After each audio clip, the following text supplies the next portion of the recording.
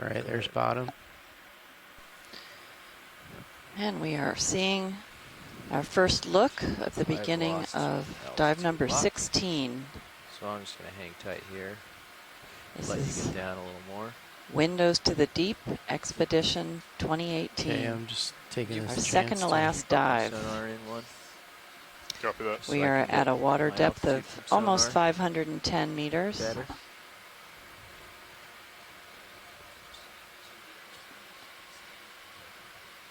Pilot, you happy with 50 meters on your sonar? Yep. So what am I at? And we are in a So it looks like you're unnamed canyon that we are calling P Island because that's the closest point of land. And that's P Island in the Outer Banks of North Carolina. A little for you here. But you're still 10 meters, 8 meters off bottom. Yeah, I started coming up. I'm coming back down. I was adjusting my And a Z very bias. active water column, if you've been watching the last few minutes. Lots of food, lots of predators. We're seeing the snipe eels. We actually inadvertently caught a snipe eel yesterday. I think it was caught up in a piece of Velcro. On the top of the D2 ROV. And snipe eels eat these surgested shrimps that we see all over the water column. Those shrimp with the red backs.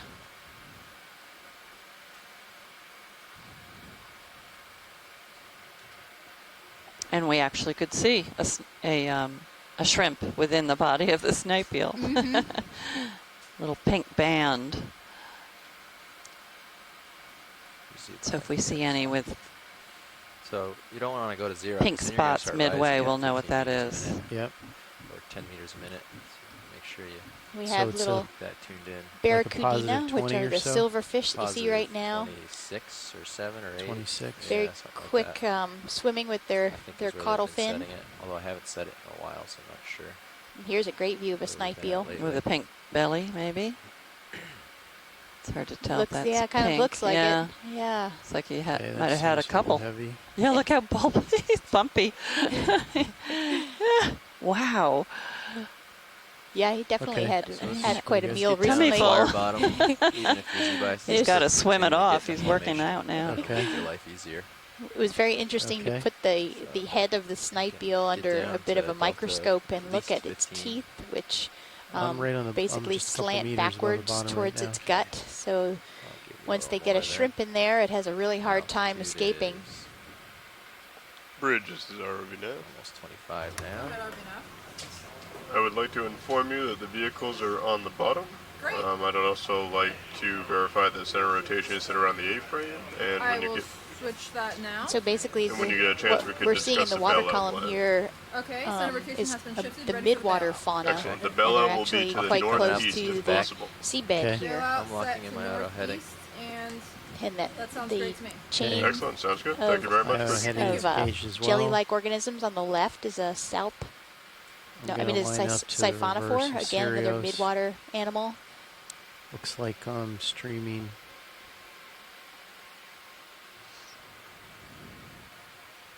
Looks like I'm going off to your. And that's these okay. Just animals keep are Okay. vertical all right, I'm backing migrators, down. so they'll come I'll come around and down catch ya. towards the seafloor during the day when the upper water column is lit so that they can avoid predation, and then they move up in the water column to feed at night when their predators might not be able to see them as well. Still backing. And that's called the deep scattering layer. And it provides an ample opportunity for the benthic organisms to have extra Still food backing. delivered when this layer is close. Oh, and We are settling right into an area. so one of the main See. reasons that we're diving here today is because there have Okay, been, I'm still backing. it's been detected Copy. that there are bubble plumes in the water column, which might Wind up be due south. indicative of, well, which Capture is and view. indicative of Copy. seepage from the seafloor, seepage of methane. Still backing. And when what we see on the seafloor when that happens are bacterial mats, are one of the first things that Video, are we you talking see. to me? And these white and gray spots that you're seeing on the seafloor is are Okay, bacteria that Sending basically a little use bit, that Stay Stay methane. on the bottom.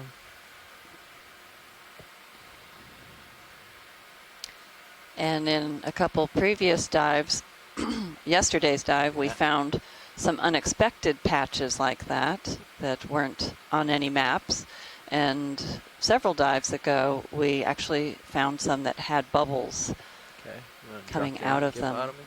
And I'll So come we're down hoping to with you. see more of that today 5 or 6. somewhere. Copy. We have Coming down. several sites that had been Got you right at mapped 42 using degrees. some sonar Set up. evidence that they might be down there. So we're hoping to find those and hoping that we'll find some that are Okay, active. I'm not backing anymore. I'm descending. It's hard to tell the difference between a Selp and a line out here, but those are all Selps. Selp chains. Coming down slow Is with someone you. trying to call in? We Copy. can't quite hear. It sounds kind of muffled. Are we gonna do? Oh, we did white balance already. There's a snipe eel that had Another another one. meal. We did. Yeah. I noticed the temperatures dropped Plenty to 3 eat. I wonder if degrees these are when we did it. Some kind of Almost 5 degrees since we did tube it. worms that are making these straw-like things that we're Yeah, seeing. yeah. Definitely seeing some eel pouts Look at Okay. this weird fish in Syria. sitting on the Never bottom. seen We've that. noticed a lot of them in the last several dives, and yesterday and the day before we were noticing that they Okay, I'm were on bottom. concentrated around these bacterial mats. Positions look good. Okay. I think So we're ready we're to wondering start about the pilot. their association. Can you, Carolyn, is that you? Yeah, I'm sorry. I'm having technical problems here with the wireless I was using to communicate. Amanda, I don't think she's on the line, the audio, but she also noted that Sentry dove here last year on the cruise that she was on. So there has been a bit of ground truthing here, and so an expectation that we should find something. Yeah, that's great. Thanks for adding that. It's like some there, of the fish are going nuts and there stirring have been, up. I guess this some of the data sediment. originated from Okeanos Explorer and Carolyn Ruppel, and has been coming back to this area and working more extensively. I don't know if you want to talk about that a little bit, Carolyn. Well, I think we're waiting to see something in the seafloor here. I mean, the point I was trying to make, though, is that Amanda Demopoulos at the USGS and others were on a cruise last year, so what's our initial and move they gonna be? dove here with Now, Sentry. just for So there has planning. been some visualization of the seafloor Read close on me. to this Yes. area Sorry, before. What I can repeat say is that what's the our original initial plumes move were gonna be? found So the initial move by will be heading Okeanos towards Explorer waypoint 2, along which this is margin, to and the I pulled southeast. the track lines of this morning, but I don't remember the years. I'm sorry. Um, Between about 2011 and 2013, Right. Yep, there was that a Nature agrees. Geoscience publication that was published that included a database. Adam Starkey, who was It'll at be NOAA at at the time, a, was the lead author a on that. bearing of a So in that paper, we 133. published a database that identified that was these muted. seeps amongst If you wanna come around to 550 145, or more other or, seeps along the come margin port, and I'll for the line first up time. 145, and then we What can we've start been doing at the moving USGS that way. Copy since that. then, at least in my group, the So you Gas can Hydrates start out Project at 20 is meters, exploring a lot of parts to of begin, this or margin, and you in guys are doing feeling so comfortable have 30? used I came instrumentation to off bottom. find either new plumes or to verify ones that we already knew existed in I that have a feeling there's 2014 going to be a lot to database. look at, so And of maybe course, 20 people like and Amanda then go from Demopoulos, there. Eric Cortez, and others Yeah, have we been definitely very wanna do active in at coming least 10, back just to, to get us like and a little bit Cindy closer to Vandover has what's been going very on. active in Copy coming that. back I to will these move us places 20 with meters. Alvin or Sentry Just or stand other by on that for a vehicles. second. Let's get We lined also up. had an Sounds good. ROV cruise last year that was run by the USGS for the Northland margin to walk to my really head in try to 45. ground truth Okay. what's at the base of these water column methane plumes, and especially for the, Cheryl, you know better than I I, don't for the think it's domestic me. I think ecologists, it's the this fish. is But of as great soon as I interest, get obviously, close to think to the about bottom, how they these just start communities going have been nuts and start colonized and everything up. developed, and Yeah. how what the distribution compare, of I saw organisms of the them seafloor is jetting down and relative swishing on to the the bottom. underlying plumbing system. So we do anything extreme Yes, with the that's very interesting, Carolyn, and I hope that we will see some organisms. The last two dives where we have found evidence of seepage, we haven't found extensive Big jelly? chemosynthetic communities, and that's one of the things we're looking for when we come to these seeps Hold and on, finally still get kinda moving pretty quick. visualization All of right, you can go in. the seafloor in these areas. see whether there is active seeping. Okay, We would come back detect out. bubbles. We would be able to see bubbles emanating from the seafloor, or if the Looks like you're gonna be photobombed all bubbles all have been morning. emitted Yeah. for an extended period of time, we might find chemosynthetic communities that can exist there that rely on the methane that's seeping from the seafloor. Okay, I'm kind of And lined up that serious basically translates to food for them, because microbes can use that methane, and then other organisms have microbes within their bodies, symbionts in the gills, that can also use that methane and convert it to food. And so these communities are very unique because they are not reliant on surface productivity that's driven by photosynthesis, like all of the algae, the microscopic planktonic algae, which drives a lot of the ecosystems of the deep sea. These chemosynthetic communities do not rely on the sun's energy, but rely on the energy produced by the methane leaking from the seafloor.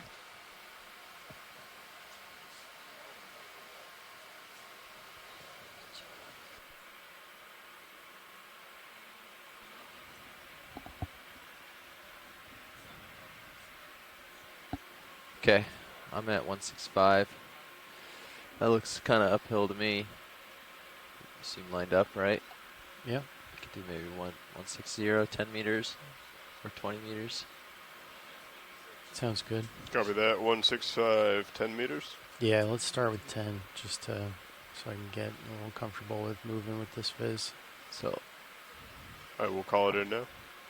Bridge, this is ROV nav. Can we maybe tilt up and just zoom into the I'm creel going to there, call it just a move to if sort you're of ready. a tighter shot of them? 10 meters at 165 degrees, speed 0.2.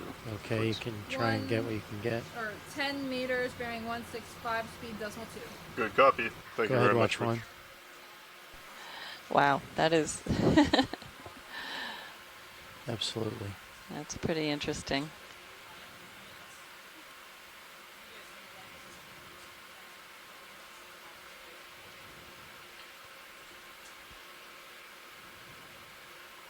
Okay, Nav, did you see that?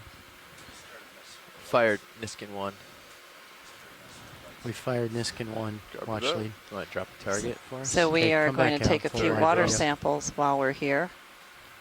Thank I you. suspect we'll get some biota in those water samples, but we're primarily looking at the water chemistry. So right now To the ship is stationary Compare or this underway? maybe Nav? to later in It's the currently dive. underway. 10 We meter have move 5 at bottles. They're 0.2 called knots. Niskin Copy. bottles, Which direction? and they're basically 165. tubes with 2 open 165. ends. Okay. And Okay, when we I'm are in gonna- position, we can 165. Thank you. release Pilot. the covers There to you are. those ends, and they snap shut Okay, I'm going and to try and push through capture this a cloud sample here. of water. Yeah, And so they are last time almost we had 2 a lot of liters krill. each. The game was they And can't when keep the up. ROV comes Okay. on deck, we So you empty get that serious water close, and very quickly freeze it race ahead. so that They all get later left it can be dust. filtered, and Okay. You can get a cool part shot of the for work about will be 10 seconds, and they to all catch examine up in front of the your lights, and then you environmental have to move on. DNA, the So it's a eDNA. lot of like going and stopping, like getting out there trying to see something. And we have done this interesting at before they several swarm of our us. dives. Okay. Yeah. I think when we had that last time, we didn't have quite as fluffy a dust. Yes. Yeah, They I were think also this one clouding will our lights. have more so in than it the than Monterey. any of the previous water bottles. But if we get out This- ahead, This could be interesting. Yeah, maybe the fish won't be particulate dusting and as much. biota for You sure. have to watch when you put on your brakes. yeah, we won't be applying many brakes. Hang out, look at these mats for a little bit, maybe. And Okay. let me. Lots of these pockets me with the catch up.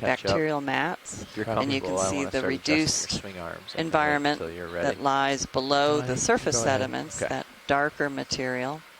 Surface sediments are oxidized from the oxygen-rich waters, but below the surface, where the methane is reacting and Look there's at it while organic flying. carbon, it's a reducing environment.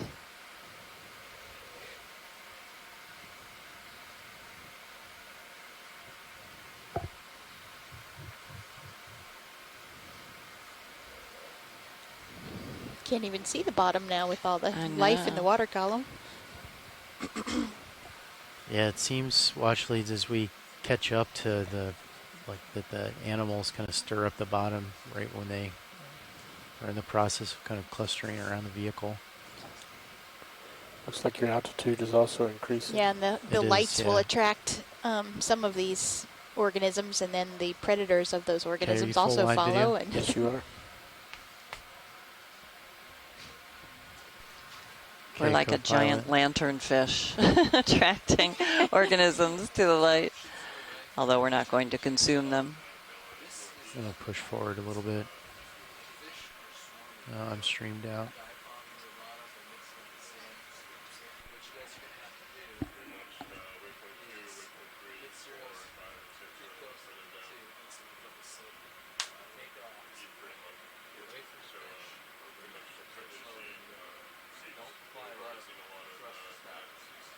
Oh, I saw a bubble. RV nav bridge move complete.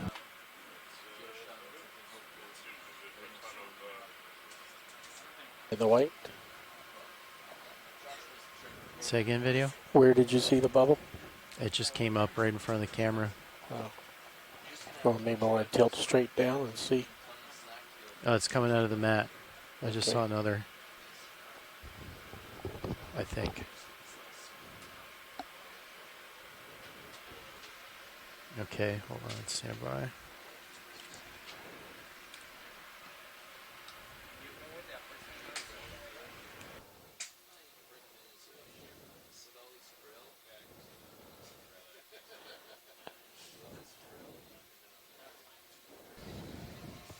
so as we're getting settled here and getting the pilot situated, I'll talk a little bit about the.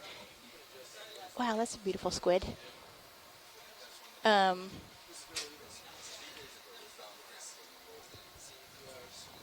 I'll talk a little bit about the water that we just sampled. So we have these Niskin bottles that Leslie was just talking about, and basically you can use that. It takes a water sample. This is a 1.7 liter sample of water that we know the depth of. It's a tube that basically closes on each end, and it we're will going to try trap a few that things water with the lights here, Fernando. at this depth. And So let's...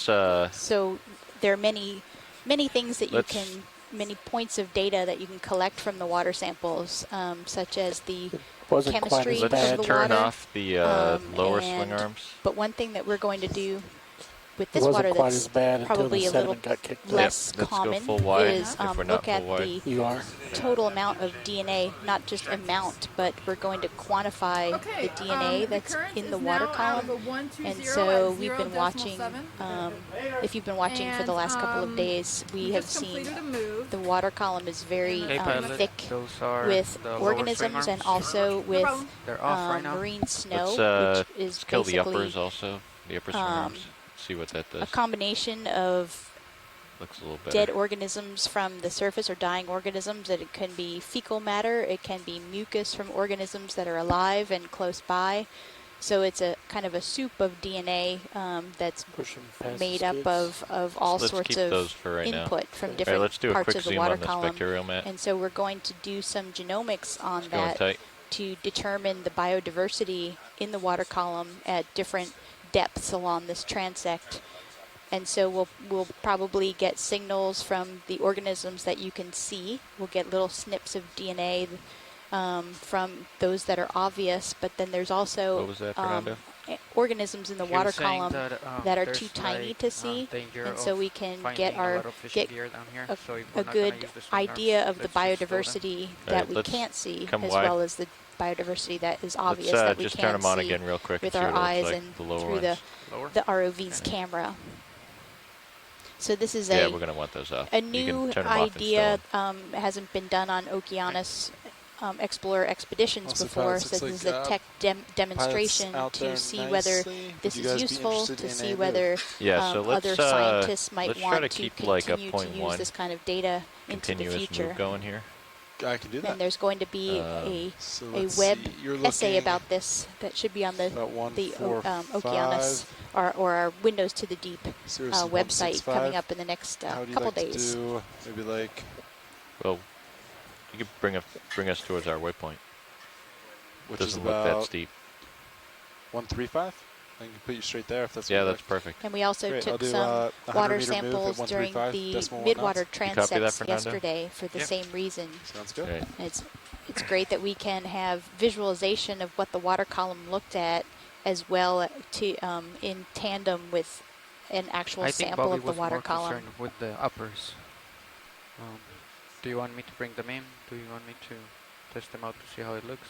Yeah, you can bring them back on, see what it looks like. Okay. Nav bridge, stand by. Yeah, let's turn those off.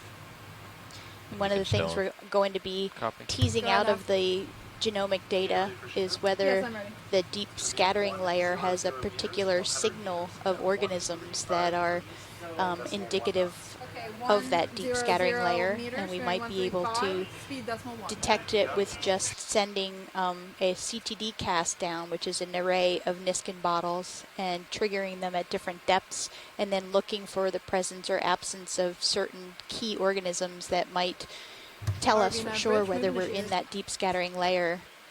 And when we come and look at it with lights on, like we're doing now, we might disturb some of the organisms. They might, come in quick. Let's do a some of snap. them might be attracted to the lights. Some of them might avoid the lights, I'm looking so at we the might sediment. not be getting as good a representation best I can of give what you. that is All right, with come on a up. big lighted Too much, vehicle. But the too much in the way. water column sampling without lights that we would do with a CTD cast might be a better All right, do you copy that indicator move, of Fernando? what's really there. That was 170. 135. 100 meters at 135, so you might be at a slight angle, but should still be generally upslope. Okay. Okay, I'm gonna center up on you. Copy. Just gonna try to move a little bit here, watch lead, and get out of this dust. Right there. That's 135.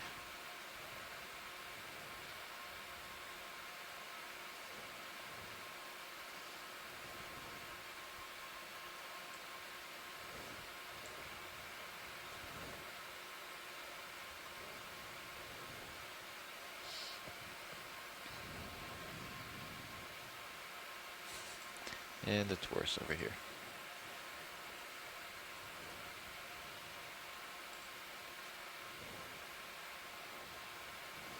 Just as an FYI, I've got my blacks completely crushed Let's zoom right here, really. and the blacks to maximum. You seem to be missing a piece. Yep. An important Okay, and there's an piece. example of some predation. Somebody must have eaten the head off of this midwater fish. Let's get the self chain here. And we've seen a bunch of squid around, and they are definitely fans of that type of myctophid midwater fish. A few dives ago, we saw the squid were quite actively Come out. eating the tail parts, the rest of the fish, and leaving the head. So this is All the swing arms are stowed, correct? That is correct. a type of predation that we have been seeing quite frequently out here.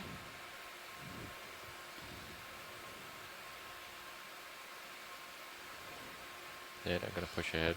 Copy. And when we first sat down, we noticed that there were Let's get this guy. Come on long in. tubes on the seafloor, and those are from quill worms.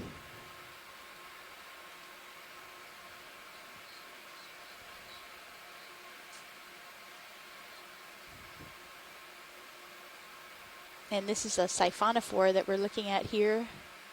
A swimming bell, and then a whole bunch of Just let him go. other zooids with the pink little balls that travel behind it. And they're a colonial organism.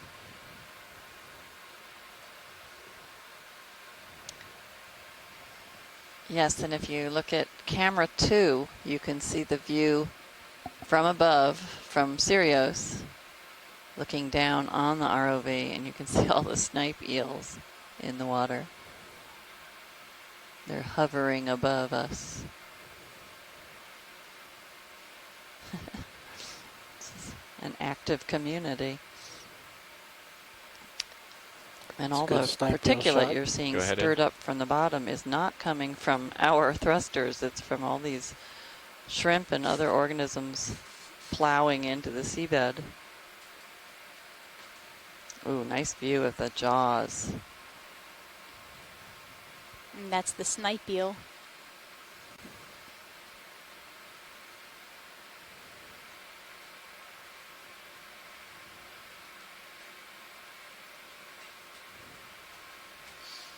Found some clean water. Yep, it won't be clean for long.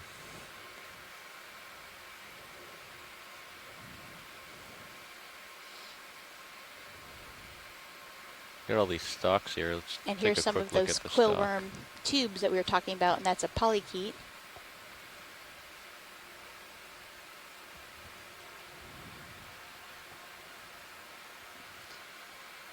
And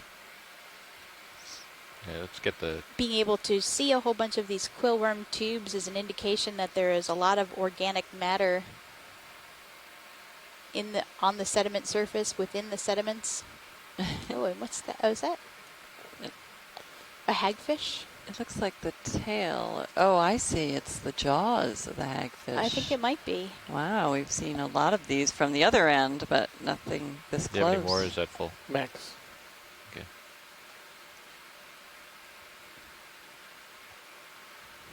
I guess it was several days ago on one of the Clear. dives where Nick, coming out. we Let's see if saw there's the anything else here hagfish, while we have several it of clear. them, burying into the soft sediment, and they See some black basically sediment head up first ahead. dig in, and then there was just a tip of their tail that was sticking out.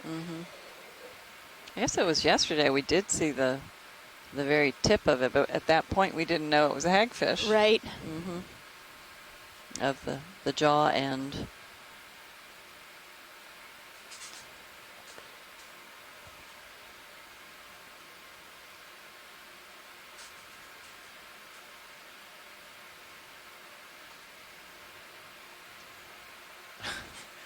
There's another headless fish.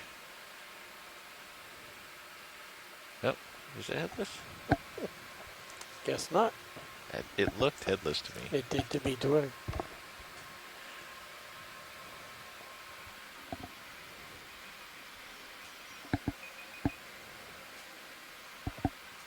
It's that little fish lower left. Let's get the hagfish here.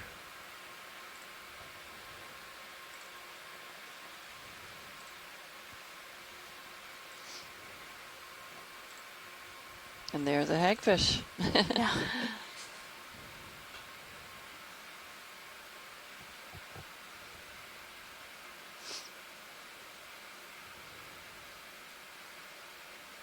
I think he has other Let's do a thing snap on its right here. mind Can you than come in tight?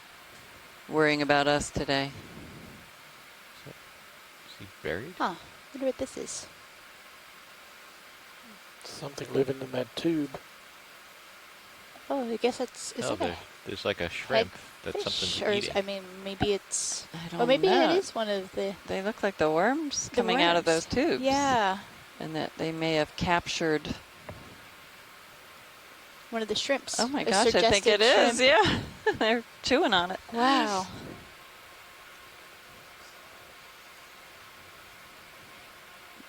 Takes two. Hold on to it.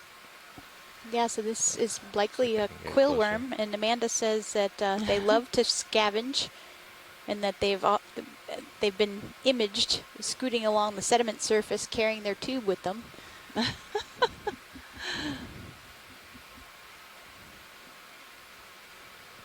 Yeah, so these two quill worms are going to town Come out on a little a bit. surgested shrimp. Yeah, hold that.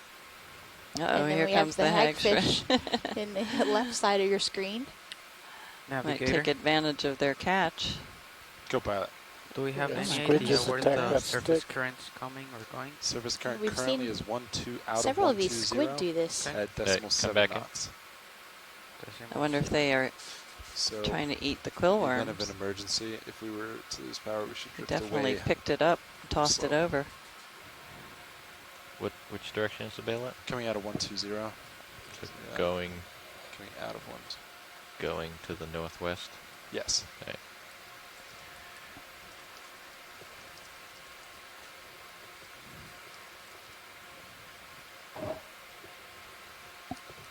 And pilots, that's about 25 meters in the 100 meter move. Copy.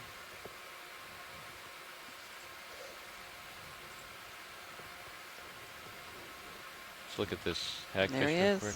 That one was Looking at burying you at in. There he 60 goes. degrees.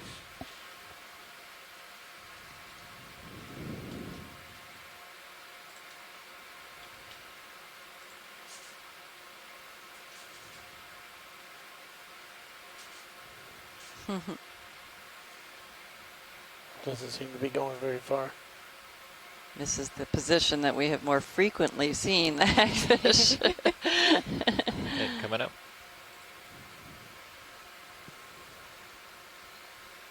Is this something different here? Enemy?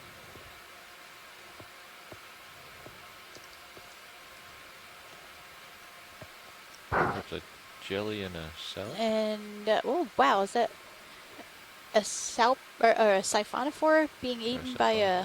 That is. I was trying to figure out. Yeah, it looks don't know like the if that's- chain. It does look like that. It's a cereanthid tube anemone that's eating it, I think. It's hard to say because the way to determine if it's a cereanthid is all these tentacles that are right in the center, and that's where the siphonophore is being eaten. that so That is. Well, we get a nice close. Oh, he just bit off part of it. I don't know if the tube worms or the anemones can actually bite, but part of it escaped. I guess they kind of can Yeah. bite, but not with teeth. Not with teeth. No, they don't have jaws.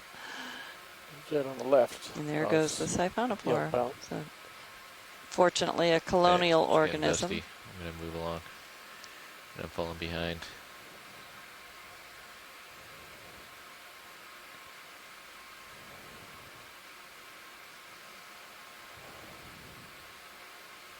We're not seeing as many of the bacterial mats here. So we just happened to have landed in an area that was quite dense with the different marks indicating that past seeps had occurred.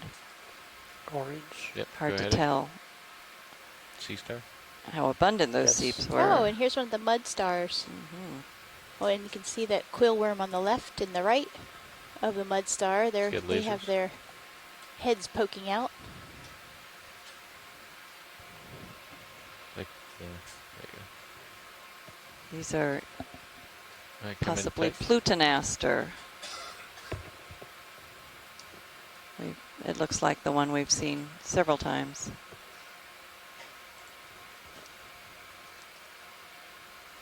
Hey, coming up.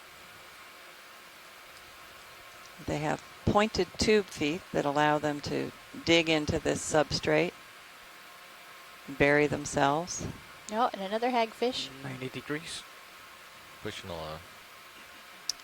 We had a nice video of one of the mud stars excavating himself by lifting up one arm at a time and knocking off the sediment and raising up on those pointed tube feet.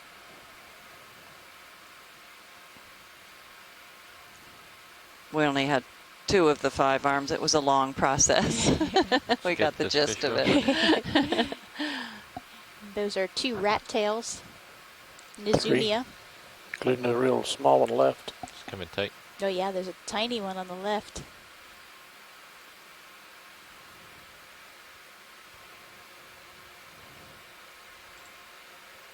Let's get the one up higher. That is my own dust. A tiny eel pout. Red tight.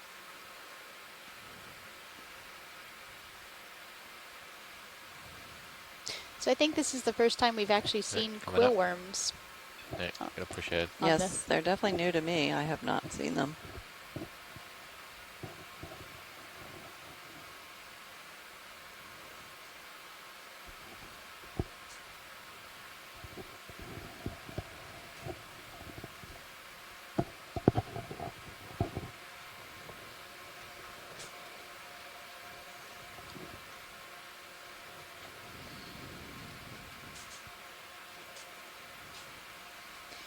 And we're now at a depth of 505 meters.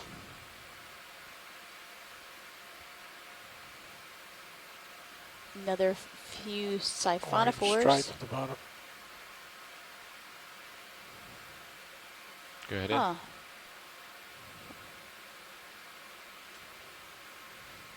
I wonder if this is another one of our...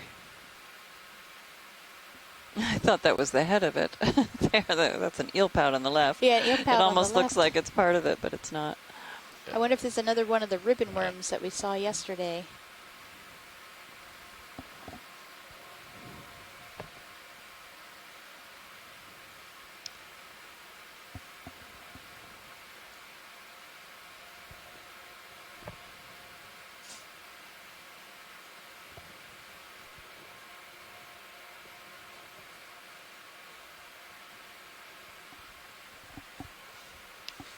There's a lot of organic matter in this area settling down from above, but also because of the lower current velocities here, it has a chance to settle into the sediments. Really hot. And provide food for a lot of these benthic fauna. And so in these canyon areas, we have these steep walls, and one of the walls, the wall that is south facing, might be influenced by stronger currents from the Gulf Stream, and those that are north facing are kind of in the lee of the current. And we've been diving more on the lee side, and so one of the things that we'll want to do in the future over time. Oh, look at the quill worm is climbing on this crab. And the crab is eating a shrimp. Isn't that funny? Hey, that was a good shot of the body of the quill worm. Yeah. It was extended.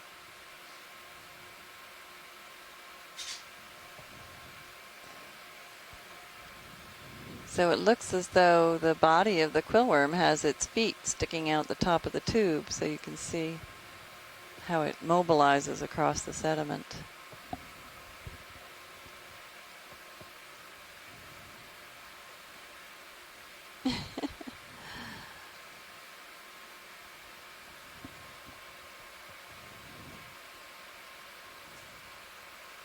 We've seen so many different crabs eating usually other crustaceans, other crabs, shrimp. But a great brittle star feast we saw. That video should be up on the web at this point. Video's clear. Yeah. You good, Science?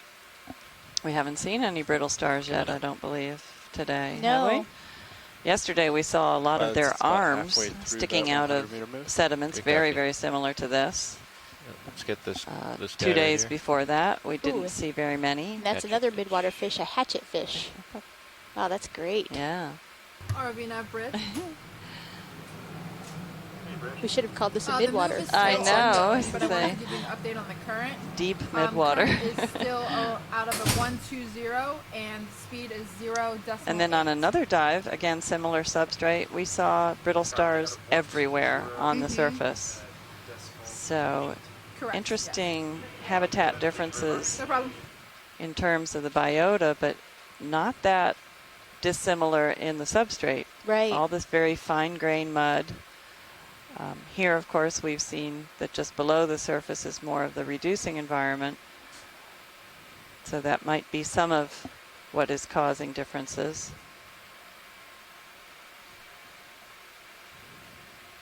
But just looking at the distributions of the brittle stars, both geographic distribution, but also where they are occurring, either on the surface or buried, or not at all. And then looking at the pout eels, too. Eel pouts. I always want to call them pout eels. They look pouty. They do look pouty. You know, those two things have been kind of interesting to see their variations. Yeah, so once we notice these kinds of trends and differences in animals from canyon to canyon, we can start really honing in on what the environmental variables are that differ between the canyons and how those might dictate what is able to survive and what thrives and what doesn't in certain places. Let's do a snap here. And that looks like another myctophid midwater fish. It's not doing so well.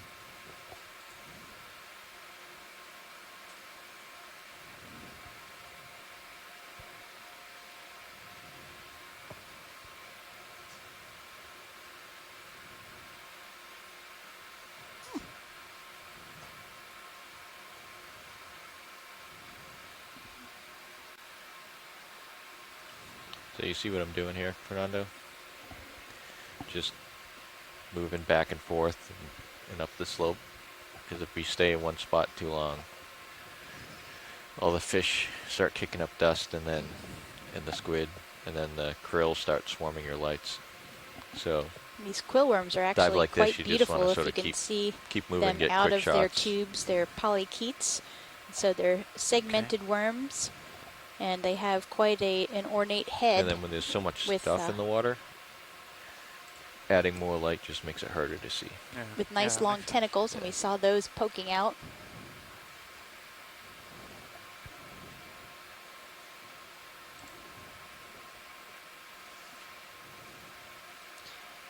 And their genus is Hyalinoceaceae, and possibly Tubicola is the species.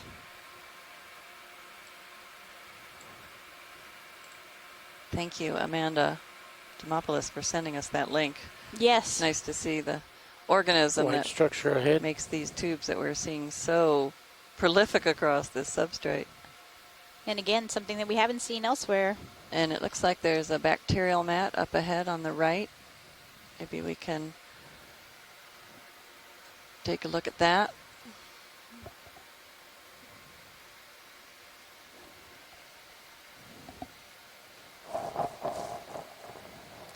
And another hagfish.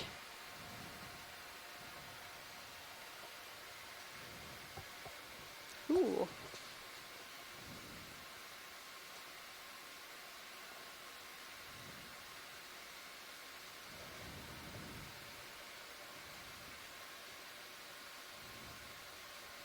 Definitely a very nice bacterial mat here. Come on in. Just go tight. And an eel pout sitting in it. And now we look for bubbles and see whether this is an active seepage area.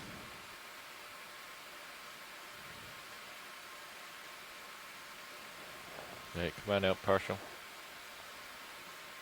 Nope, the squid is sitting in the middle of it too.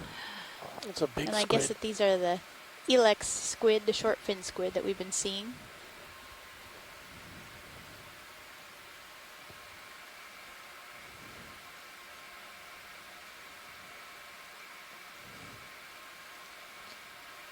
And if we get the dust to clear, we might be able to get a close-up of the microbial white mat here.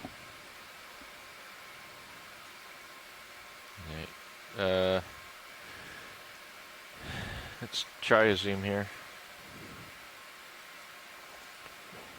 You want to try turning off my starboard mains, Rondo, see if that helps. It's probably not, but it's worth a shot. It's very hard to image these with all the About material in the water. Pause should move. No, it's not. It's not going to help. Copy. Yeah, you can pause the ship here. Copy. We need to tell those squid to stop digging. I think they're almost done anyway. Do you want me to turn them back on? Yeah, you can turn them back on. Is that a black belly rosefish in the hole behind it? Oh, that's another one of the mystery fish. So we've been seeing this. This is the third dive we've seen Easy this stop fish, and as far as I know, it's still being debated by many of the fish experts. We did about 75 which fish it is. We've not seen any more than its head, so Right. we can't really ID it very easily without seeing the rest of the body. ROV Nav Bridge, currently holding station. But it has been consistently the same type of head. So yep. These larger burrows seem to be made by that one species of fish. Maybe others, we just haven't seen any indication of others.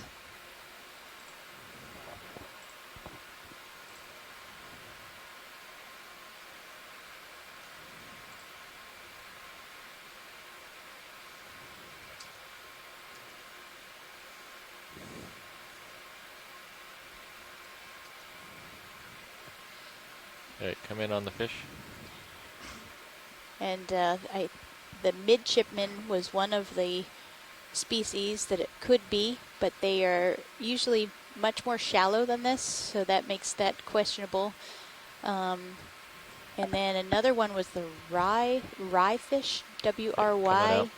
something like Yeah, we that. gotta move. It's actually being There's a debated on cloud of fish, I can't Facebook. even see. Yeah, so Look at the you might want swarm to in turn Sirius. off one of your main. Wow. There's so much biological Like- activity that Sirius Yeah. can barely see. D2, the ROV that has the camera that you're viewing. All right, we got to move the ship. Copy. And Let's so do if like a anybody 0.2 wants to for like 30 meters. You got it. follow what's happening in the deep sea with ROVs, the underwater screenshots, what is their full name?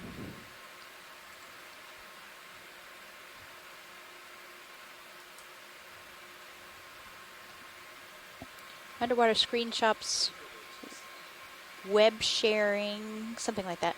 Go ahead now. They do Let's a get this great fish real job quick. of screen grabbing I am ready as now. we go through our dives, and actually we can get a lot of identifications from the folks that follow this group. 30 meters, bearing 135, speed decimal 2. Yet another great thing that comes through this telepresence. Right. Availability to the world, and then combined with the social media scientists and What's interesting about it, Roll? ROV nav bridge movement folks who are if you- interested in the material are communicating all the time and then communicating back to us what they think they find. Let's get the anemone It's real been quick. great. We've had several IDs from experts that haven't been on our chat room. And from all over the world, so there's a Cerianthid tube anemone. Oh, he just caught something. Okay. They have a lot of sticky tentacles along with tentacles with nematocysts. Is that correct? That's cells, stinging cells, and sticky cells. Do the sticky cells have a name? As cool as nematocyst? I've always liked that was term. I don't moving know too if quickly for that. I don't remember.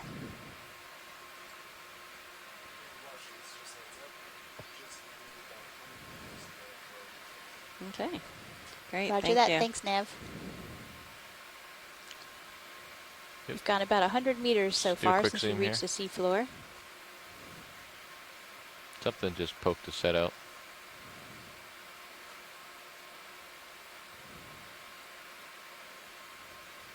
Yeah, let's get the crabs real quick.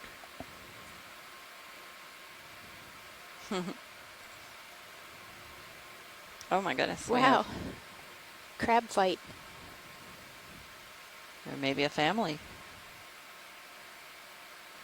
And those are the Rachinia spider crabs.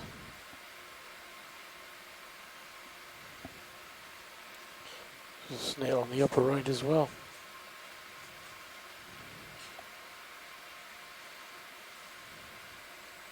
There's a snail just at about 11 o'clock. You can go ahead quick. Another quill worm with its head out. I don't know if we've gotten an actual ID on this snail. We've seen it a lot. Saw many of them yesterday.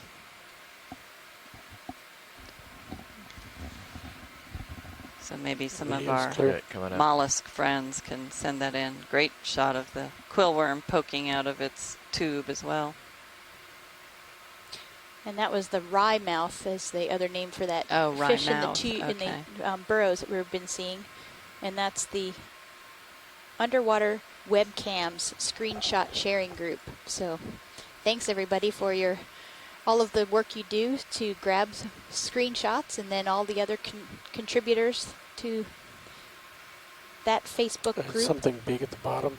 Yeah, I see it. I think I'm moving too fast. Shell base. Go ahead Andrew in. Quattrini from Harvey Mudd College and Snail. Bruce Mundy are some of the fish Quite experts large, we that should definitely really laser help it. out a You lot. know, this might Lasers be are what we on, saw really. the other day. If we could just stick with this guy for a minute. Because remember we Another saw the zoom? bumps Yeah. Go and ahead we in. saw the siphon, and that's all we saw, but About it has to that get dusty. same... And the bumps really are the whorls, I think. Yeah, but- they're just not covered by mud. Yeah, so I think that is what we were seeing. It was suggested that we try to collect one yeah, of I these. think We we could might Could take get that us. opportunity to do that. It would be a good scoop sample, possibly, Mhm. because I think it's too small to pick up otherwise. Of course, we may not be able to see it anymore, but Pilot, what do you think about a collection here? Is that Let's feasible? bring the ship to stop. Yeah, it's doable. Okay. Stop the ship. That's assuming we can see it. Yeah, that's. Go ahead, Nat. Easy stop on. It'll be interesting to see if it is different from the ones we've been seeing at the surface roaming so much. Shut Because all the two we lights off saw, for a I couple think it was 2 minutes. days ago, were buried and We can not try it. mobile at the time. Okay, do you want me to turn off the lights? To see if Holding station. This one certainly seems like it was recently Yeah, buried. hold You can see where its Turn it trace here. begins on the left.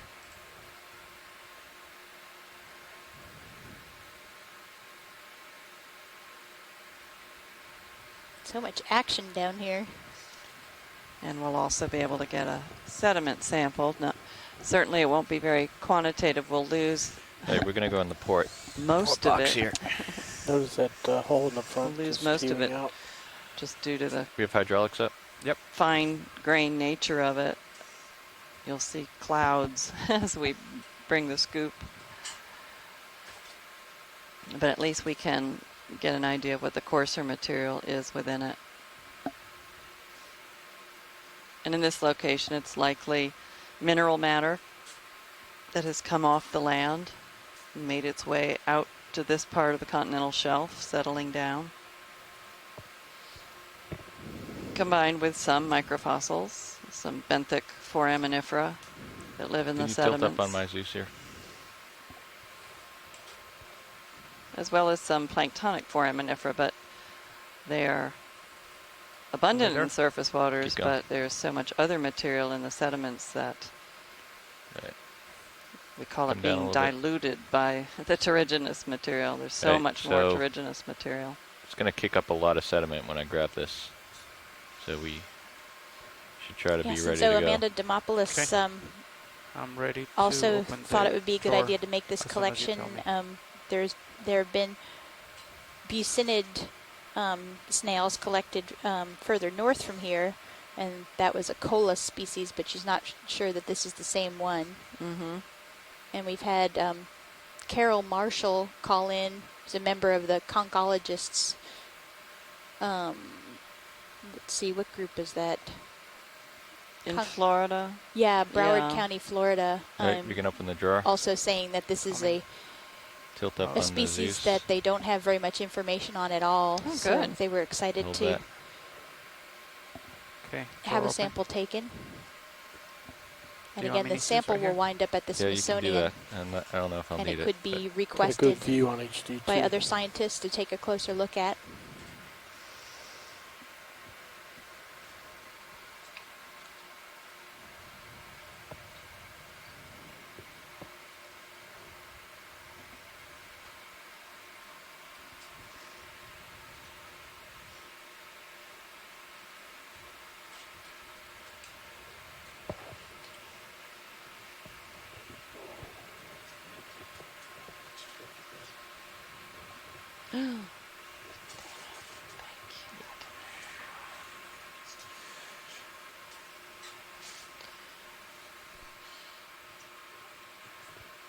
Oh, I did. Yeah, I put that one in. Yeah, yeah. Maybe zoom on HD2 and see if it went in there, actually.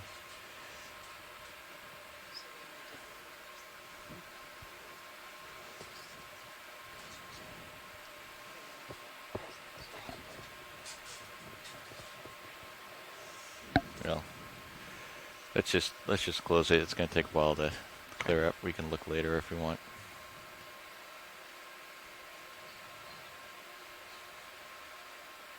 Alright, can you look at my arm with HD2? and that is bio sample. It's specimen 02. Tilt down. We had one water sample previously, so that's 01. And this is 02 bio for those of you who are annotating. And since we were looking at these sediments, Jason Chater from the USGS said that these are actually very rich in planktonic foraminifera, and terrigenous material abundance is variable as sources. The sources are currently somewhat limited, as most rivers sending material from to the shelf and upper slope are north of here. Yeah, Jason, I'm sure there are many planktonic foraminifera. The last 2 samples we collected that we sieved at 63 microns had a fair amount of Fish both centered in your planktonic string. and the fine, Yeah, go ahead and roll. fine terrigenous. In comparison to the deeper samples, certainly we have seen by far over 90% planktonic foraminifera. They are very prevalent in the surface waters here, but this is a much lower percentage of planktonics. So maybe I was speaking more in a relative term to the deeper waters, but yeah, certainly as we move closer to shore, we would see higher percentage of terrigenous material as well. I wonder if that was a cutlass fish that we were just looking at instead of a barracuda. They're similar looking. Let's do a long bump. silver fish, Say but 20 the meters. cutlass fish is We can larger. keep moving at 0.1. You got it. 20-meter bump, 135.2 knots.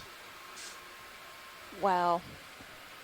Yeah, if anybody wants to see what the water column looks like, look at Stream 2 and Sirius's view of D2, which is totally blocked by all Can you the say the bearing again? amphipods and krill in the water column here.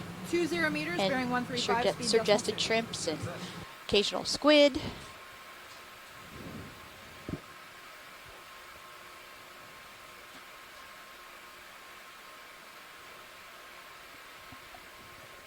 ROV nav bridge, move initiated.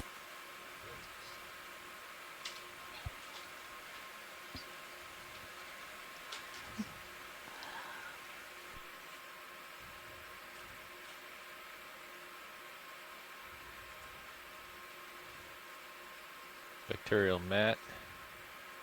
Let's do a snap. It's going to get dusted really quick.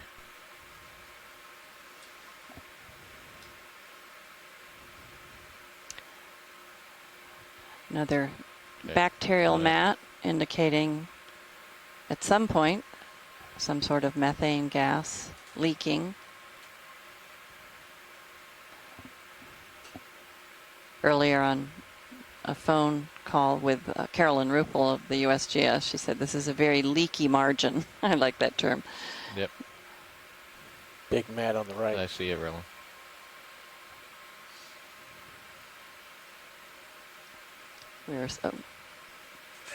Sometimes you think you see bubbles, but it's actually just some sediment being there's some bubbles though on the left. Just saw some come out of that right next to where the tube worm is. Pretty sure that was bubble. It could have been the reflection off of the particles from the lights of the ROV, but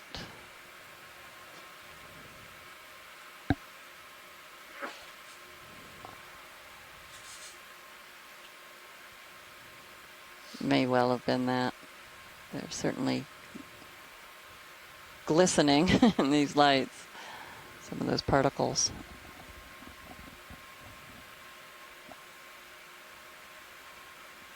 Yep, your bubbles. Good. I wasn't making it up. Great. See our first bubbles for the day.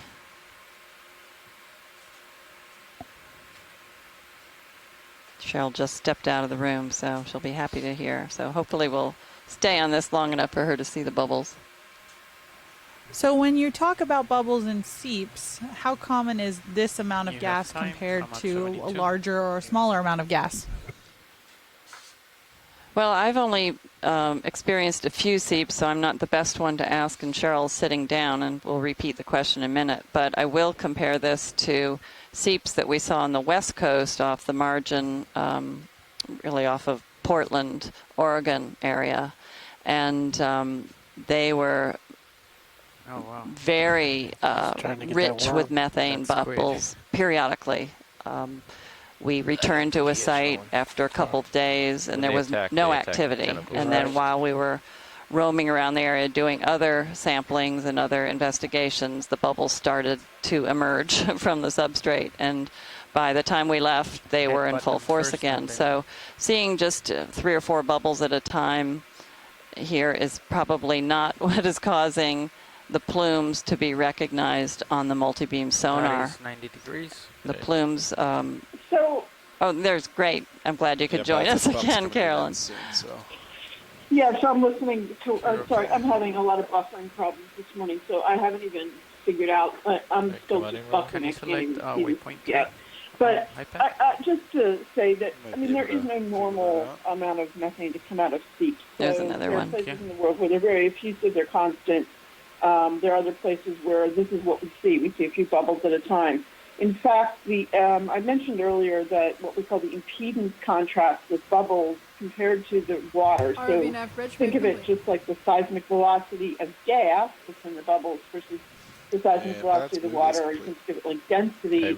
It's so great that even just a few bubbles going off every now and then and sort of building up in this train in the water column is in fact enough to produce a plume that we can then image.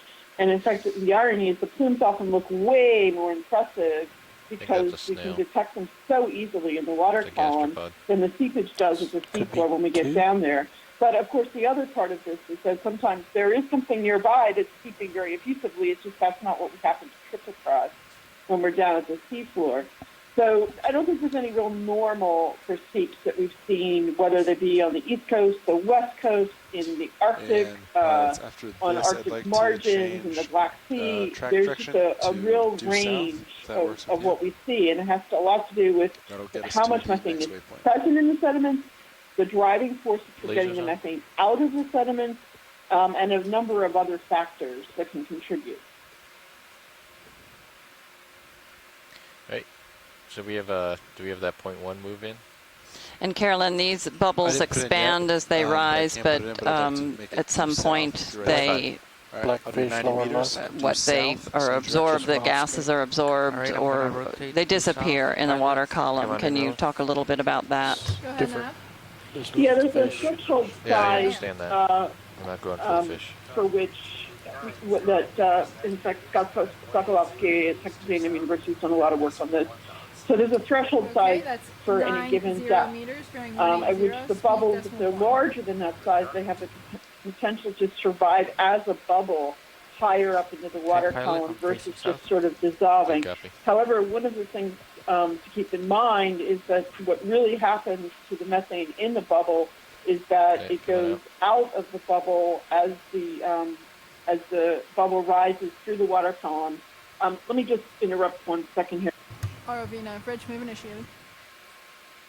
Fish lower left. Sorry. As the bubble rises through the water column, the methane the seawater is very undersaturated in methane, even in places like this. And so methane comes out of the bubble and goes into the surrounding seawater, and oxygen and nitrogen and argon, which are dissolved in the seawater in much greater amounts, kind of fill those bubbles. So even if a bubble were to survive, it's not going to have methane in it any longer as it rises through the water column. Mm-hmm. It's coming tight. Wow, look at this guy.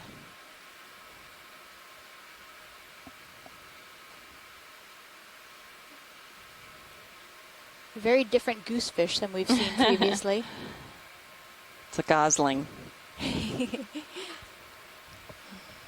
let's get lasers on it. And thank you for that explanation, Carolyn. Yeah, I think a lot of people imagine that these bubbles rise all the way to the surface and pop at the top, and we'd be able to detect them that way, and I wanted to dispel that idea. Of course, maybe it does happen in shallower waters, but it certainly wouldn't happen here. 500 meters, yeah.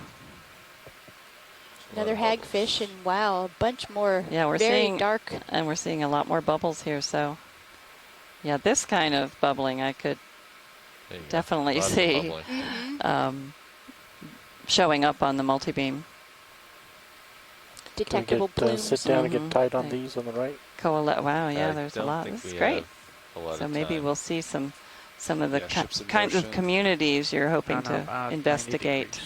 Wow, this one down here looks very interesting. Holes in the I forward. wonder if that's a quill worm that's checking it out. Yeah, it looks like it. He's got a long tube. how they pull themselves forward. Wow, and there's a squid laying in the middle of it.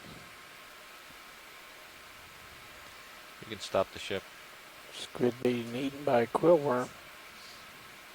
Oh, I think the squid's got, somebody's got got a hold of the other. It's hard to tell who's got whom. Looks like he's pulling the tentacle or the arm down into the tube. It does look like that. Could a quill worm really eat a squid? That's amazing. Well, maybe just a piece of Or it. just a piece, yeah. Easy stop on. That's incredible. Easy stop pilots. Oh, wow. Copy. Oh, good, he got away. Wow. That is really That crab interesting. has something. Continuous bubbles still on those upper. You don't see that with sonar. RV nav bridge holding station. You got to be down here. Thank you, Bridge. You can get a quick on the jelly here. We saw these yesterday. We saw a couple. They gotta come down. And we've got some amazed folks on the chat room. They've never seen them feeding. At least like that. That's the shot of the day. Kill lasers. Everything. Kill lasers. Roger that, Nav. Hello, Mike Vecchione here. Hi, Mike. Hi, Mike. What'd you think about that little interaction? Actually, I don't know what interaction you're talking about. Oh, I thought that's why you're calling in. Stop watching in order to call you. Oh, we just saw a tube worm holding on to one of the arms of a squid. And it looked like it was pulling the arm down into the tube, but I called to tell you that the squids that were in the video a few minutes ago are Brachiotuthis, not the Ilex. Okay, resetting next. Oh, that's... It's the I was thinking they other looked one that we saw different. before. Huh. Firing. But if you see anything That's sitting on the second bottom, that would be an Ilex. Successful fire. The ones that have been swimming around in the past few minutes have been Brachiotuthis. yeah, I wonder if And we've also, I seen don't know if both. you do you have any fish people on the line or on the chat room? I think it's too early for the That- fish people. The weird looking fish was a batfish, This not is a. co-pilot. Oh, a batfish? Okay. Still looking to get a tight on a bunch Look of at all bubbles. those. Did you copy? That's all I had to we say. just fired Oh, well, the thanks. second Thanks. missing We need bottle. clarification on many of these organisms. We appreciate it. Oh, okay. We'll talk to you later. Thanks, Mike. Bye. So I'm not sure how delayed I am on the feed. I'm having a lot of problems this morning. But it's Go cool ahead, that we, Amarylla. again, have two little bubble streams that are coming out, and it's coming out at very different rates. Yeah, Carolyn, we just are zooming into one now that is extremely continuous with bubbles. Yeah, if you can, try to see if I can put the lasers on, because it's always good to get a sense of the size. Okay. That may not be possible to zoom, though. Okay. When we zoom out, we can put the lasers on, please. All these pesky biota in the water column getting in the way of our zooms. Lasers.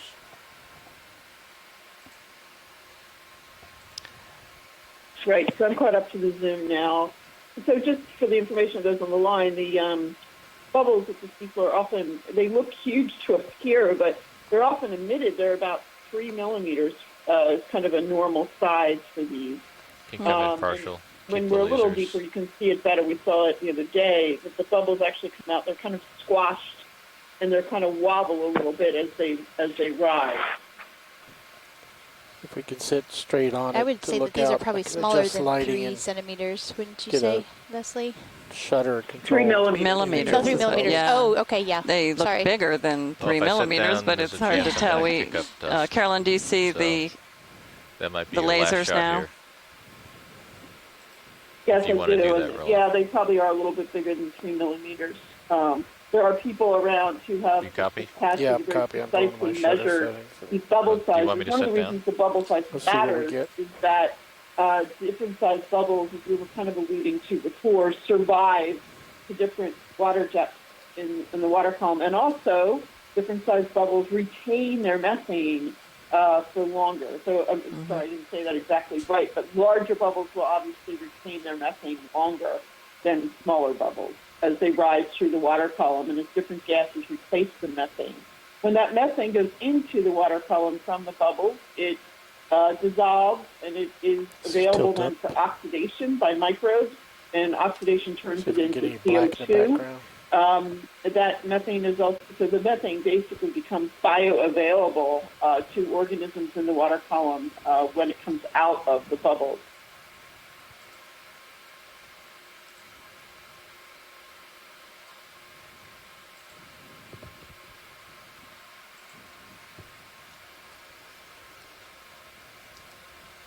They're kind of squashed a little bit. They're kind of squashed in the vertical direction a little bit, which is typical under pressure.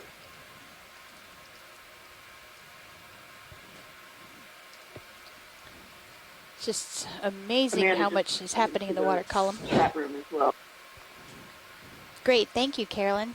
Yeah, now you can see what a continual stream of bubbles it is as we look up into the water column itself. So this is far more than what we've been seeing earlier.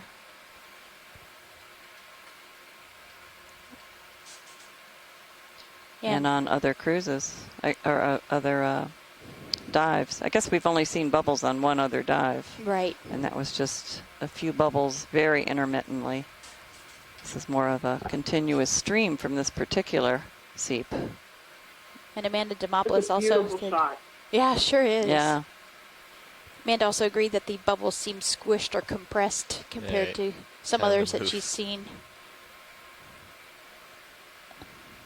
I'll note on that compression, I think that may be due to the speed of the camera pickup. If you actually adjust your shutter for those, I think you'll actually find that they're actually more spherical.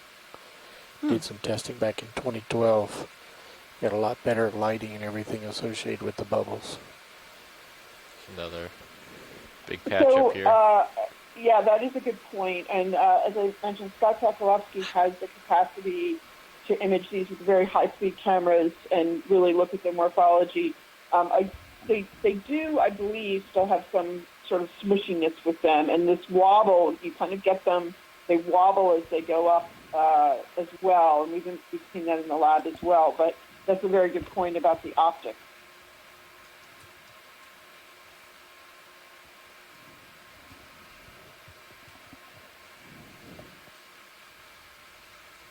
Come on in. Another eel pout sitting in the middle of this bacterial mat.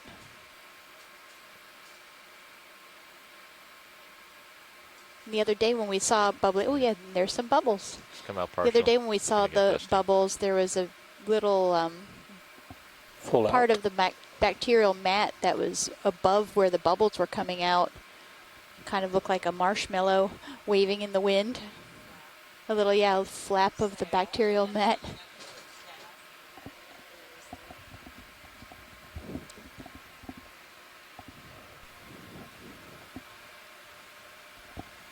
Or you can come back in partial. Let's hold that, see if we can find where the bubble's coming from.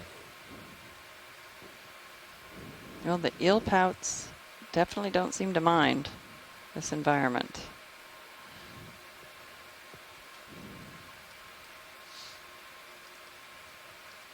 Nor do the quill worms.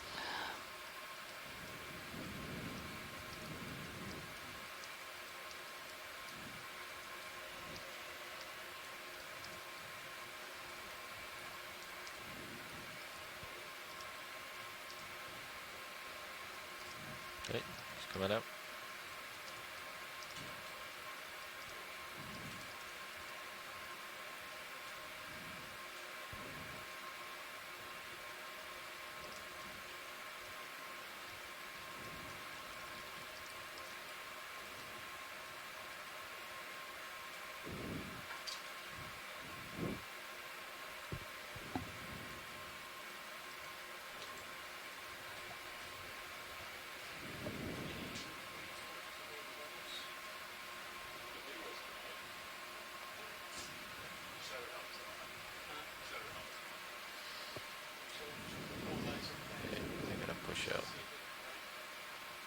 Are you marking any of these? So on Tina Hagfish? asked us what are the squid feeding on, and I'm marking the bacteria and the bubbles. Cool. it looks like a variety of things today compared to the other day we saw them feeding on myctophid midwater fishes. And there's definitely some of that going on, but then we just had this interaction of a quill worm with a squid, and we were kind of unsure of which one was trying to be the predator and the prey. And these squid seem to be touching down on the seafloor more often. So I think it's more than just the midwater fish here that they're trying to eat.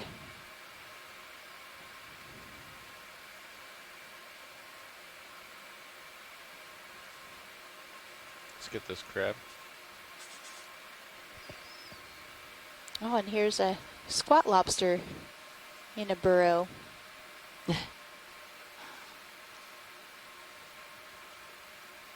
It's just waiting for something to swim by, reach out and grab it.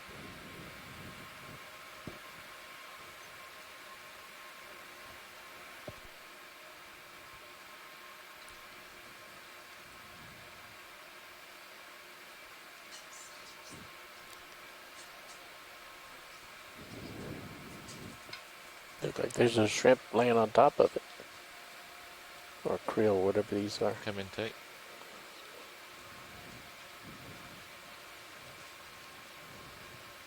Yeah, it does look like there's a shrimp walking on the top of this squat lobster. Huh. Can't get it. Give it a second, it'll clear. I'm not sure if Go that's ahead. a long-term association or if that's a passerby. Can't quite tell what it is. Back soon.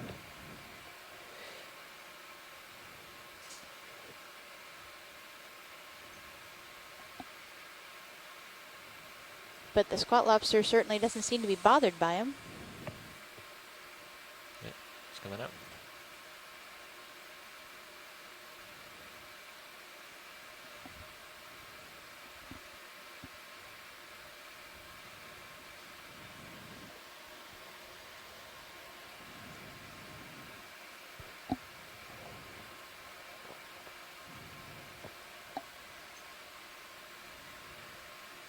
See another bacterial mat up ahead on the left.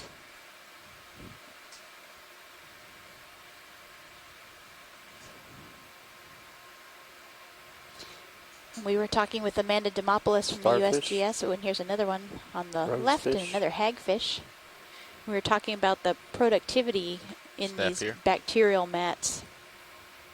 There's lots of infauna or crab. organisms that live within the Carrots, sediments. yep.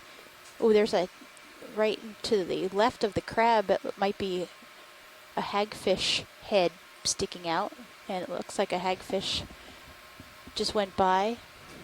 All right, Pods, are you ready for me to continue that Oh, decimal you've one? got And the something. hagfish has something that it's trying to eat, I think. Squid. Or maybe it got away. Is that all mucus?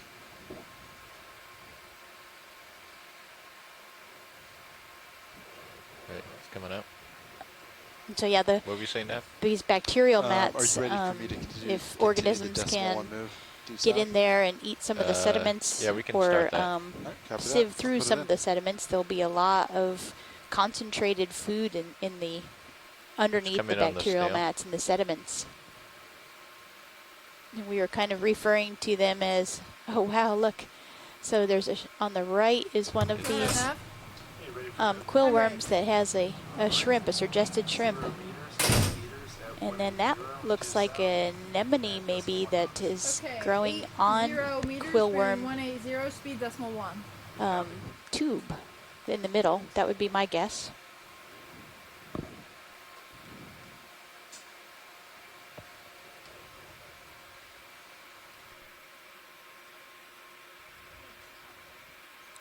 Go ahead, watch one.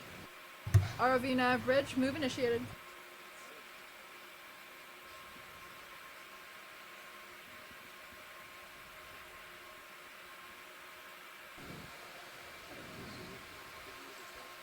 Hey, come on out, Roland.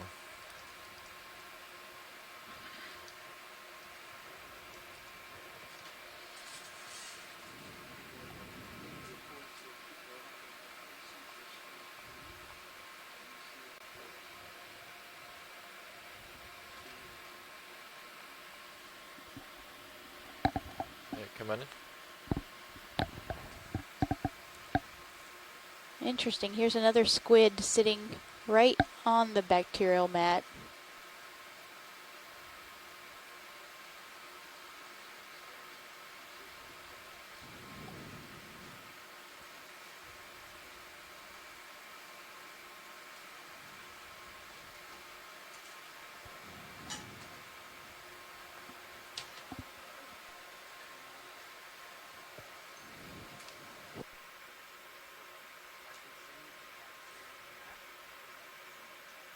Matt.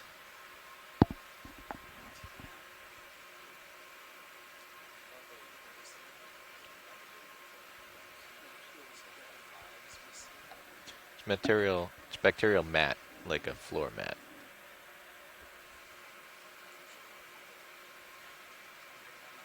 I've not seen, yeah, I haven't seen this behavior before with the squid.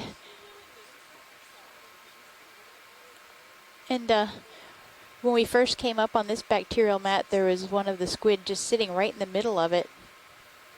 I mean, Amanda was pointing out that there are all sorts of infauna underneath in the sediments below these bacterial mats, and so maybe they are able to find some of those.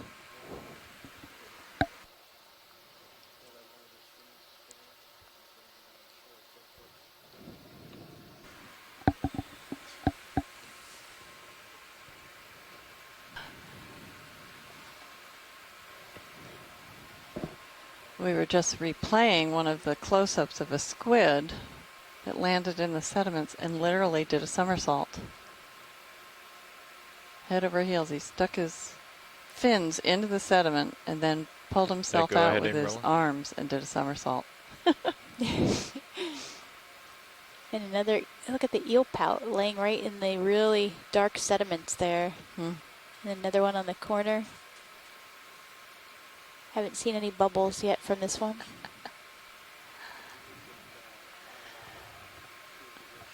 So all of these sort of linear features of the seafloor, they are all that same worm we were looking at before? That quill worm?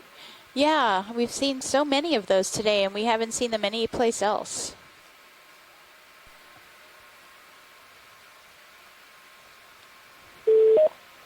Coming out. Hey, Mike Vecchione here again. Hello, Mike. How are you?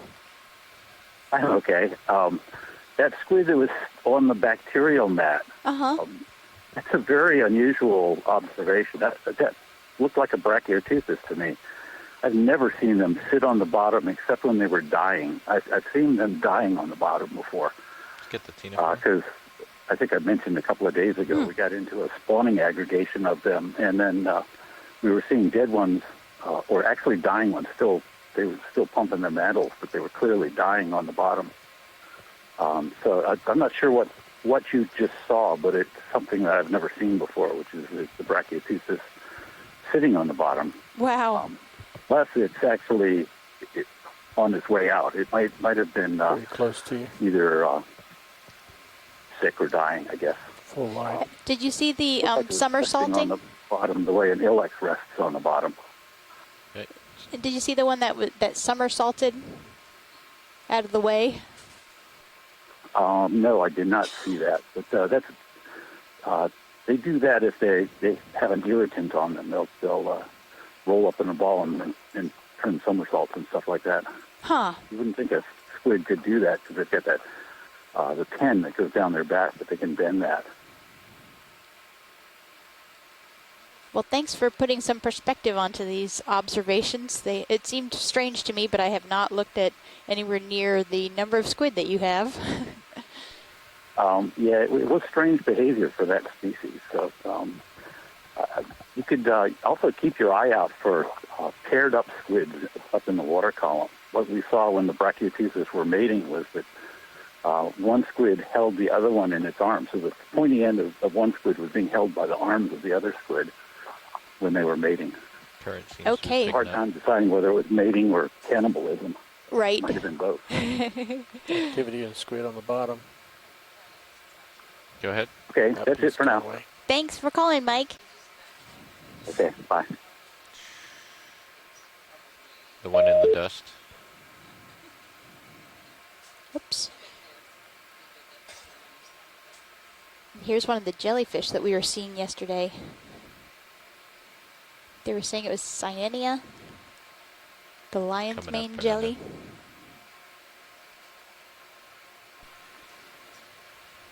It's a good name for it. I think we saw a hagfish, so we're going to see if it clears, if it's still there. And we have a question from the audience for the ROV team. Are you listening, ROV team? Yes. Okay, Tyler Cronbush said, the addition of the fog lights seems to be a success. Thoughts, ideas, ever thought of LED mounted to the craft wrist to use as a flashlight for peering in holes? Huh. That's an interesting idea. Right now, for peering under overhangs, we have this lower swing arms, which can lower to basically a few inches off the bottom, and then you can rotate them forward. We've used those in the past for overhangs, and I've seen people put lights on arms before. I've seen people put cameras on arms also. It's an interesting idea, something we'll keep in mind in the future. Oh, great. Thanks for that question, Tyler. Just come on in here. Okay, so the folks were saying that there was a problem with Stream 3 and they couldn't get it to come up. And it does look like there is a problem, so we might have to shut down the video feeds, all three, in order to establish Stream 3 again. So it might be a loss of your video for about a minute. So if that happens, don't panic. And that should be taking place right now, so you should see all three streams go down and then come back. Okay, all the streams are going to come down, but they're going to come back, so don't fear. We'll be here watching the Quill Worms. This is really amazing. It really is.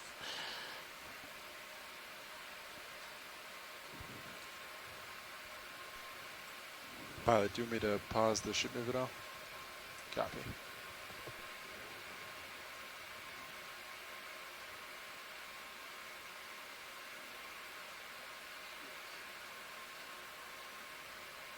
Oh my gosh. Uh-oh, the snail's getting into a bad spot a there. Fast-moving snail. Trying.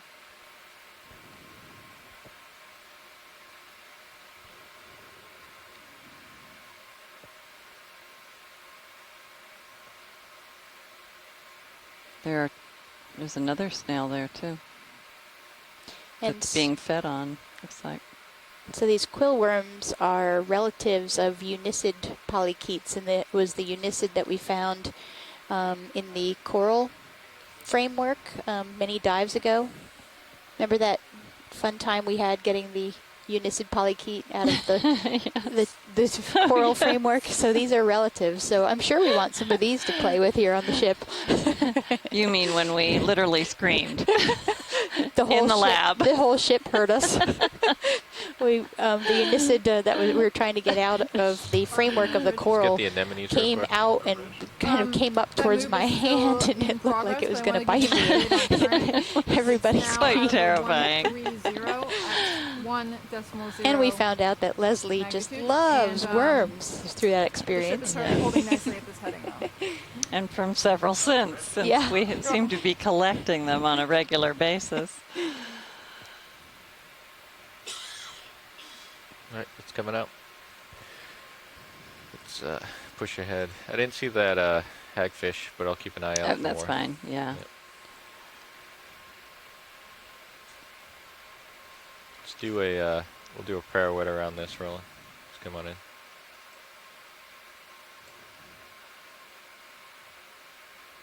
Let's hold that.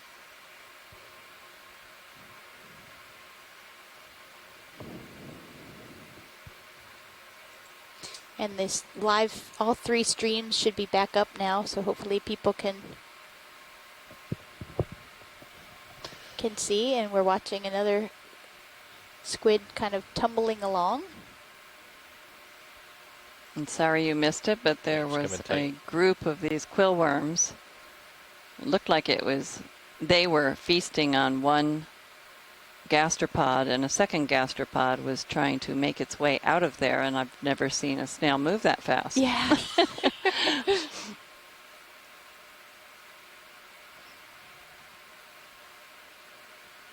Okay, it's coming up.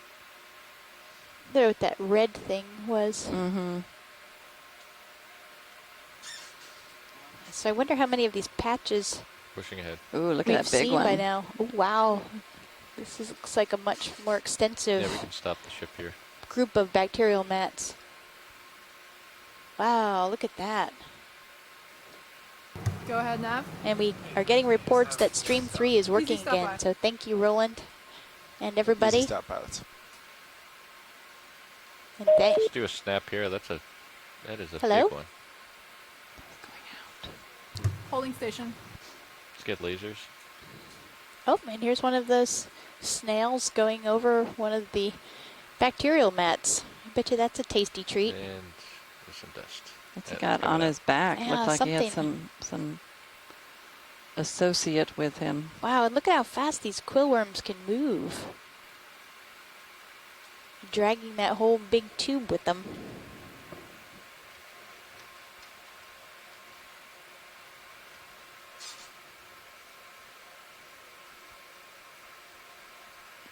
They would have been fun to watch yesterday on those very steep slopes. They would have Yeah. been tumbling down them right and left. Maybe that's why they weren't there. Yeah. It's not a good configuration for a steep No. slope. Yeah, that thing's like 10 centimeters long. Gosh, look at this. This is really extensive. Any chance of getting it tighter with lasers? If we wait a moment, Roland.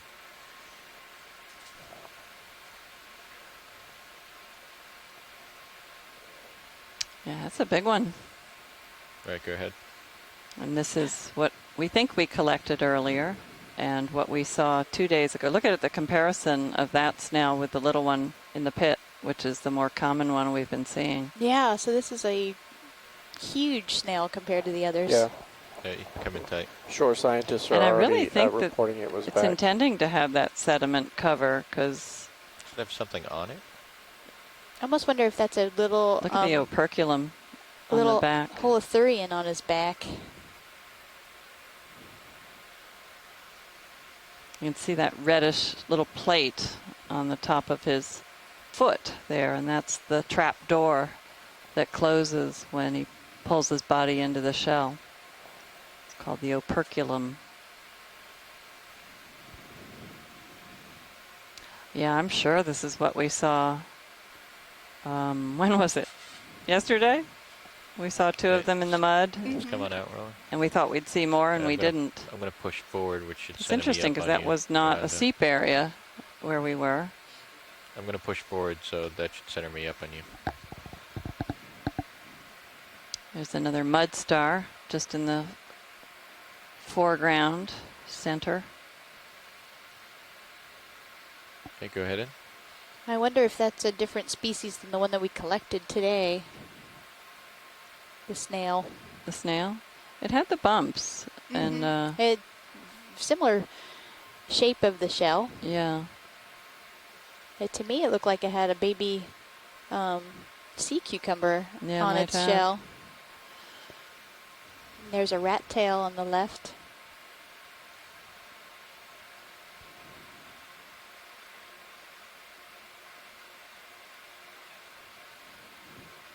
Actually,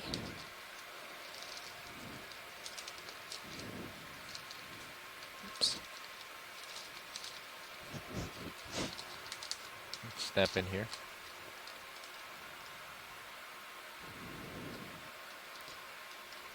Okay, So we had information from the Conchologists of America and Dr. Harry Lee at University of Florida that said that they could be in the family Turidae, these snails. Which ones? The snail. Common one or that large one that we just saw? Oh, this was from what we saw several days ago. And fish in the hole. I thought that they possibly were. Oh yeah, here's another of the. Oh, good. What were they? Rye fish? Rye mouth. Rye mouth. Maybe. Maybe. A relative of the toadfish? Is that what the consensus was? I think the toadfish was the other thing that they were thinking. I think the rye mouth is different. The rye mouth is not.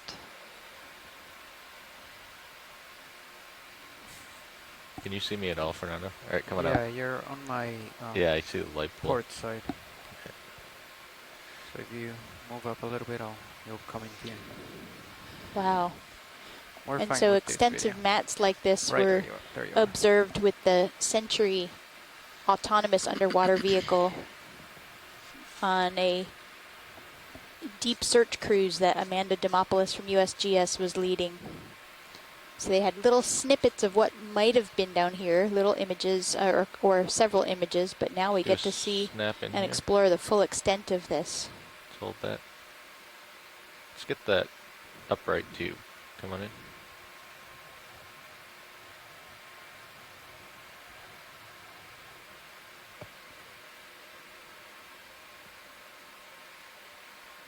I don't know if this is a quill worm. It's standing straight up. Maybe it's got its head in the sand. Right, coming up. It's bigger than the quill worm tubes. Yeah.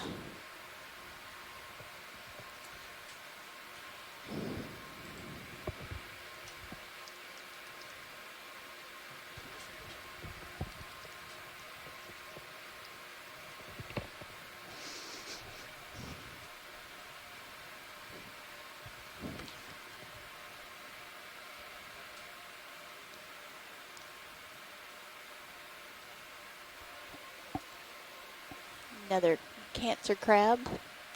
Oh, look at this, just goes on and on. But no bubbles yet here. No, I haven't seen any bubbles yet. I suspect we'll see some. Let's get the squid right here. Lots of quill worms. Eel pout, and there's another squid on the seafloor.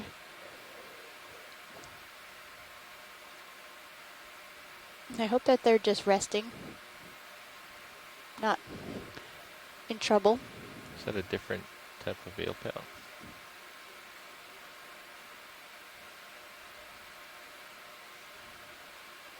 It's a great shot of the eel pout.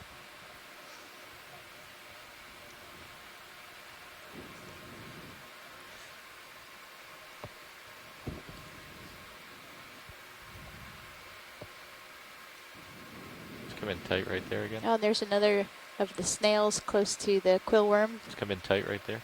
group.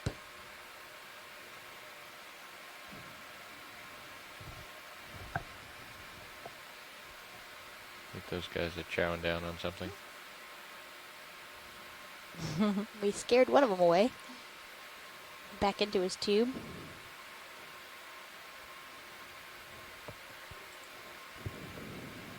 Right, it's coming out.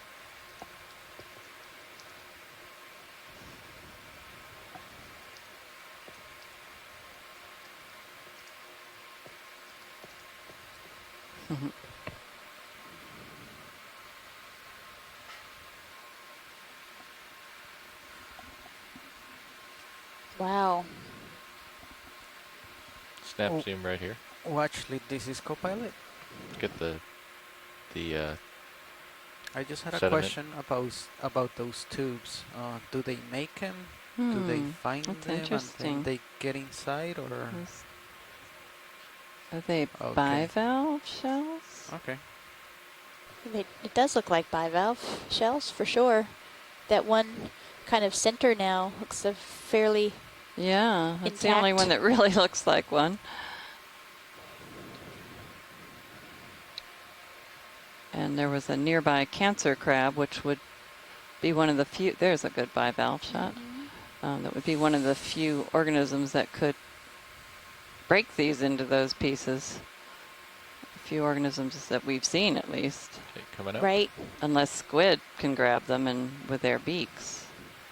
But it's interesting that it's all concentrated as though a few bivalves were consumed in one location. Let's get this hole right here.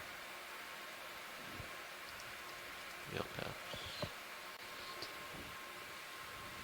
So there's definitely interest in the chat room if we see another one of the tubes that's standing The upright. vertical. Vertical tubes, to look at that, because that is very likely something different than all of these quill worms that we're seeing that are laying on the surface.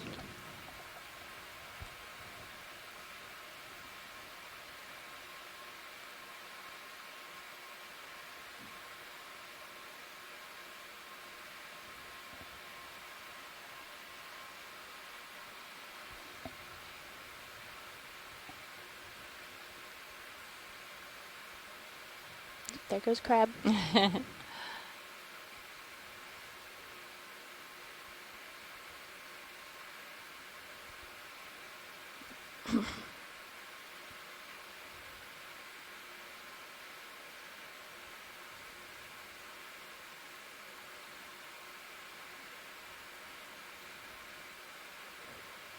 Oh, for a push core.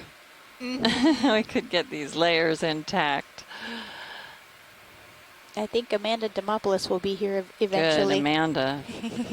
Please get some good samples. I'm sure you will.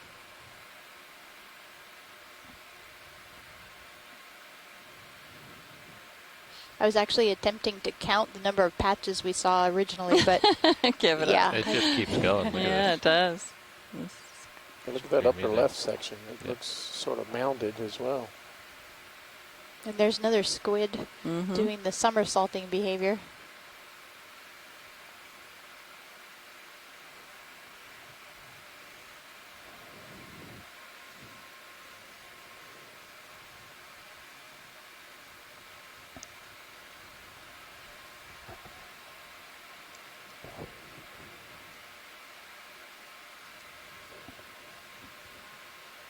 Yep, there's some bubbles.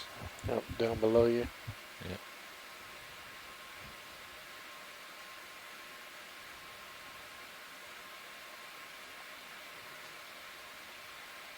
Oh, here's some bubbles, maybe. Oh, Yeah, I saw a no, couple. that might have been something in the water column. Yeah, come on in, partial. Yeah, hold that. Another couple of really tiny eel pouts. Off to the right edge, the white mat past the black. Looked like they were coming from that area. Is that a... Oh, no, sorry.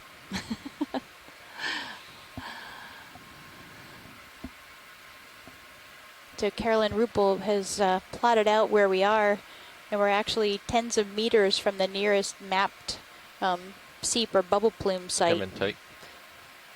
So we're kind of in between the map sites from the Nat Geo database, the nature, from the nature paper, and the USGS 2017 cruise.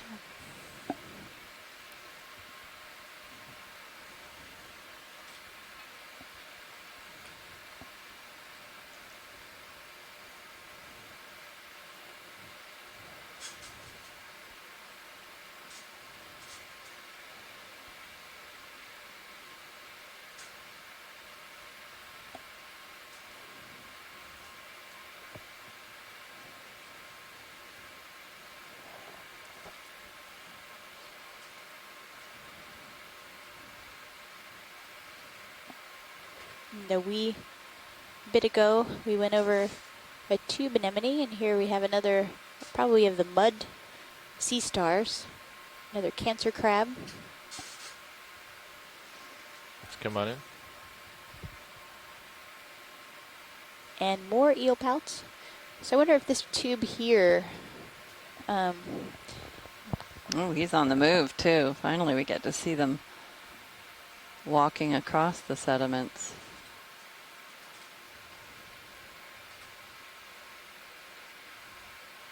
There's always a little eel pout watching.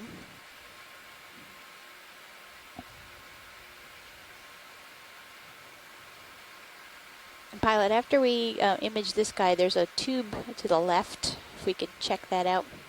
Looks like it's a bigger diameter.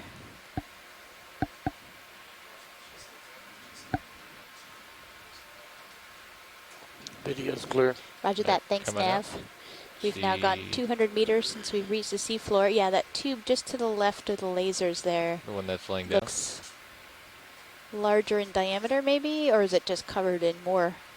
Oh, no, we can see who owns it. He needs to do a little tidying up. He didn't know he was going to have company today. It's Saturday. Still drinking his coffee. And just getting out of bed, I think. I think we've outrun the krill. Starting to leave us alone a little bit. Another toadfish. It's a batfish. That too. Come on in. Oh, and here we go. Another little batfish. Amanda was so upset she didn't see the first one, so here we go. Hope you're watching now, Amanda. This one's for you. Navigator, are we still moving? They're so cute. Ship is stopped. I can continue. How close to can you move get if to him? pilot's ready then? Not too close.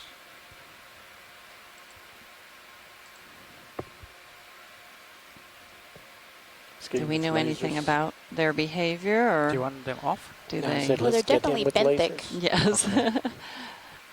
Lasers I cleared believe out. they walk on the Let's just come sediments. in. I was wondering like if they the, did. Yeah, if they had.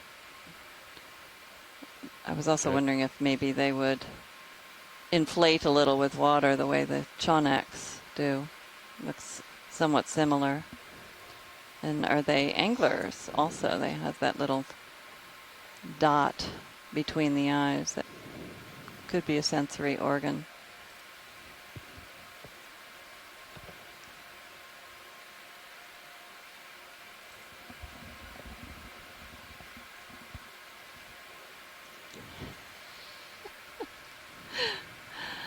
Guess we woke up Scott France. Hey,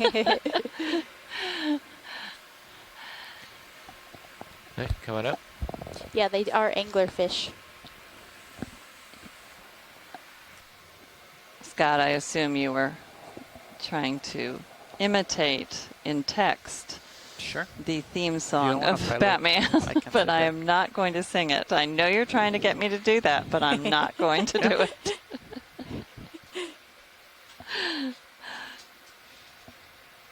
Nah. You're doing it! I'm not singing it, I'm reading it. So, watch lead. Me and Fernando are going to swap seats now. Real quick.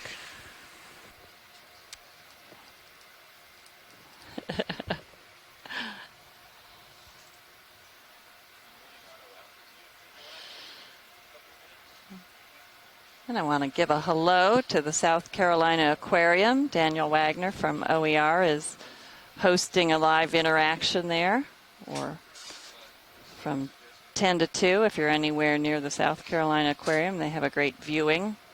And so we encourage those of you attending to submit questions to us if And pilots, for the next move, I would on like the to off just chance that head Daniel can't answer them. to He's 200, very, very 200 knowledgeable degrees. about all of these types of And, organisms do a 40 and meter even move. That'll put habitats, us right on top of having waypoint been 3. on several dives himself, several So whenever you're ready, expeditions. I can put that in. We can do a decimal 1 if that works for everyone. So, what was the bearing on that?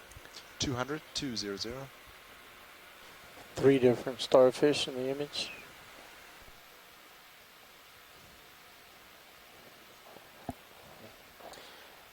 My God, the sea is full of stars. Yeah, we haven't seen this many We sea are stars. seeing stars. Yeah, just like last night out on the bow. Yep.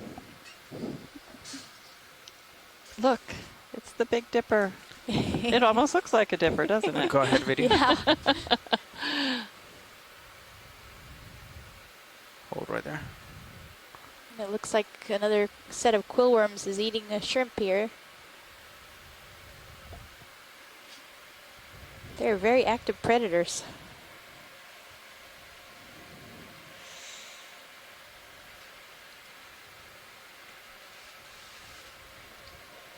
Pilot, can we look just a little bit down from where we are? There is some pinkish organism.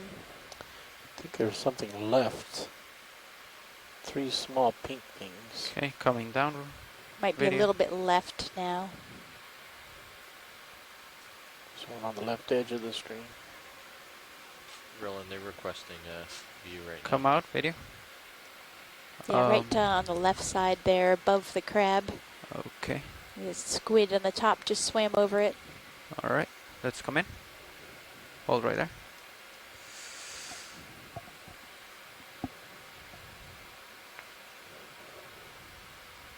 Right there. What is that? Tilting down. Okay, let's come in, video. Hold right there. Almost looks like a isopod.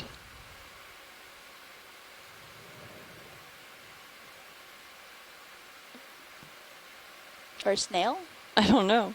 Yeah, maybe it is a nudibranch. A snail or a nudibranch. Copy. Did we see a nudibranch earlier when someone was talking and we didn't want to interrupt? Out of altitude. Today? Yeah. Oh, Let's come I out don't partially. remember that. We saw a slug-like organism without a shell. And I meant to ask afterwards. There's a little bit of current, so if you get the current right, should be good. Okay.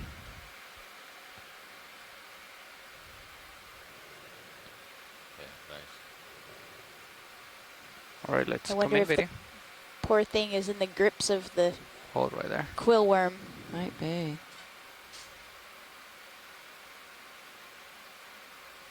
Looks kind of like a nudibranch to me. Or maybe it's a gastropod and we're not seeing the shell, we're looking at the foot. Mm-hmm.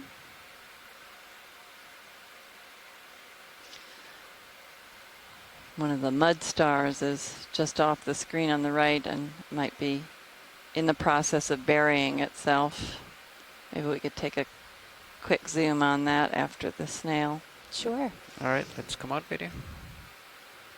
Want to see that sea star right there burying itself. Okay, let's come in. Interesting watching the Hold right there. quill worms interact with each other. Oh no, the one with the snail, with the nudibranch, the head of the quill worm is facing away from it. So let's see, these two are Let's come partial out. Right eating there. that Hold shrimp right there. or fighting over it together.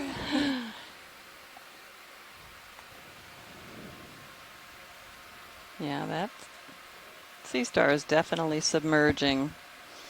Okay, let's come in a little bit. Drifting up, it feels like. Okay. Then hold right there.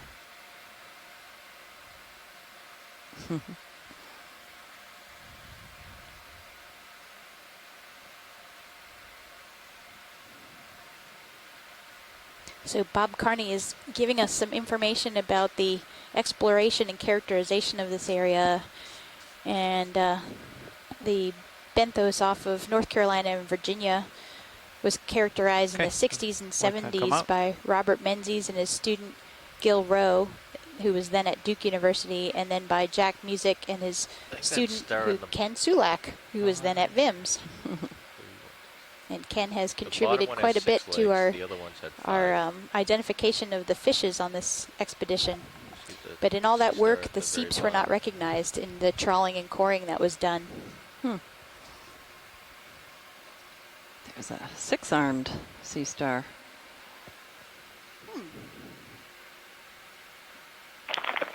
Still looks Cheryl, like. just to follow up on that, I mean, obviously a lot of these things have been going for a long time, we think, but we haven't been able to easily recognize them in the past. I mean, even 20 years ago, we were still mostly just doing dives on random bits of seafloor and attempting to find them. For example, with Alvin, now that we have the geophysical techniques where we can map large swaths of the water column very easily, it's much easier to find where these deep sites might be on the seafloor. Yeah, Carolyn, didn't you say that, you know, a while back, it's not that some of the data wasn't being collected, but it just wasn't, the water column wasn't being analyzed?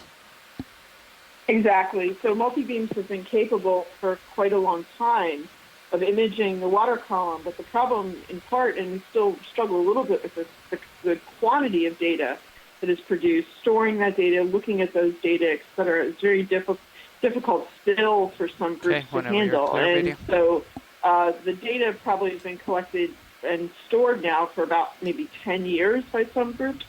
But again, these seeps, some of them, dating indicates some of them have probably been going thousands of years, at least sporadically. It's just that we haven't really been able to find them until recently. Right. Are we moving, Navigator? We're not. Well, this yet. data Ready, sure was accurate here. We're going to be moving 200. 200 is going to be new heading.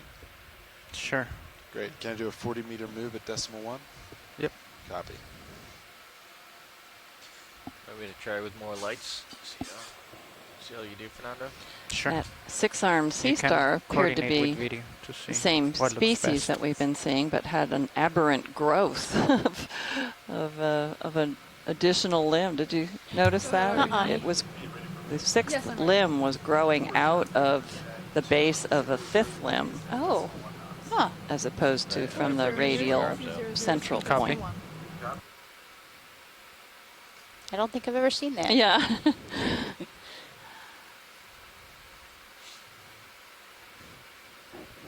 We'll see what Chris Ma says about that if he ever comes online again today. We haven't heard from him in a couple days. Chris would have loved to have collected that guy. Yeah. Hold right there. I don't think we saw. Maybe a mud star yesterday, but not too many echinoderms. Yeah, yesterday was just the buried brittle stars yesterday. Let's come up. That's looking nice. Yeah, we're not. Yeah, I want a screen grab of that one for a Valentine's Day card. Right.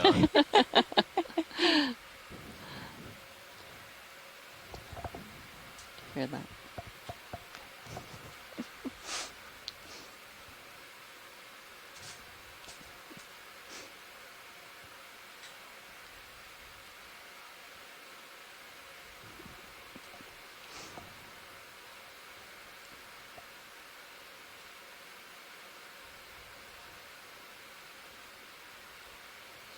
We haven't seen any bubbles in a while now.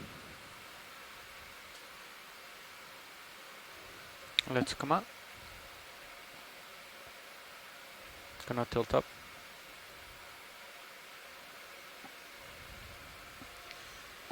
How's that light? It's too bad we can't just take photographs of the seafloor from the surface. It's spread out the light pool a little bit. If we could get light to penetrate to the bottom, we'd be able to see these very easily. Just their white patchiness. There's some bubbles.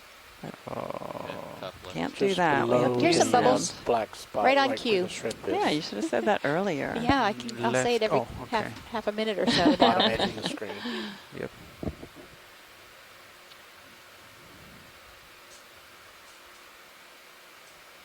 You don't want to move forward and tilt. It's hard to pinpoint their origin when you see them up Usually above. right of lasers. And slightly up.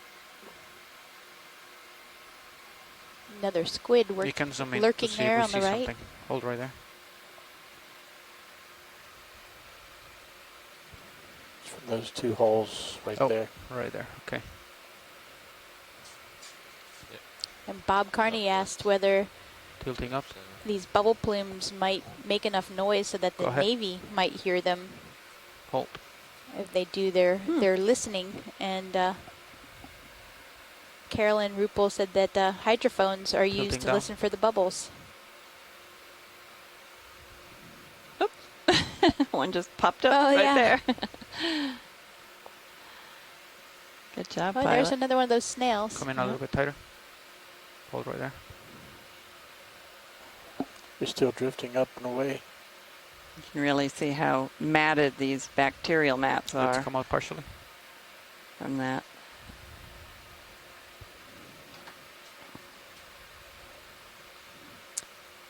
And the Nautilus this week was doing something similar in the Northwest Pacific seeps. And there have also been more complicated hydrophone arrays that have been put down to listen for bubbles. Okay, come in. Hope.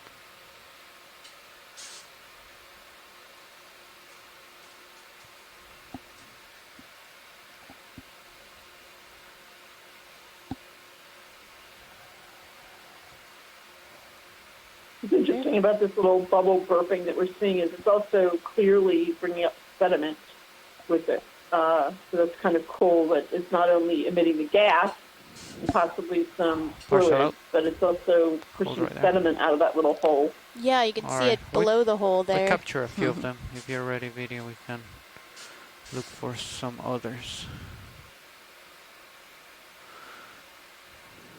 It's quite an interesting looking landscape, seascape.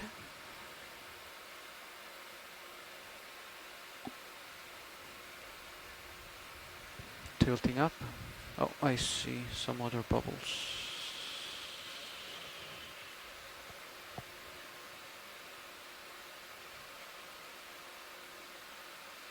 So people think of bubbles as just sort of these nice little idealized things you see in your soda glass, but the reality is that in the ocean, the bubbles become what we call dirty very quickly. So they have all those little tiny particles that sit on top of the bubbles and actually change the dynamics of how the bubbles interact with the seawater, but the physics and the chemistry pretty substantially. So there's a whole different theory about how dirty bubbles behave versus how clean bubbles behave, and we just don't think we ever really have clean bubbles in the ocean. Huh.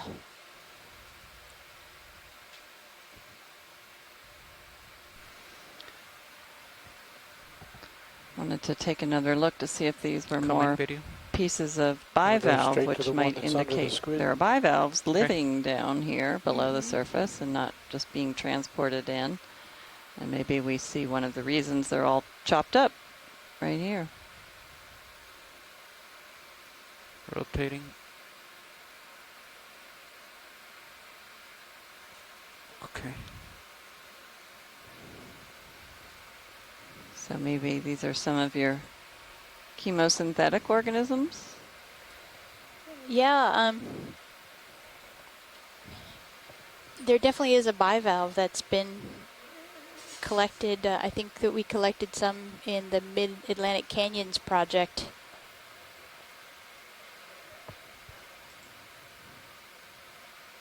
ROV net bridge.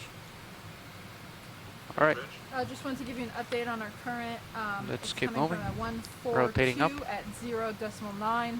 Be nice to get a whole shell as a sample. Hopefully we're going to come across a actual live patch of them. That would be great. Yeah. But I guess if we don't, we can pick up a shell.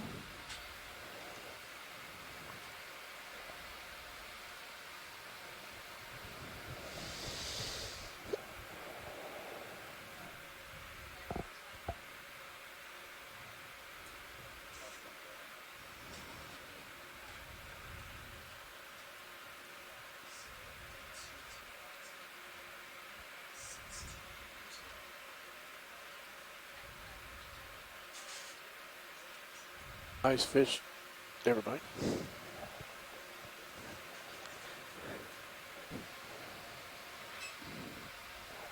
It's a rather large hole next to that eel pout. I don't know how far that is coming. Go for We're getting close to our waypoint 3. There's a McTophid, which is a midwater fish, the lanternfish. Look at his teeth.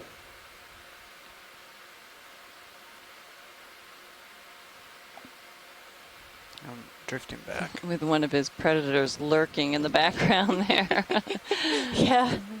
Nothing to see here. Just keep moving along. Sorry.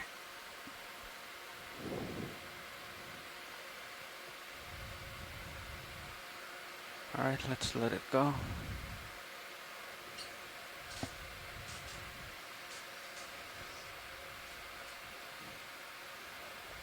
What about this? Is this? Oh no. Okay. Look inside of one of the holes. Another siphonophore. Let's. And we're now at 468 meters. We're seeing some more burrows here. We haven't seen any of those in a while. Just continue to fly over it. Yeah, that's max. Oh no, I have a little bit more. I don't think we have to stop, just continue to flutter over it. Okay. Coming up.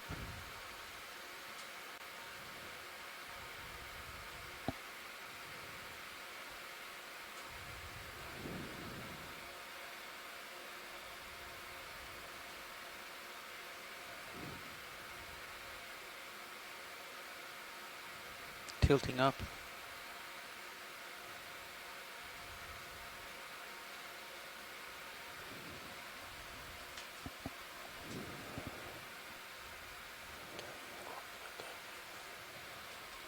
And Tina pointed out that the organism with the black dots looked more like a salp. Oh, the chains of... Mm-hmm. Oh, really? Hmm.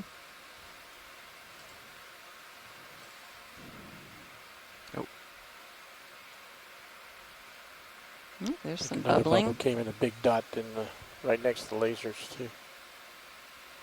Okay, hold on, 'cause I buried myself. Hold right there, hold right there, hold.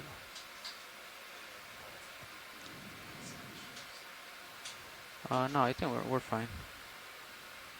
This looks a little more bumpy. Mm-hmm. Yeah, I was looking around to see if there might be any bivalves here living.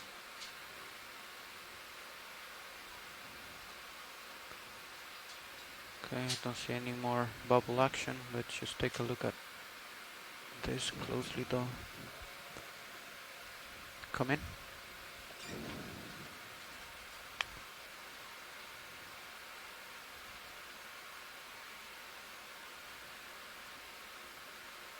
There's that little red worm again. Or whatever it is. Yeah, whatever it is. There's another one, so. One at the top of the screen also. Yeah. You can come up. Pushing out. Tilting up. And more eel pouts.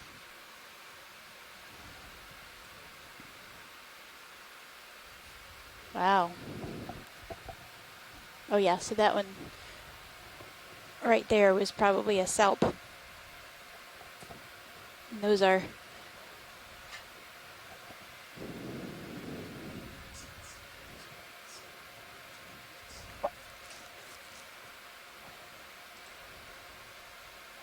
something large off to the right in the distance. All right, Nav, you ready for a Niskin? What's that off in the right? All right, watch lead. This is co-pilot. I'm going to take a Niskin here. Roger that, thank you. Anemone. Do you want to wait until we're directly over waypoint 3? Sure, that'd be great.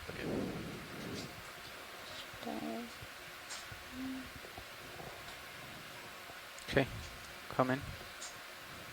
Or hold right there. I'm assuming this is one of the tube anemones. Wow. It's got a, does it have a salp chain? Very prominent compared to the others we've seen. Come in. Hold.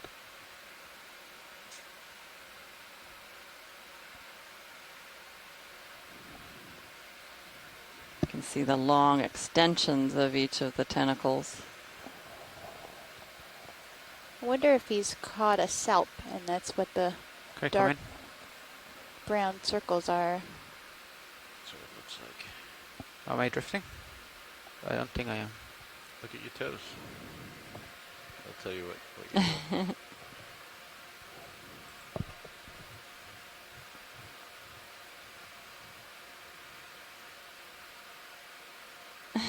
Squid's digging at the base. I wonder what he's after. All right, if we want to, is the ship still moving or are we stationary? I think we're stationary. I think we're moving right now. No, we're stopped now. Okay, copy. Is that a tiny squid? Yeah. On the bottom? Can we put the lasers on when you Wow, that zoom guy is out? tiny. Bridge. Move complete. That's just a big anemone, too. Yeah. Wow, that is a big anemone. Right there. Uh-oh. Oh. I wonder if he's stuck in the sticky He might tentacles. be stuck and he's trying to get out. Attached. No. Got away. Seems to be okay.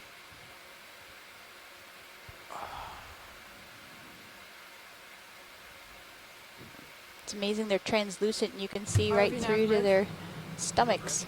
If now's a good time, I would like to adjust our heading about 5 to 10 degrees to starboard. 5 to 10, yeah, this is a good time. Okay, thank you. But, so is this the Elix then? Starboard. I don't think so. I think it might be that other...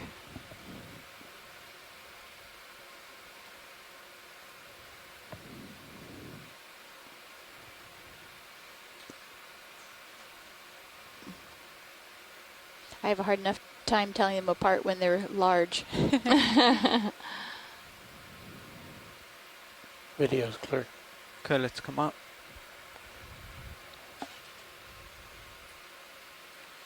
And if you want to drive to waypoint 3, we can take that Niskin.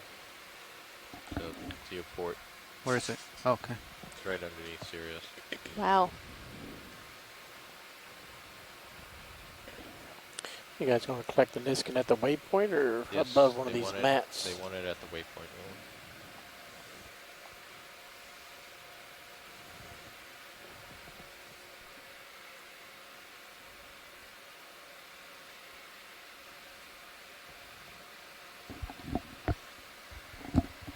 It's very impressive.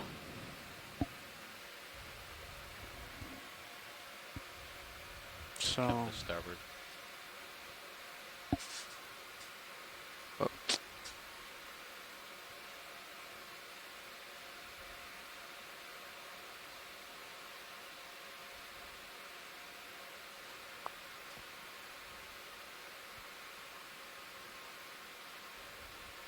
Push forward a little bit. That's Hey, really... Mike Becky on here again. Hi, Mike. Hi, Mike. Basically center up in Sirius. Hey. Yeah, I think that was a brachiotesis that you got a close-up on that looked like it was trying to dig its way through the center of the Earth. Uh-huh. I think what's going on there is that it was trying to get away from the light, and the typical way for a vertical migrator to get away from light is to swim downward. But unfortunately, there's a bottom in the way here, so they keep running into it. But you have seen Ilex too. I've seen several Ilex sitting on the bottom, which they typically do. I just have never seen brachiotesis resting on the bottom. So, Mike, the ones that are propped up on their arms are the Ilex? Yeah. Okay. They look like they're resting on their elbows. Yeah, yeah. Okay. But most of the ones that we're seeing are the other reason type. they do that is to keep their funnel up out of the mud so that they can breathe okay. Another fish in a hole to the right. And I did have a question. You did a close-up on a fish that someone referred to as a tofid, I think. It was a viperfish. It was a really nice close-up of a viperfish. Oh, that came up into the view right in front of us? You guys know that. Yeah. Okay, that was my bad. It was some time ago. I need to get better with my midwater fish identification. I guess one Yeah, set of it's the one midwater with the transects really is long not teeth. enough. It's got teeth that poke up through the bottom teeth, poke up through the top of the head when its mouth is closed. And when it's swallowing something, it can unhinge its jaw to get a large prey down. All right, we caught that. Oh my gosh. There's something We going just on saw down there. the burrowing fish. Mike, I know you're a little delayed or you can't even see the video, but we just saw a great Did little... the fish come out and grab the squid, or the squid just I don't, buried? No, I don't know. We lost both the fish and the squid in that one. All right. We'll look at the replay. I don't think that squid had much of a Okay. chance to take out well, I'm going to sign off now. Okay, thanks very much, Mike. Yeah, it happened so quick. I Okay, wondered bye. if the squid just freaked the fish out. Well, I think the squid went down with him. Yeah. Oh, it did eat it. That was so cool. We'll have to make sure that Okay, we let's get move this out 'cause it's a video little up bit too online cloudy. at some point, but the replay of what just happened, Yep. the fish in the And burrow at this opens point, his mouth and sucks in the whole so squid. Now that we've, It was now that crazy. we've reached waypoint 3, we'd like to go. We've got it on stream west 3 to right waypoint now. 4 and The start replay at is on stream 3. Yeah, What check is, out stream bearing 3. to It's waypoint way 4? worth it. It'll be pretty much It is so west. neat. West. Can you just do a slow Yeah, you can see replay again? over Okay. here, We're going to back it up waypoint 4. So if we you're stay at this watching depth and stream just kinda 3. ride this contour. Okay.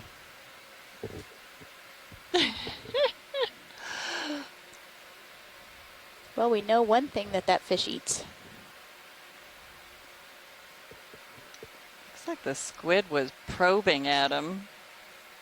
That or he just got unlucky. We're in super And then, slow. how do you want to travel? Yeah, I think he got unlucky. He hit the top of the fish's head. Yep, not a good place to be. Oops. What was that?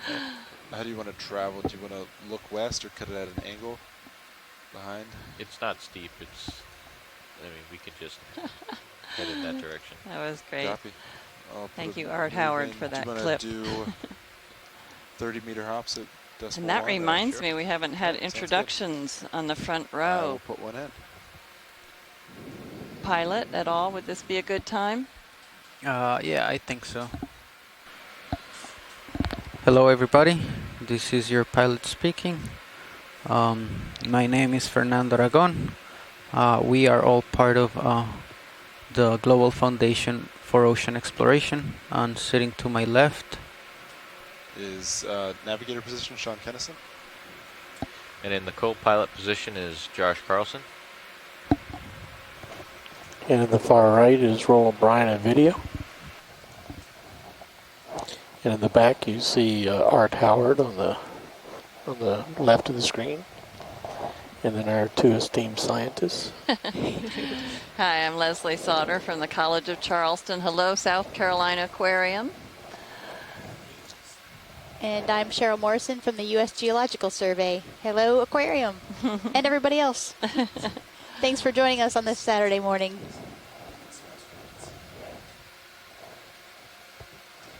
And also hello to Zach Prue, who is in the visualizations lab at the College of Charleston. He's hosting visitors as well today. So if you are in Charleston, either go visit the South Carolina Aquarium or the Science Building at the 202 Calhoun Street. You'll get to see New large fish on the right. screen representation of our live stream, but also some commentary. You can ask questions. Hold on 1 second. And Roland will be swapping out with Bob. Bob will be taking over video. Copy.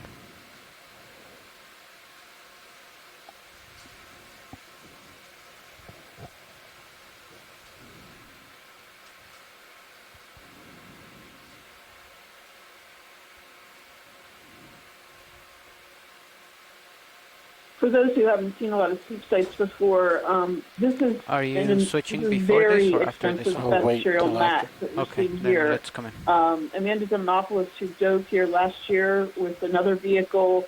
So these are some of the largest bacterial mats she's ever seen, and she certainly has surveyed a lot of Seep sites over the years. Yeah, that's very good perspective, Carolyn. Yeah. Good to hear. Come in as you wish. They Lydia. looked quite extensive to me, but I have not seen as many as Amanda has in her travels across the deep sea floor. Stay with his That eye. looks like either a well-fed Limonema or a pregnant one. What do you Yeah. think? Well, with all the food around, maybe it's a recent meal. I wonder if it's protecting a burrow, though. Well, that could be. Yeah, she's definitely circulating. And Scott France said that it could be a parasitized fish. I can't see any parasites on the outside. Okay, going medium. Copy. It's a great view of the hake.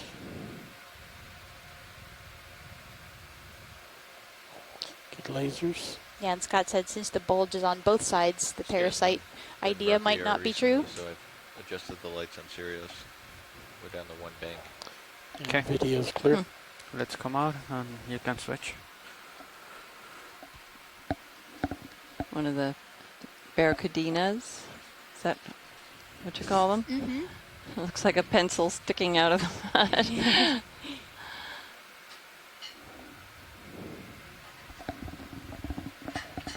That move was at 0.1 nav. A rat tail to the right. I put it to 0.2 since you Okay. had it a little bit. All right. I don't know if any of the fish biologists are online yet that might know whether Lemonema hakes It's about release halfway through eggs now. into pits. Because that would be interesting in that perspective. Maybe that's what that fish was going to do in the near future here. Okay, Bob, when you're ready, we can come in. Hold right there. Yep, and there's a hagfish head.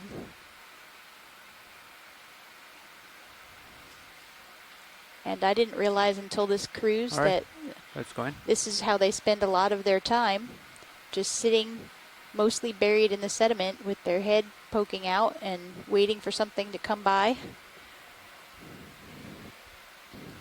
Like that.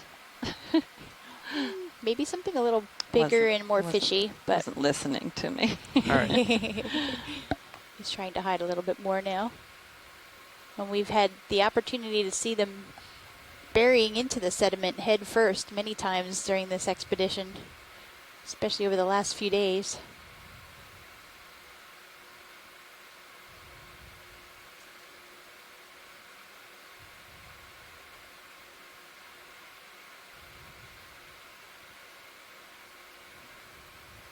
Yeah, a lot of the black sediment brought to the surface here.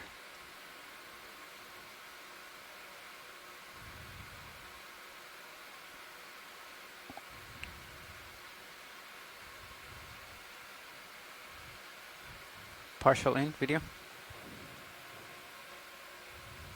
Right there. Oop. That's the second one. And that that's hits probably that spot. why.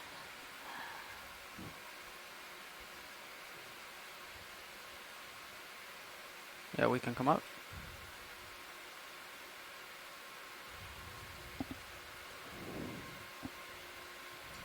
So was Mike Vecchione saying that those squid, he doesn't usually see them on the bottom? Yeah, that's what he said. So it's interesting. They seem Wow. very attracted to this My goodness. area. Look at all this bacterial mat.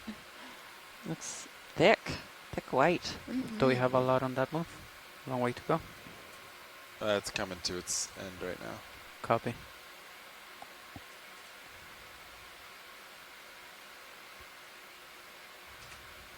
I'm going to turn to face you here, and then we can just keep moving to the west as the pilot is comfortable doing. Copy that.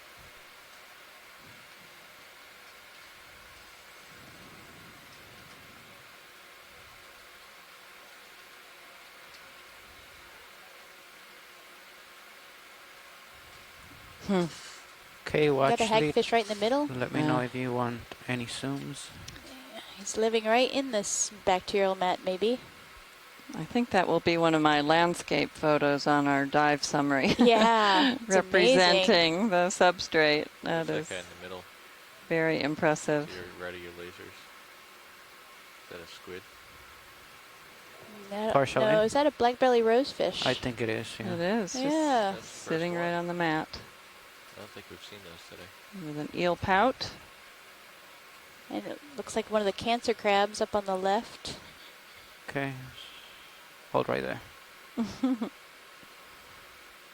your left toe in. An interesting scientific question here, of course, with these mats. Back 15, 20 years ago, we were calling them seafloor flux indicators, sort of flux of methane and or sulfide from below. And the question would be with the patchiness, is the patchiness mapping changes in the chemistry of what's down there, or is it just because of the way the mats grow and actually it's a very homogeneous area and the mats sort of start in one place and then grow in some direction? regardless of, as long as the right stuff is there for them to feed off of. The other thing to mention here is the juxtaposition of these really white mats and the black reduced sediment that some of the biota are stirring up. So obviously that just is a manifestation of chemical processes happening in the sediments right below these mats. Okay, ready. Whenever you're good.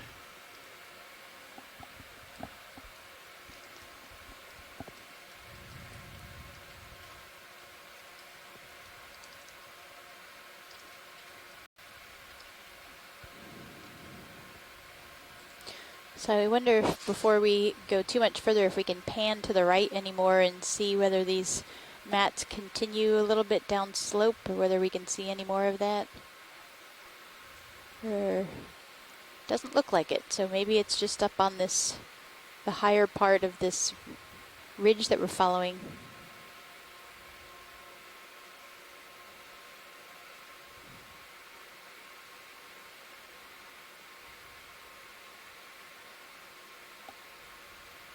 Cheryl, I don't know if that's the case, but often, of course, we see the gas coming out of the locally highest, sort of near the locally highest point, instead of sort of on the side of a slope. Okay. Well, and we saw that yesterday, at least the evidence for previous seeps. We didn't see any bubbling, but definitely on the high point. We'll keep our eyes peeled for more bubbles as we make our way. Pilots, are you ready for me to towards the put top another of this? move in to west? Yeah, I think so. Copy that. I'll put another 30-meter move, decimal 1, if that works. Copy. Just keeps going and going. Watch your left toe.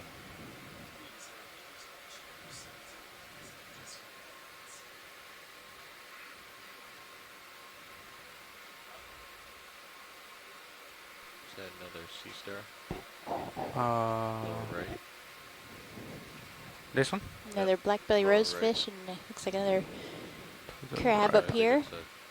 Two black-belly rosefish. Black-bellies, yeah. This one? Yeah. That's partial in video. Yeah. Black-belly rosefish. I think it's and a sea star mud right sea here. star. Come in. Do a quick zoom. He's good and buried. Okay, let's come up.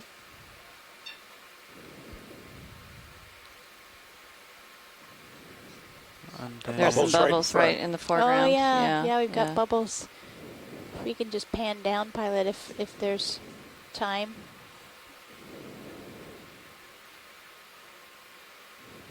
Does anybody know where those bubbles came from? Probably right in front of you. We scared them off. Try the larger hole right there.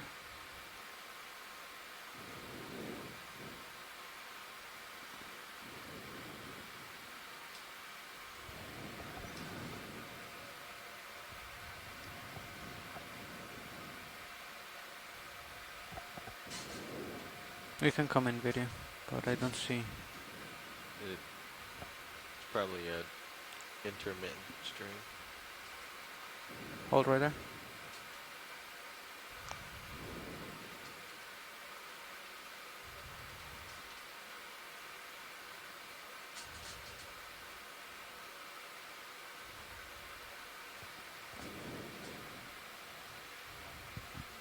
Okay, we can come out.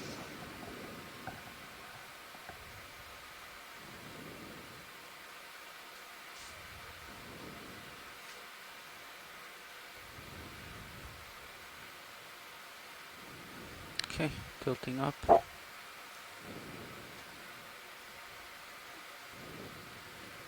And then let's just take a look at this and we'll keep going. Partial in. Is this just another crab? Yeah. Hold right there.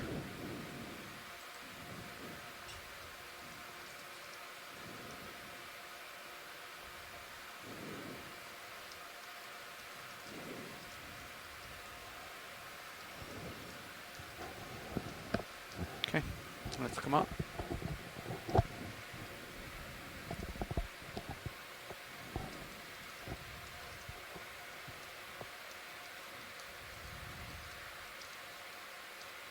So I'm facing 90 degrees from, or Okay. 70 degrees off of our direction of motion. You can stay up where you are, just to let you know. Yeah, I'm trying to your go starboard. diagonal right here.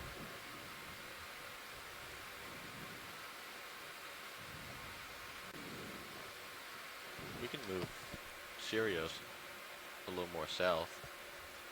Mm-hmm. Just bump Sirius a little. You want a southern bump?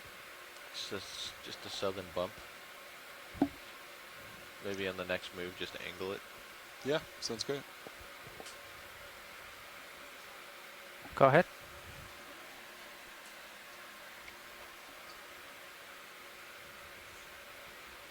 Sure. Okay, let me know if I get too far out, Copilot. That's amazing. Yeah, you got a little bit of a... There's a seep right in front Oh, of there's you. some bubbles. Yep, just below. 2 of them.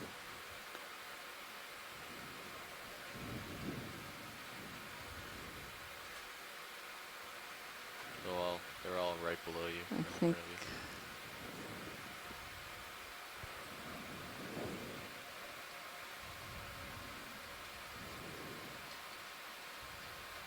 you. Oh, there comes out really dark cloud.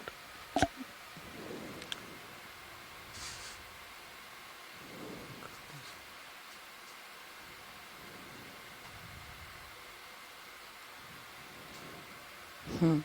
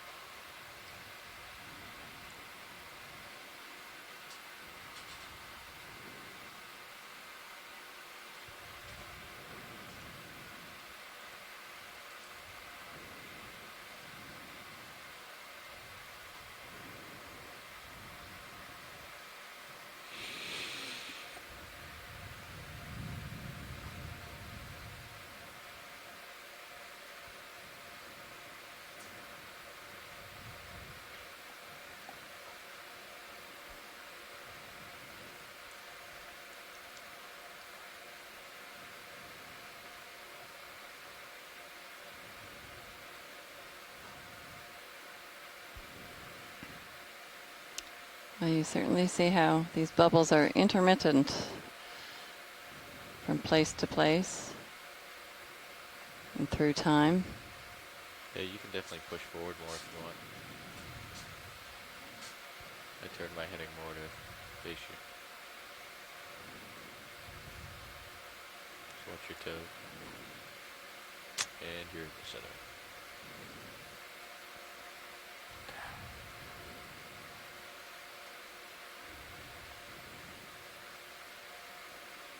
I just feel like we're going to climb up and there will be this major plume coming out the top. That's what I'm hoping for. And maybe a whole chemosynthetic community. Ringed by mussels and clams.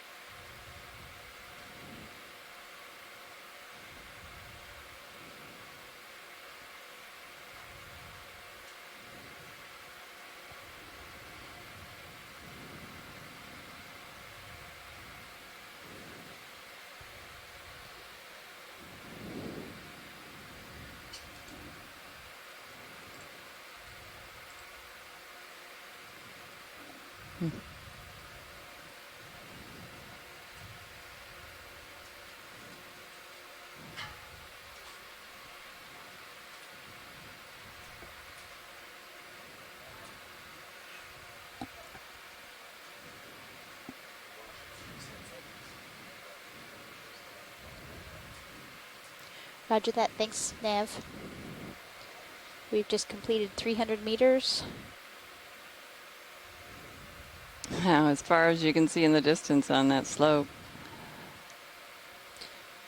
And if we could put the lasers back on for a minute, that would be helpful to get an idea of the extent of this. Thank you.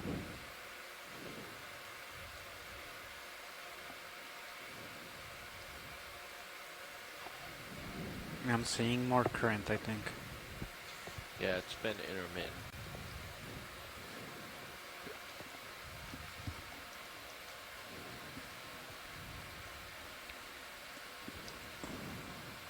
These mats are so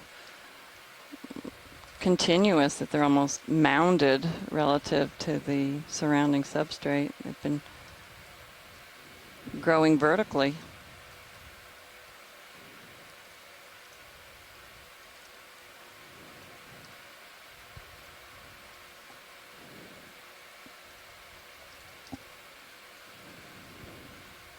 There's bubbles right under the left laser. The ship's moving.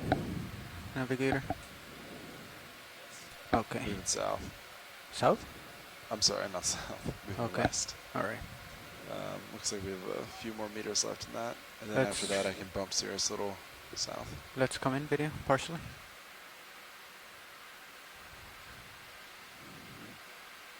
Another tiny Nizumia rat-tail fish.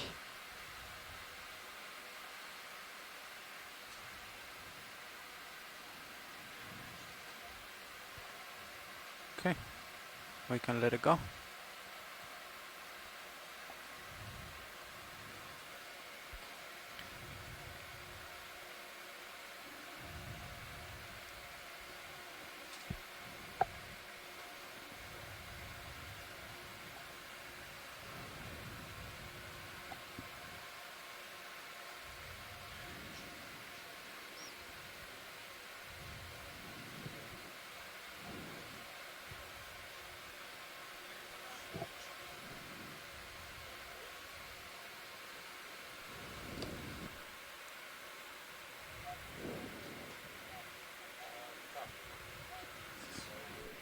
Let's come on in video.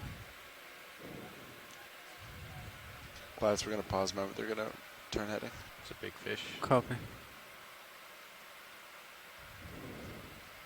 I don't think I have enough tether to get out there, but That's okay. I think that's a southern hake, and we've seen quite a few of them the last couple days. okay. Watch lead, stream 3 All is right, let's currently come in down. video. We are I mean, resetting. let's zoom out.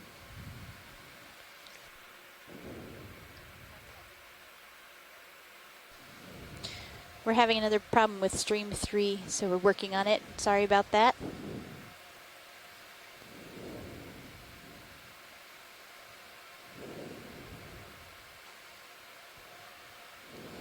We're also having a ship For you move. non-scientists or people who are sort of not the ones who sit on these calls all the time, you know, just the fact that there's not methane actively leaking out, and just because we don't see beautiful mussels and other organisms here doesn't mean this isn't a really dynamic and active area. These bacterial seeps depend on sulfide, and sulfide is actually a byproduct of the breakdown of methane in the sediment. So their microbes in the sediments break down the methane, and one of the byproducts is sulfide, and so that's what these bacterial mats are sort of concentrated on when they sit on the seafloor. So this is still a very dynamic area, and sometimes you see some bubbles that do come out, but just because we don't see these sort of stereotypical gorgeous photogenic communities doesn't mean that nothing's going on below the sea surface here. Come in video. Or the seafloor here, sorry. That's a really good point, Carolyn. Thanks for that. Yeah, and these bacterial mats look like they're thriving. They haven't been covered by sediment, so it would appear that maybe they've been growing continuously. Is that an indicator of continual methane availability, Carolyn? Boy, I am not the right person to ask that question to.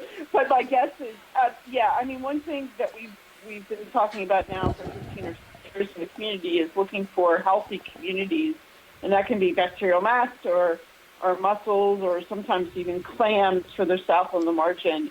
And that, you're right. So that's indicative that the supply is there, and sulfide, of course, is toxic to a lot of organisms. Some organisms prefer it. So the fact that these look pretty happy and they're not sedimented is probably indicative that there's ongoing supply of whatever they're depending on, but it's not so much as to cause toxicity. And it's actually very interesting that sulfide is very toxic to a lot of organisms, as I said, but a lot of it, it may not be here in that high concentration, given the number of organisms we see sort of, sitting right next to the bacterial mass. But I'm not an expert on that part of it. Yeah, whatever is associated with the mats certainly isn't bothering the eel pouts and the tube worms, the quill worms that we've seen. Okay, so watch lead right here. So Well, I'm sure you do know that some of the Pacific Northwest seeps were first found back and discussed maybe in 2015 or so, based on the fact that fishermen were using these spots because they were very rich in marine life. And in fact, on the East Coast, on some seeps, we have found the same. The fishermen are often sitting there because they may not be aware that the seeps are there, but they're certainly aware that there's a lot of life in the water column that's feeding the species that they're trying to catch.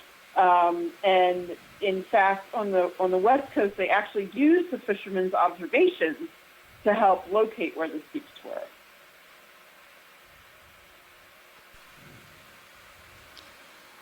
just come in, video. Yeah, and it's interesting as we learn more and more about these, their distributions and also their association with the different water depths. And Carolyn, most of the seeps that have been identified on our coastline here on the east coast of the U.S. are more in the shallower regions. Do you think just as we've discovered them more there, or do you think they're also as plentiful in these depths? Any ideas on that? Okay, let's come up. Yeah, I think they're mostly, at least, and I do think we've had good surveys of deeper water depths, but I think you're mostly going to find them at about 600 meters and shallower. And as we mentioned in the call this morning before we got on the public line, there's a huge number of sheep sitting very near the shelf break. So maybe, between 60 and 120 meters, particularly just upslope of here. And there are other reasons that may be as well. The deep water systems are quite rare. And we used to think, down further south where you guys have been for the past few weeks, we used to think they were mostly connected to salt diapirs coming up from below and heating up the sediments and making something called methane hydrate in those sediments break down and release methane. Of course, that does happen also in the Gulf of Mexico much more pervasively. But further north, we don't have diapirs beneath the deep seeps. Mm-hmm. And so that's why those deep seeps are particularly interesting, the ones that are 1,000 meters, 1,400 meters water depth. And they're relatively rare. Huh. Interesting. Well, thank you. We're watching a tube anemone, excuse me, and it has several amphipods that don't seem to be too bothered by it. So maybe this is more of a mutualistic relationship. Maybe the amphipods are cleaning or eating off of the particulate matter. It doesn't appear that the anemone is trying to actually eat them. Okay, video whenever you're good. Watch lead, this is pilot. Go ahead, watch lead. Go ahead, pilot. So, I think they're gonna let the navigator know right now. We need to decide if we are going north, south, or west. Discussing it.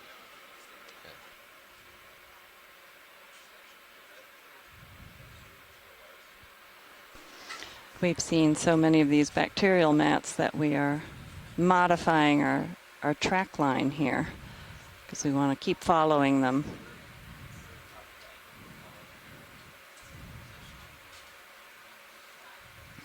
Okay, so I'm coming back to my port side.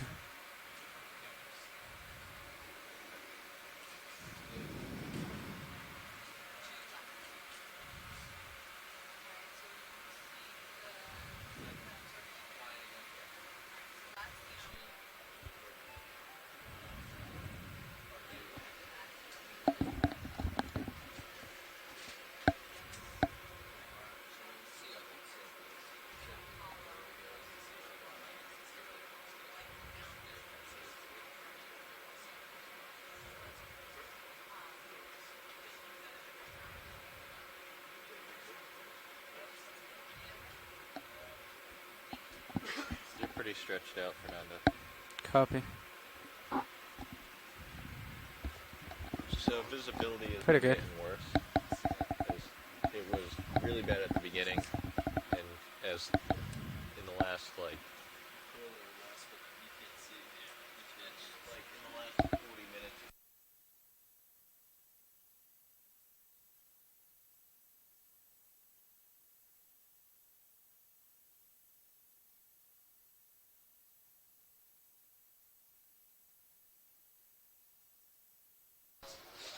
And we're having a pilot change. So we're going to hang out here for just another minute or two. And we've also been looking at our track line and looking at where the water anomaly plume data was, and it's just a little bit, slightly bit north of our track line, so we're just going to follow these a little bit longer, follow the bacterial mats.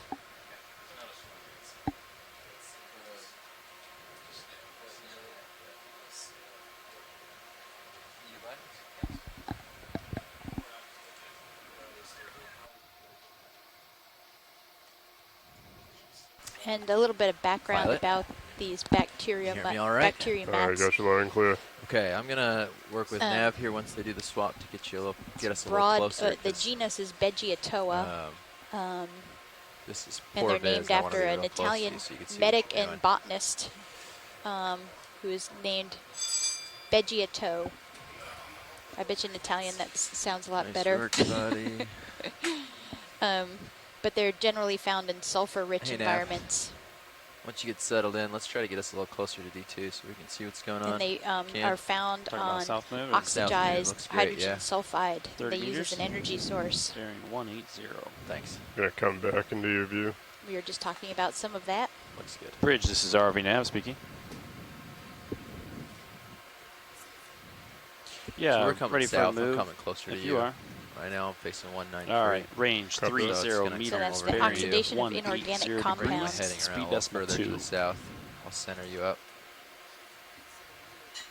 Right now my camera's at 20 Actually, the degrees. oxidation of Good copy. organic So we're carbons, a little I ways think. away.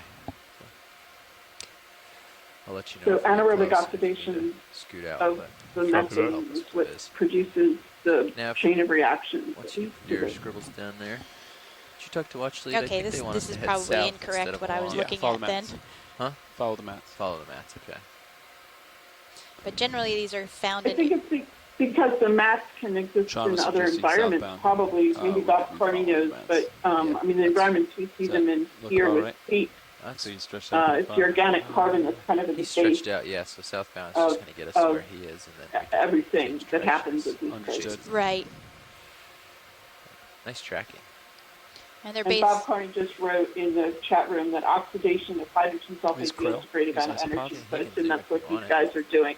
Oh, I see Shrimp what you're saying. The mat Oh, for shrimp using the love. hydrogen sulfide. Yeah. Mike Lato, shown pilot. Okay, I'm sorry. Yes. Yeah, but different parts of the process.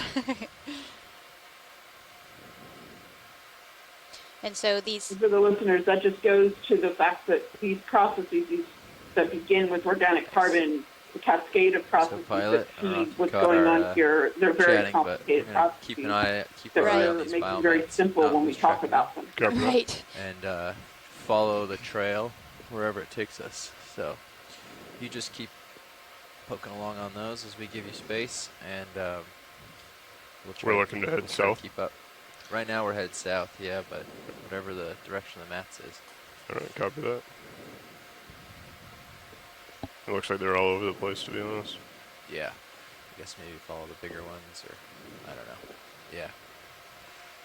Can't really see them in sonar, can we? I don't really have a good grasp of them here. No. You can see the tendency, but this might just be that they're all over this area, and that was the track they happen to take. So it's hard to know. Bacterial mat. So these bacterial mats can occur around cold seeps like we're seeing here, or sulfur springs, or even in sewage contaminated waters, mud layers in lakes, and near hydrothermal vents. I see.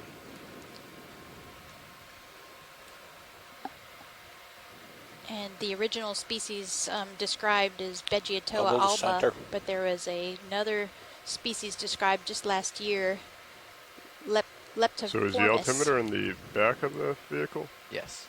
Okay. And it's the DVL in the back. There's bubbles come out right there, huh? Another set of bubbles. You want to comment on that video?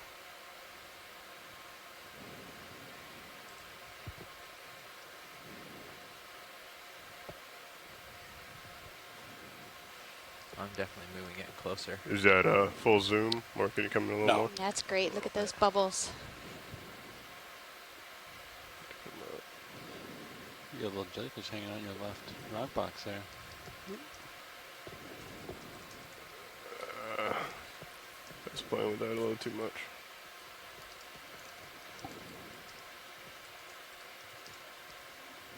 Said there's something coming out of the rock box? No, there's just a jellyfish hanging out by your rock box. You can see it in your manip cam. You don't turn to look at it. Just you can glance at your manip cam just to see him hanging out. Sorry to distract you.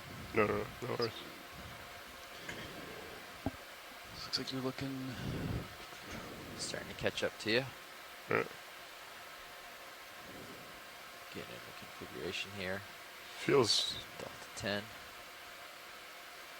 Different. Z-buys could be different than what you're used to or something. Is that what you're talking about? Thrusting feels different, or? No, it just seemed like the camera was different. But what is like the normal, just flying angle?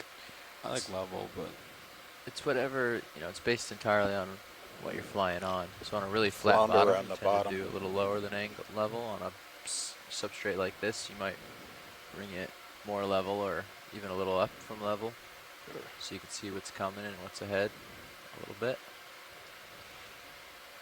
It depends.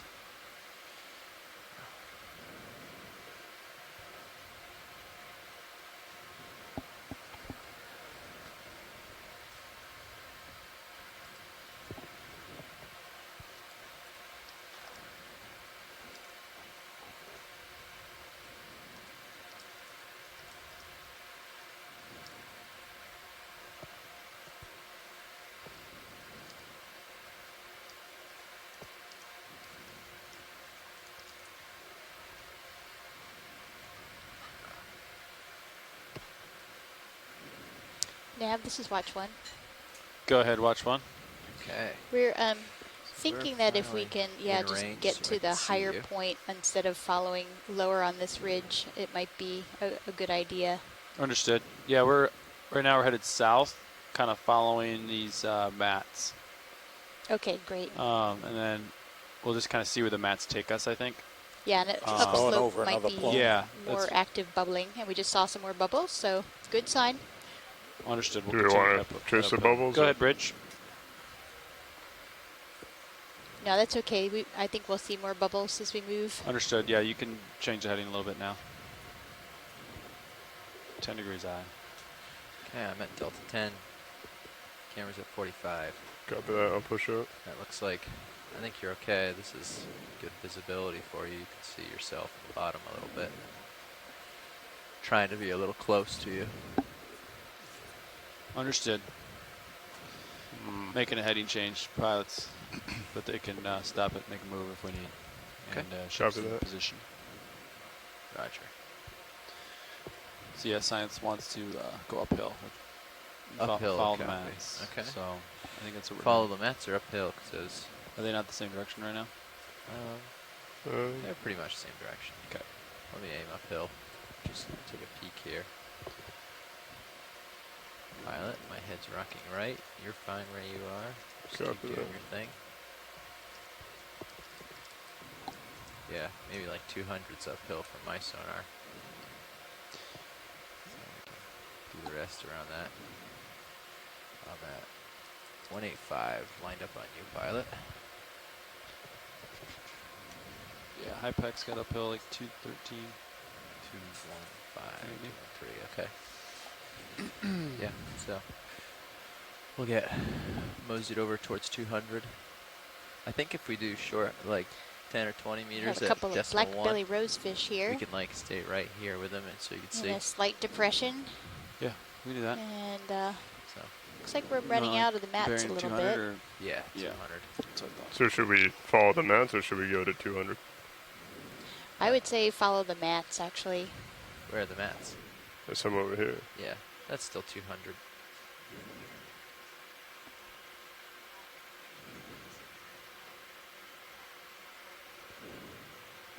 So I feel like I keep. I guess what is the Z bias? Is that just how? That's how hard is that it's pushing controlling down. the buoyancy, correct? It's how hard it's thrusting down without you touching the stick. Okay. So it's sort of like a trim on a helicopter, if you will. Gotcha. You know, like sometimes on a helicopter, hobby helicopter, if you let go, it might like drift one way. So you can give a command slightly to the right to sort of keep it.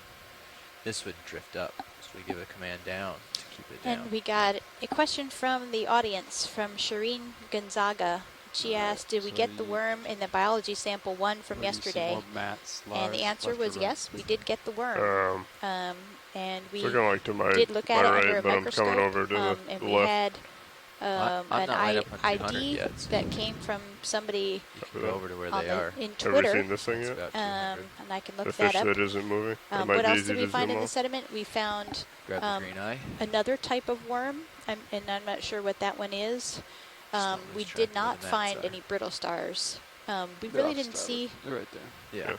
Just We reminding had not to another lose track. sample had some Still, like, sediment in it don't look at as the well, fish. and we didn't see any brittle stars in that Keep it either. in the back of your mind.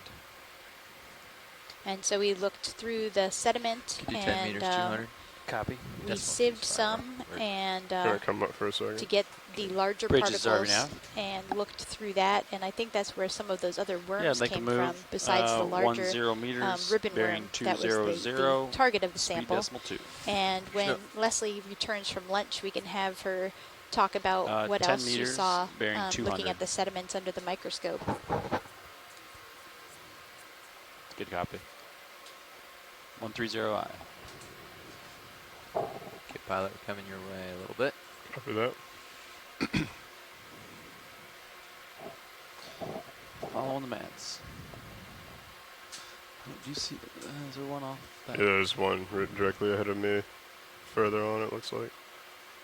Connect the dots. Keep the trail going if you can there with the targets. All right. So the So one I that feel we like I feel like the vehicle is high, but my left toe is very close. Yeah, Is that, so that's because right now, if you look at your sonar, the slope is to your left. Gotcha. So if you were to wag and look Yeah. at the slope, then you wouldn't feel so high. Would it be better to face the slope and move kind of parallel to it, rather than trying to do it the way I'm doing it? It would. I mean, you're not going to see as much over there, but you're going to want to do both. So you're going to want to see where you're going, but you're going to want to keep what's interesting in view at the same time. Alright. So you're going to want to look out, make sure there's no lines, make sure there's no things that you're going to run over. Alright. So And if then I come face back. like more like this, I can angle, drive that way, but Yeah. Alright. You can drive any direction you want, whatever's Yeah, you're doing a good job. comfortable. Yeah. Large. I mean, I just feel like Yeah. I feel like I'm too high to be able to see anything decent, but at the same time, if I go lower, I'm going to be dragging that toe through Yeah. the mud. That's It's the game we play, sort of sidling like this. Yeah. Go ahead, watch lead.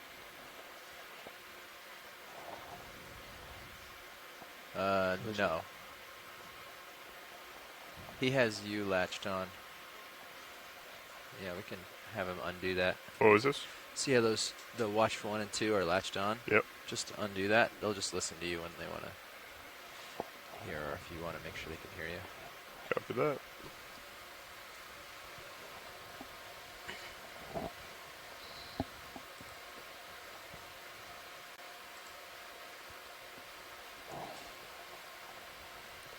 Okay, so getting back to the ribbon worms that we saw yesterday,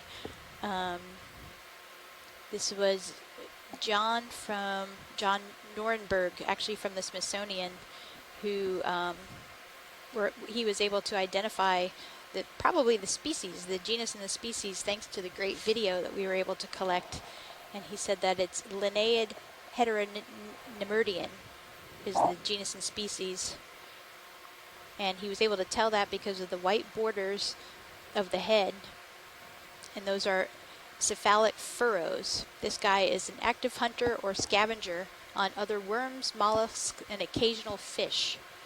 Whatever is slow enough to get caught by his proboscis. Move complete. Thanks, Bridge. So Matt seems They to be prey taking usually us in west now, huh? Yeah. Prey are swallowed whole, even if it's several times larger than the diameter of the worm. You can try pushing out And a tether link. when we took our towards genetic sample this general of that direction, see worm if you catch yesterday, any more. we actually saw some And I can follow you around. How far away in what that was move? probably Mostly crustacean shell The fragments 10 meter move? Yeah. in the gut. That's done. So wow, it was actually smaller than we thought it was in So I the can follow you video. over as Of you course, do that. Okay, we get follow these me super over to the starboard. zooms, and Yep, I thought I'm it was gonna probably turn starboard at least a and follow you foot long, towards the and it west. was more like To investigate 5 for any inches, 5 to sort 6 of inches long when we additional got it back biomat. up, and also it might have been much more stretched out when we were first looking at it. Just But yeah, they were Sundown there. they were So now really you're coming interesting. north. Head back to the west. And then there was Yeah, kind of push out that there way. was a pinkish and one kinda that we wag your saw, head left which and was right, see if probably you a can find different anything. species. Copy that. If not, we can bring you back and try to push south and see if there's anything there. The first one was in let this trail superfamily get cold. Reptantia in order Haplonemerdia.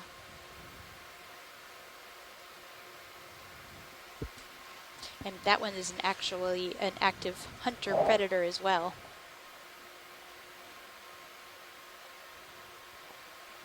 And I think we were talking about that these ribbon worms fragment a lot when you touch them or try to pick them up. There's but one up these there. deep sea, at least I these want to try and two chase that up the slope. species that we saw yesterday don't That's usually the next fragment map. easy. That's where we should go. So thanks for that, John Norenberg and Martha Nazinski, who forwarded that information along to us, and Amanda Demopoulos, who also found it on Twitter. A good example of social media helping us to identify what we're seeing, even beyond the chat room and is kind that of move more official stationary? science Or team is the that's ship on shore. stationary? Yeah. All right. These Can pictures I, and images make their way try and put a to toe in here and see all if I can sorts get of this map?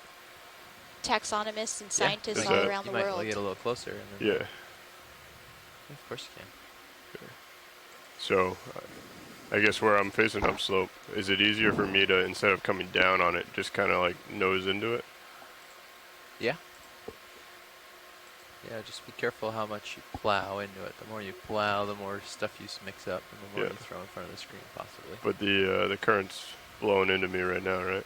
I'm not sure. I don't have a good idea of the current. I think it's pretty light at the moment, so it might linger. Gotcha.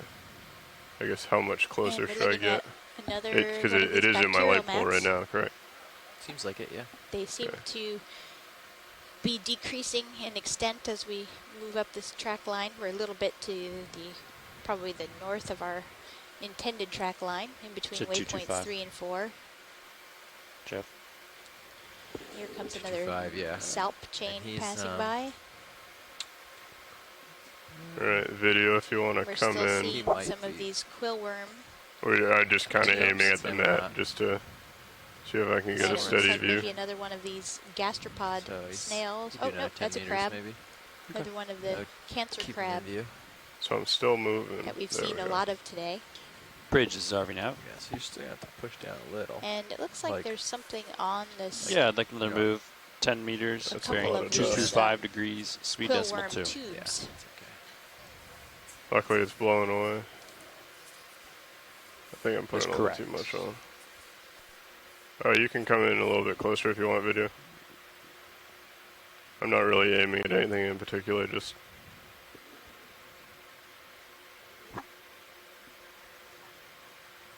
Go ahead, watch one.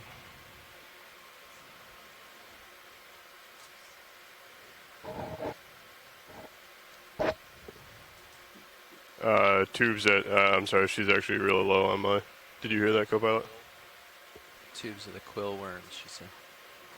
3 o'clock, alright. Come on out, video. Tubes, 3 o'clock. See those? Gotcha. It might be more like 2 o'clock. Alright, those right there. Up a little bit, I guess. Okay. Oh, the white thing. Are you talking like 1 o'clock and 12 o'clock up there? Okay.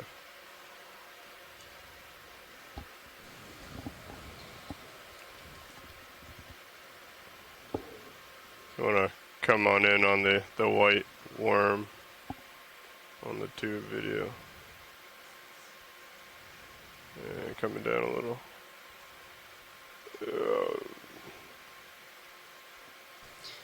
Wondering if this could be a holothurian here. Come on over. Come on over. We collected a small holothurian like this at, I think it was Norfolk Seep, several years ago. And they were If you much have more more, abundant. you can come in. I don't know if you do that. That's max. That's max. Watch, Lee, would you like me to get closer to that, or is that... No, that's great. Thank you. Alright. I'm all set when you are, video. Okay, coming wide. Yep.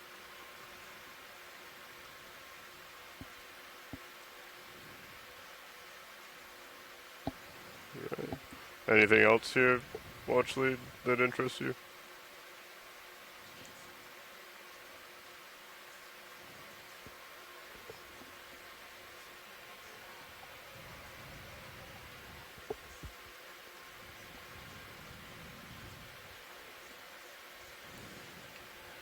Try for it here. It's the ship's done moving, yeah. Yeah, do you want to hop in and grab it?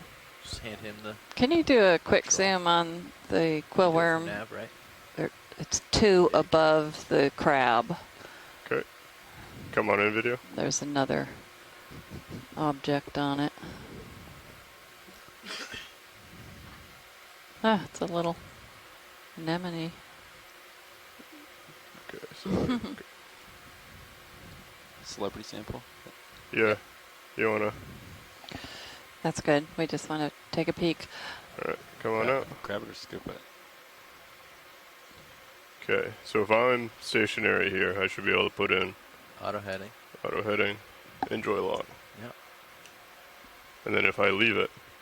Should stay. Alright, cool. Move complete. Thanks, Bridge.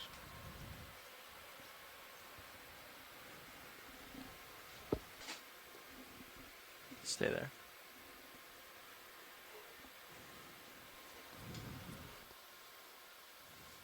Understood. You can make a heading change. 135I, thanks. All right. What was the subject you wanted? I think there's the tube with a bunch of stuff growing on it above the crab. Oh, that's too far away. you want to... Oh, okay. Yeah. I got you. You want the one with the white guy on it, or the... No, with the anatomy on it.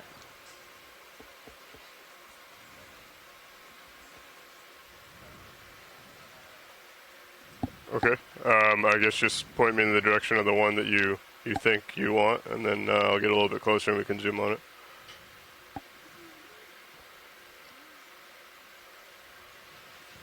Just so you know, high pack went out for a second. Copy that. We're back soon.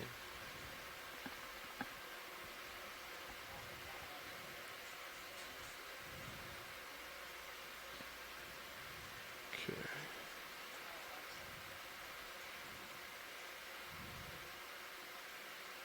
Guess my next question is, how close is too close? All right. Let's take a look at it and see if it's among the living. Okay. And then we'll come on in go video. from there. If you don't mind. It's called the celebrity sample. Well, actually, does any of these look decent to you? Looks like the one behind the one with the anemone has a little feelers coming out.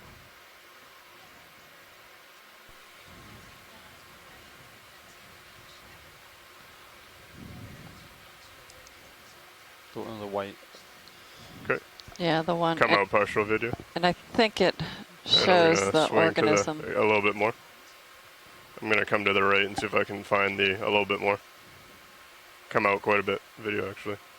So, yeah, it's this that one over there. Yeah, get your. Yeah, if you can just peek at the left end of the quill worm, I think that's showing that it's alive. Come on in video on this one with the worm. Watch these. This is your navigator. Are these going to be pretty delicate or pretty strong, the tubes themselves? And come in to the very tip, the upper tip. Pretty strong? Okay. Max zoom. All right. Watch, Lee, does that look like it's alive? And that's our sample. All right. Copy that. Come on out video. Hop over there. Yeah. Okay. So, again, how close is too close? Oh, you can get it basically between your skids. All right. Basically, I would plant left toe to the left of it, essentially, and then you can always pivot. Gotcha. So go down and right.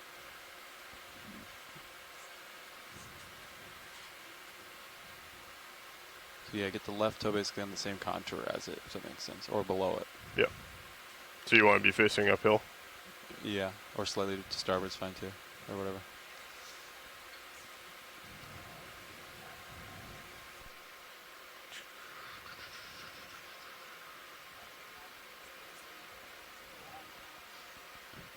Understood. Thank you, Bridge.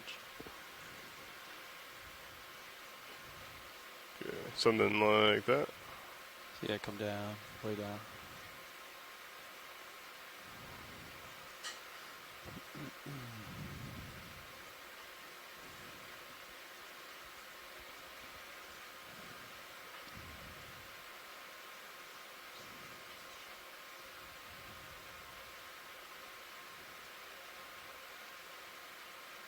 Yeah, it's within reach. Keep coming straight down, straight down. Yeah, perfect. And then once you get it settled out in a nice landing spot. I probably should come down a little bit softer. That's fine. Everything's much smaller now. Alright, so you just hold right there. Co-pilot, you have hydraulics set? Spun up. Alright. And pilot, if you can get a couple of those tubes in one collection, that'd be great, but one is certainly all we need. Just the more the better. 1 second, I gotta drift in here.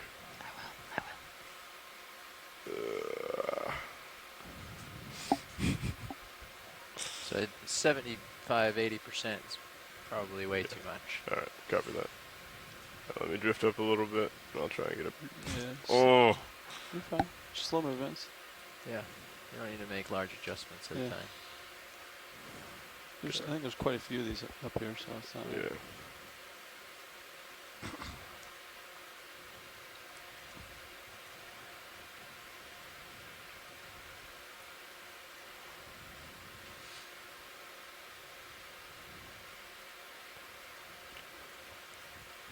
Try to just wait for it to clear out. Alright, you have stereo so you can see your position, but Yeah. and you have altitude. I also can see the scars on the ground. Yeah. I would maybe try going up the hill a little bit. I saw a number of them up there too. Different. Okay. different subjects. Maybe it'll clear off for you. Yeah. Go. You can just kind of gently come back in there. Okay. So I guess. So now. I was pushing down too hard on the. Yeah, 70% is generally too hard. Yeah, you want to give like a couple, like 10% ahead, 15% ahead, and like just a smidge down. What's your Z-bias set? 26. So your little readout should say like 30 or 35 down. Just match those small amounts so that you don't slide around. Yeah, so that was a good position though, like right between the toes. That was good. Relative to the sample, that was good. Good position. All right. I think you had it. I think it just you pushed down a little too hard. Well, I put it into the joy lock and then it started moving and I reacted a little too quick. All right, something like that. And then coming down real slow.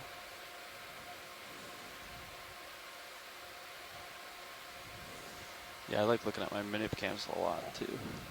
Okay. Just keep the head on the swivel. Yeah.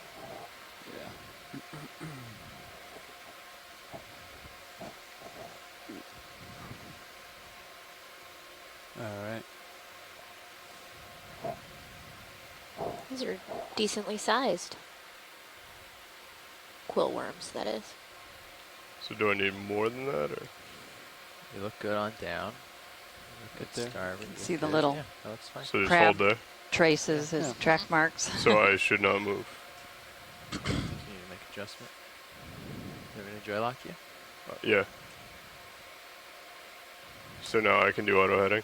It's in already. Is it? Oh. So I should just be able to let go? Yep.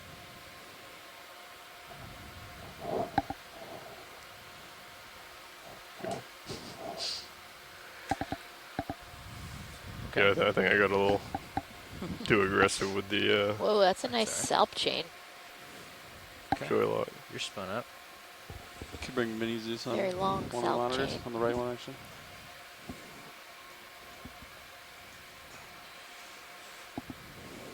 I'll walk it over for you. Oh, sorry.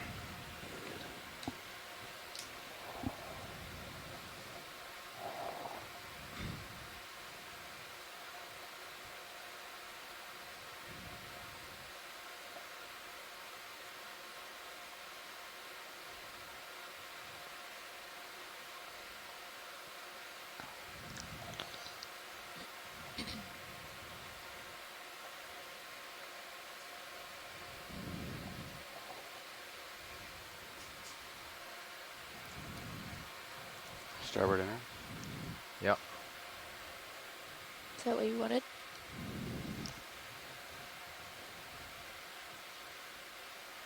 Looks like you're clear. You ready?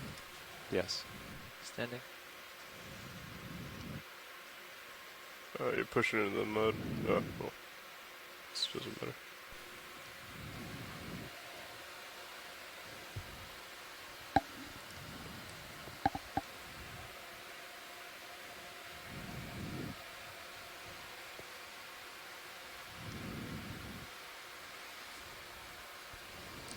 Can you see my jog, Joe? Yep. Is it opening? Yeah. Give a little shake. Yep. Did it drop? Yeah. All right.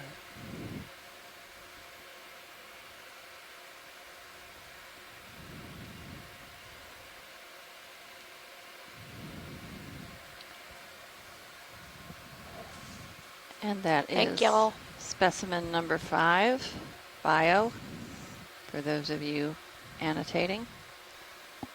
Good on HT2, bud? Did you want just one, or did you want to grab another one here too, or? Well, another one would be fine. I had thought you were going to be doing a scoop, so it would be easier to pick up more than one, but they seem to stay pretty much intact when you grabbed them, so.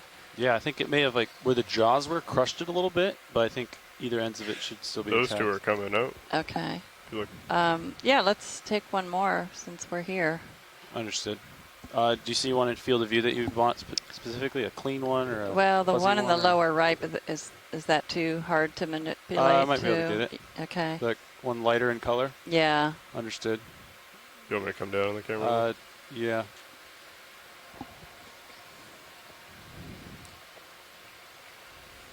Or to the left, there's a cleaner one too. Maybe that would be easier. Yeah, this one over here would be easier. Yeah.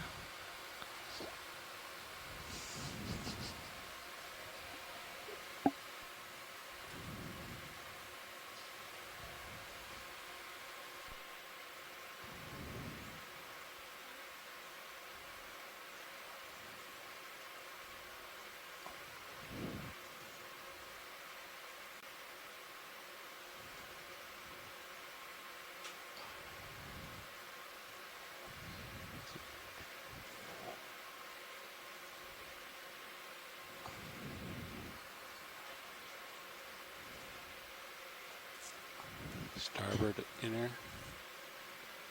Yeah, whenever you're ready. Bring a mini Zeus over. All right. Pilot, can you hold just for a second? Yeah. Thanks. Stand by.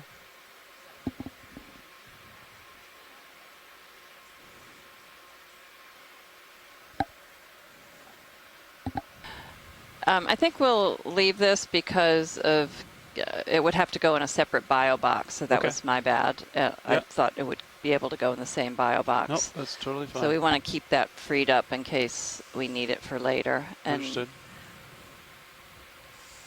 Okay. So thanks. Yep. It was good practice. All right. You are. I'm done over here. And actually, when you pull away from this area, it'd be nice to take a quick zoom on the excavation of where the skids were, because where you're looking below the layer Squid? there, it's kind of interesting. Just a quick zoom. Squid doing a somersault. Oh, the squid is messing with that too.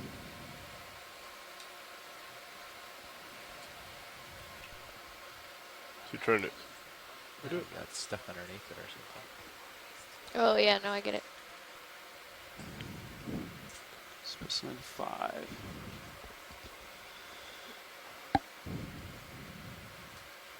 That dropped on the ship. Yeah. That's when it restarted. It made the ship the.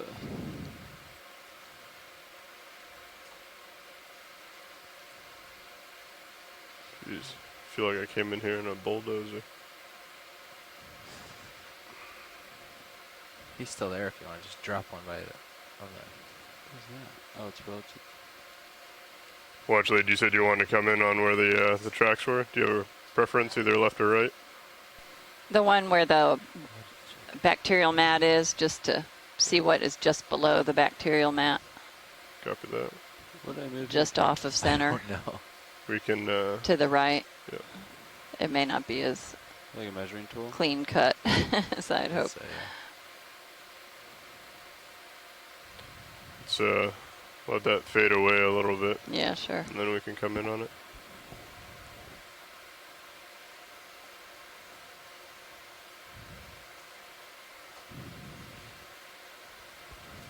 Okay.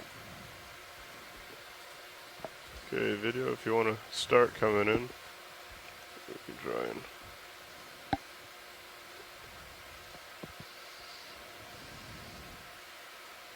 Get some of this.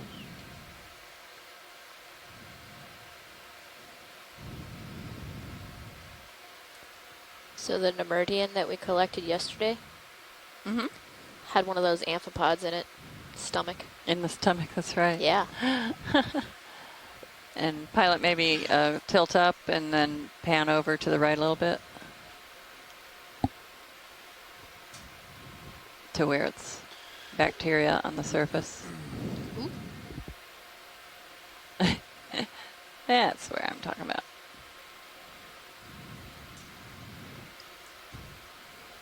You can just see the underlying reduced environment.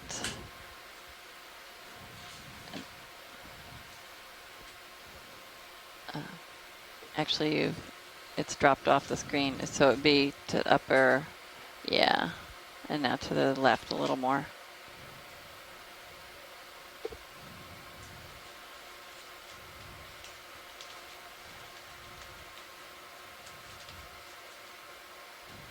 Is it not always reduced under the surface? Not always, no. There's enough burrowing on a lot of areas so that it oxygenates the more than just the surface.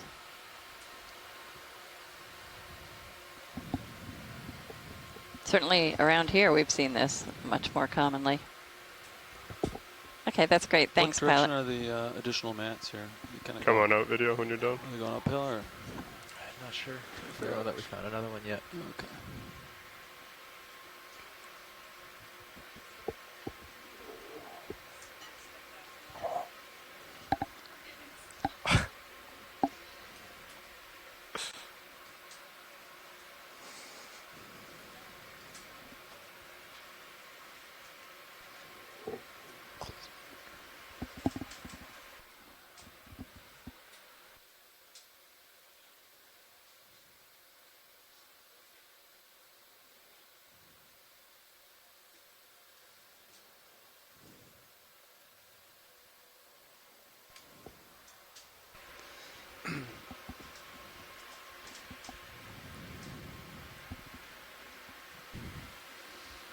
See any more mats here?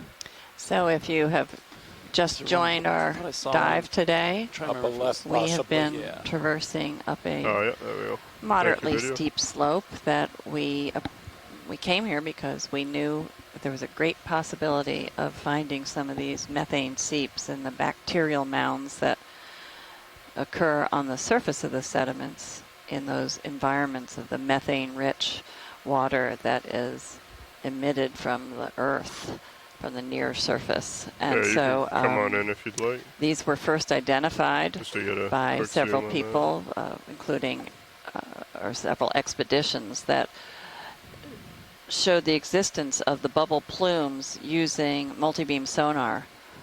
And that was Okeanos. From Okeanos Explorer that were doing some of those first. Yeah, that's Come on very down on ship, the, and then it's been anemones, followed up with several other investigations revealing over 500 seeps on the eastern seaboard when just, in the early 2000s we interest didn't in know these, any roughly? existed. So it's been a great area of seen these? study, and using the tool of the multi-beam sonar has been absolutely push it forward a essential lot. because the sound is bouncing off the lower density bubbles that arise and form sort of plume-like areas so they can be detected in the water column using multi-beam sonar. Okay. Try it The again. technology has been around a long time, but the water column data is so data rich and takes up a lot of server space and a lot of time to work through the data that a lot of folks haven't really examined the water column data in detail. And so now we're going back to those data. And this is what we're looking at here is Cereanthid tube anemones eating a salp. So those dark circles that you see there are part of a salp chain, and they've gotten caught up in the sticky tentacles of this tube anemone, sorry. Reading Quill Worms and thinking, watching these. I haven't seen a cluster of these tube anemones. No, like I haven't this. either. They're usually one at a time, solitary. And it looks like there might be a quill worm underneath. I see the tube. I don't know if that's a tube of one or maybe that's just another tube anemone. Do you have any more zoom video, or is that full? It's about the size of the quill worm. That's max. All right. Great video. All right. And some shimmering here. Yeah, I was going to say, okay. I'm clear when you So the reason that we're seeing multiple of them is because they are anemones, not tube anemones. So thanks for that, Tina and Scott. One just retracted its tentacles somewhat. All right, clear when you are, video. And we have a question from the Viz Lab in Charleston. And it was Beverly who asked, what do you do with the samples you collect and where do they go? Let's And that's go a in very close and see if good we can question. find some shimmering water the in samples there. that we Copy collect, that on the bacterial yeah, the upper. Let's try the upper left. It was coming down. they are processed in multiple ways. We take samples for genetics, and then the entire sample itself goes to the Smithsonian Institution. And anywhere right those there in samples, feel free to come after on in. a bit of time for them to get cataloged and everything, then researchers can request them and examine them themselves, so they can be looked at by experts in different taxonomic fields. Something like and that, then just also, like pan down it, or genetic work could be done on them in the future as well. I was looking for a little and bit then of maybe shimmering, Leslie can talk a about what happens to the geology samples. Yeah, we haven't seen a going rock back in up to the quite a upper while left. now, but we do collect rock samples when we feel that they can represent an area that Would we you are prefer to diving be a slower on. turn or a And faster turn video? How do you? Photograph them, we weigh them. We don't do really too much here on board. We do remove any organisms that are attached to them, and we save It may those. have And been like a the shrimp or something that organisms got in front of removed us and are gave sent us that to the shimmer. Smithsonian along with the other biological samples. Okay. But All right, come rocks on out when and you're also ready. sediment samples, we do make collections using the scoop. We don't have a coring device or a suction device, so we do See the if best we can find the can next one. with a scoop, and we send some of that Is raw this still material, stationary? or we put Yes. it into Looking for the bags, next, and I sieve a small match. portion That of it one so I can dead see ahead, what maybe? the larger size Or fraction is that just my is. eyes? On the distance. And all that material Yeah. gets sent Looks to Oregon like one. State University, Yeah. and they archive and looks like two of them out analyze, there. particularly the rock samples. I Wanna don't know turn how to that much one? they actually Do a do move with the that way, sediment Joe? samples, Yeah, turning. but they Do you want me to slice look up a slope a little rock bit sample, and see if there's not one up there? just a fragment of it, into a very thin sheet and put it on a Looking at micro like 250 a micro slide, a glass slide, and polish 20 that meters good? thin Yeah, piece that of should the be fine. rock down Starting to push out to quite a bit, point right? where it is microscopically thin, and Yeah. it Bridge is transmits already now. light through it, and we can look at the Yeah, I'd like to mineral move content 20 of the meters, rocks bearing using 250 degrees, polarized speed light, decimal 2. and we can identify the different minerals based on its optical properties under polarized Feel free to light. So come it's in on really that interesting video if and you'd like. beautiful Just to see if we see any shimmer. microscopic images of the, and we call those thin sections. So we can understand a little bit about the rock Could structure. you come on in video? But as I said, we haven't collected a rock in a while, and most of the rocks that we have collected have been really compacted and almost fully consolidated, almost lithified mudstones. So you can imagine taking this sediment, not the white sediment, but the brown sediments, and burying it, and squeezing out the water, and those grains start to bind together with some of the mineral matter in the water, precipitating out and binding it together, and they form layers of rocks in the geologic All right, record. go ahead and come out. I guess we'll try and find another one. So we get a lot more biologic samples on these dives, though, and a lot more range of organisms than we have, and range of sediment types or rock types. And it's a very careful process selecting what we do want to collect. So some of the criteria that we use is are whether it's a species that was seen often at the site, so to help characterize the site, to make sure we have a good identification of the main species that we observed. Something white The up there. next is if it looks like something either new to science or a range extension of something that is known. We will make a collection so that we can verify that to make sure it is correctly sorry, say that again. categorized. And we get a lot of input from the other scientists Copy that, in coming our back. chat room and who call in. It'll be right of center. Right of center. So all of these factors will back. play into whether we make a collection or not. And we have Should be coming 4 in center. bins on the ROV, so we can make a maximum of 4 major collections, biology There he collections is, per just dive. to the right of center. Okay. Get a little forward and come on in. We're gonna. So I think it's worth adding that one thing that's pretty unique about this Right, program like at the relative head of to that scientists snipe eel, or? usually work. All these scientists who are on the call, most of See us the go little head to of the sea fish with sticking just out of 1 it? or 2 other scientists and the graduate Yeah, students, come on et cetera. to do our own work gotcha. often. But what's really unique about this is that because we have all these scientists out here, plus NOAA has taken the perspective that the science should be available to everybody. None of the samples are not necessarily being collected for one person. They're available to really anyone. This is what you want to watch, community who has a scientific interest in doing something with the them. dust storm. Yeah, that's so true, Carolyn. Right-click remove. This is a very unique situation, and it's. Yeah, you can try. I think it's so great for science to have all of this input as to whether what you're seeing is unique. If you go out as a smaller scientific group, you have just the knowledge that's on the ship at one time. But with this telepresence, we have to fix my comms. Just extended knowledge to all types of different scientists, and it really makes all of the information come together so quickly. Copy that. Oh yeah. Sorry, I could hear OKX pretty good back As we've said many times, it's almost impossible to be an expert in everything you'd see out here. It's all the different types of biology, the different groups of organisms that you see, as well as the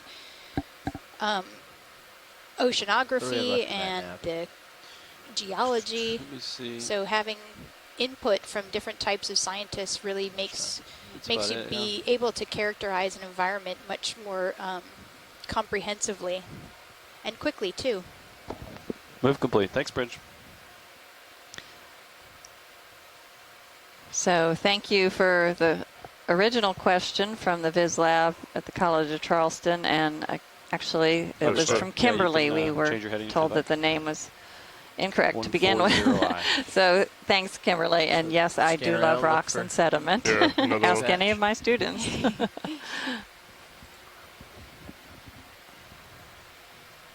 So we just took a peek at a fish in one of the burrows, and that's the first time that we've seen a fish in a burrow that was not the same. That was actually one of the southern hakes. And every other time we've seen a fish, it has been... With the large... What's the type of a rye fish? A rye mouth. Rye mouth. Is what they're... Sorry, I should write that down. Keep getting it wrong every time. It's buried a little bit. Pretty big though, isn't it? Right. Yeah. What is that? Looks like a buried shrimp or something, but it has a very long... I'm going to come back a little bit. That's very unusual behavior. There's not much motion. Tucked itself in. It's taking a nap. Come in a little bit more if you'd like. With a tiny little pout eel. Oh my goodness. Checking Look it how out. tiny that guy is. And an incoming salp. Well, that sure is interesting. Tiny little gastropod that just went off the lower right of the picture too. And there's a little quill worm, it looks like, Look at in the that upper little left. gastropod. Wow, that is tiny. Goodness. See, I'm just always amazed by this zoom and the lovely images we get. Those krill or... So he is alive. He's moving around. Earlier. I'm sure it is now. Alright, good when you are video. Huh. Interesting to see them buried. It moves complete. And he looks as though he has burrowed himself. Not that, because it's undisturbed around him except for right where his head is. Alright, let's move along to this other mat, I suppose. And Pilot, can we turn on the lasers, please? We've had a request for that. Thanks. Not just for this guy, but as we're in transit. It's easy to forget how far we are from the substrate. It's a pretty big shrimp. That is a big shrimp. It is a big shrimp. And I don't think we've seen any shrimp on our expedition that bury like this.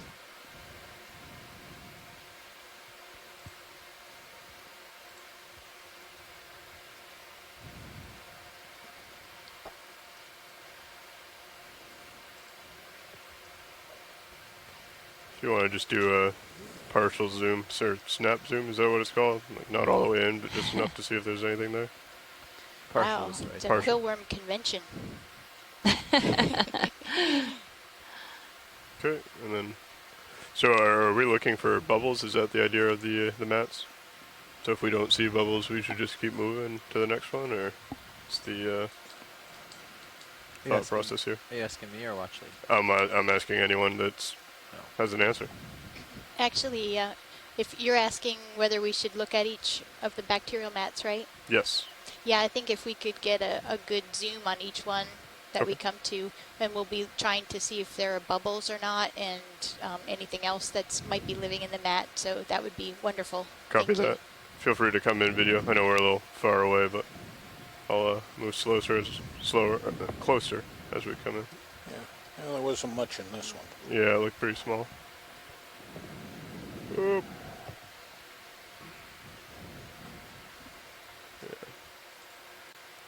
We're looking for the jackpot with mussels, lots of mollusk. Copy that. Alright, you can go ahead and come out and we'll see if we can find a bigger mat.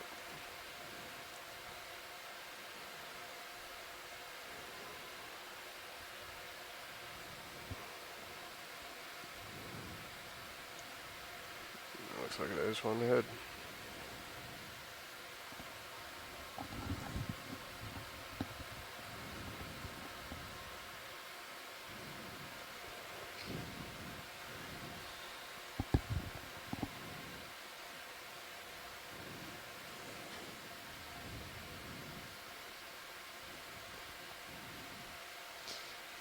Go ahead for a snap zoom video. It's interesting, we're still seeing these little patches of the bacterial mats, where before, when we were really close to our strongest target, we saw the most extensive coverage of these mats. Nothing. Oh, look at this worm. You can see how it moves. Wow.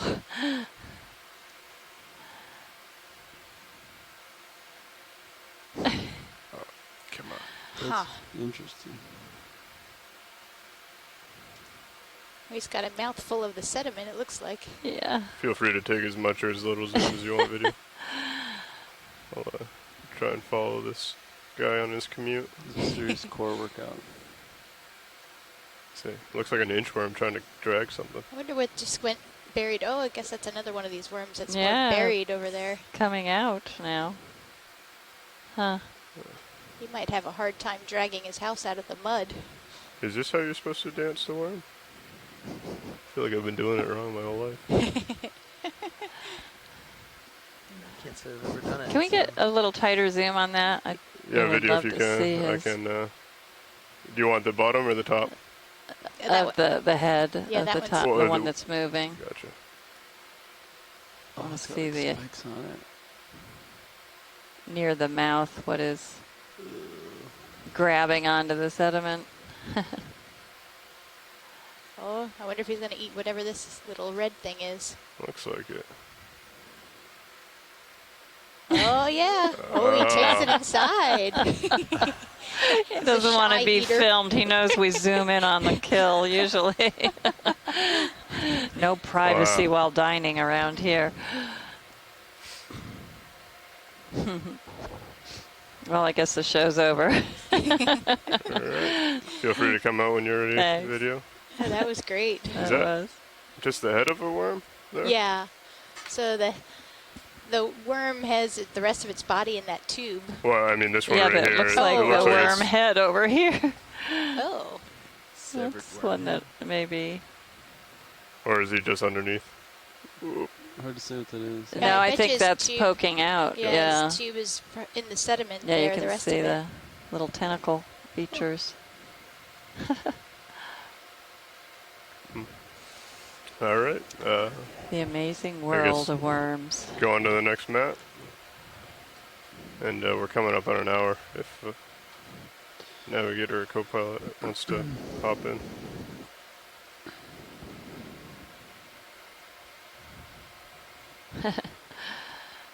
Scott France Looks like writes, there's another one up obviously ahead. having such an unwieldy tube that has to be lugged around is a benefit. It's likely for protection, and I guess so. Yeah, otherwise that's an awful lot of energy to expend. And privacy. Oh yeah, and Playing privacy connect the dots. for those shy worms. The bacteria mats be the dots. This looks like a little bit more of a If you want to take a snap zoom video, see if we got any bubbles. Didn't see anything, but no. Not quite as active. We have 2 more of those mollusks at the top that we've been seeing yesterday and today. And like a zoom on that? yeah, and then the thing in the upper, oh, that's just an eel pout up there. Yeah, that would be great, thanks.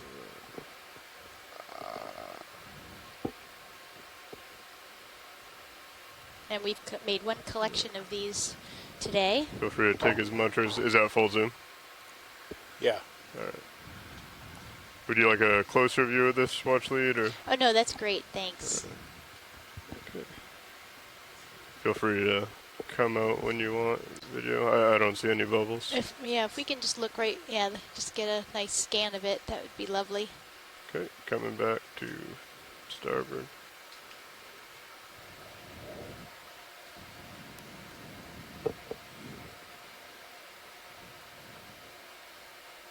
Oh, jeez. I need to watch my toes. It's a few more of the gastropods on the right side of the field of view now. Yep.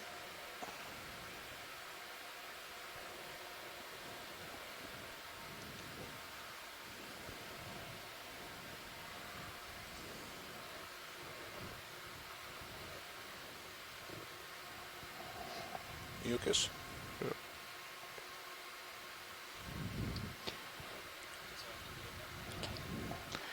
We have interesting looking over at that upper screen right. 2 or camera dead 2, you see that there's not nearly as much in the water as there was earlier. We could hardly even see D2 from Sirius's perspective when we first landed, and in the Trying to figure first where the next one is, Jeff.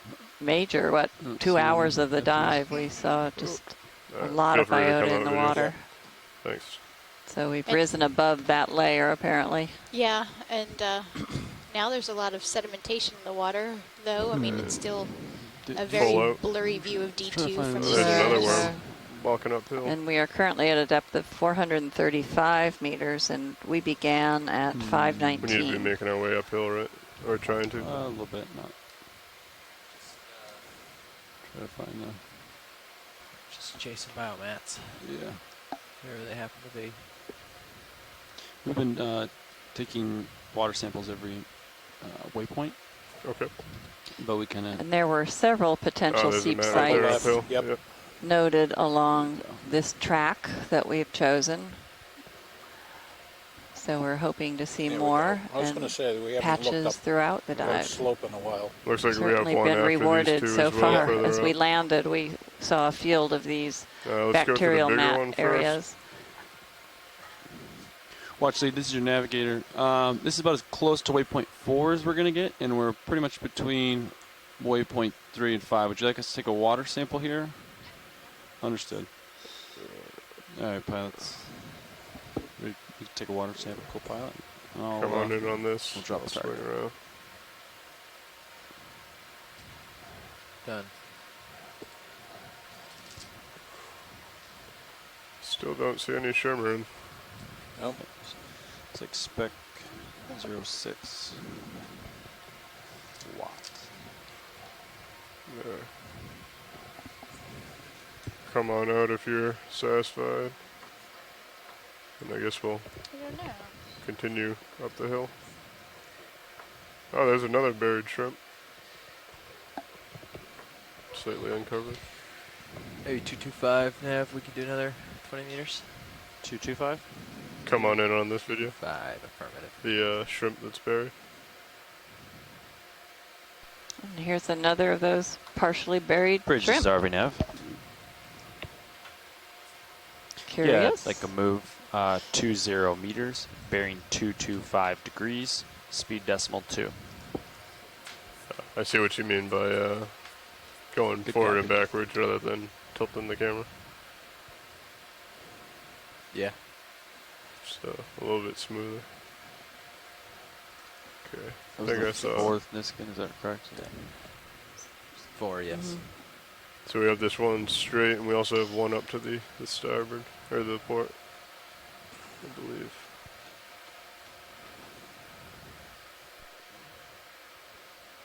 Have we seen the rat tail today?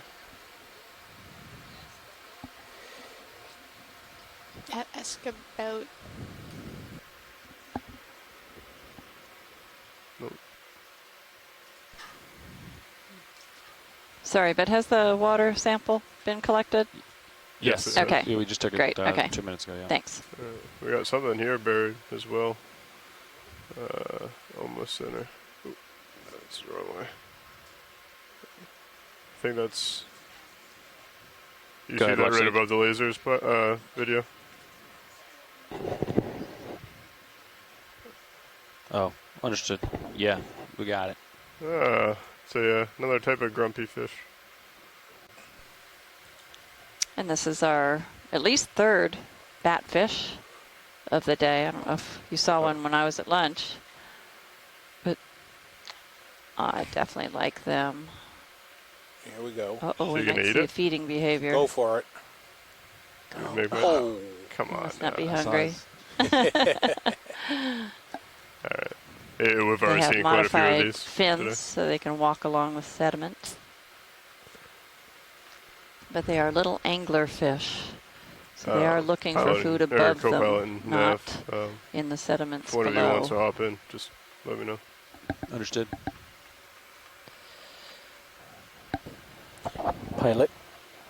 Pilot, you got So 2 we minutes seem to to show have me been something amazing. Wandering away from some of the seep areas. No. Interesting things. 2 minutes. You don't understand. You got 2 minutes. Can we scan over to the show me left something to amazing. see if there are patches that we're missing? Copy that. The bacterial mats.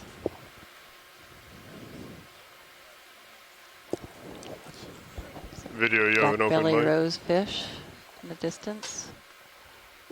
That was intentional, pilot. I think it's still open. There's something shiny up there.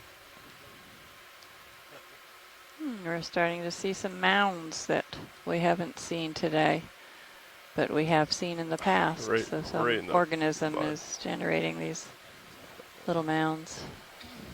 That looks like another southern hake here that's buried. Coming back. Oh, yeah. Missed him. Right there? Or is it a crab claw? No. It's definitely a fish.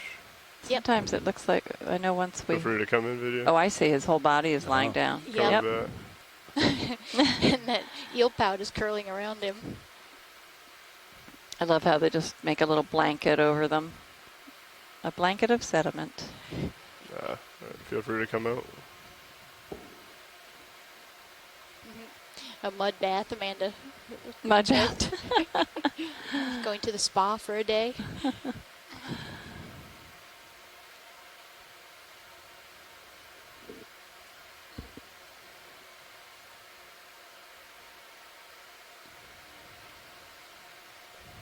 I haven't seen a mat recently.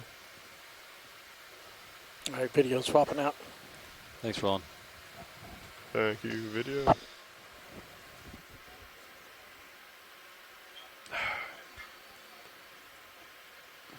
Understood. Coming to 5 degrees to starboard. Thanks, Bridge. Slurped out of the sand. Delta's pretty low. Okay. It's lower than I run it, but understood. Try to push out a little. Oh, there's a mat.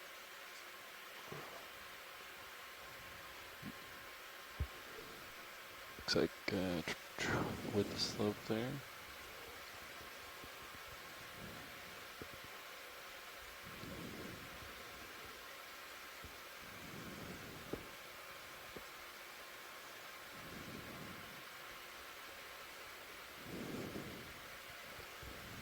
If you want to do a snap zoom here video, just to see if it's bubbling.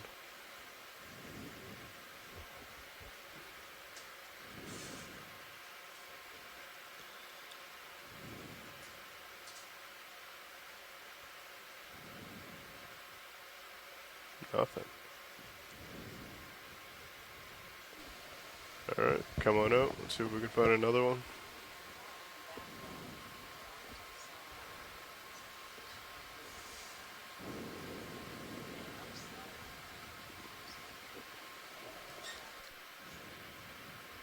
I see one down to the right.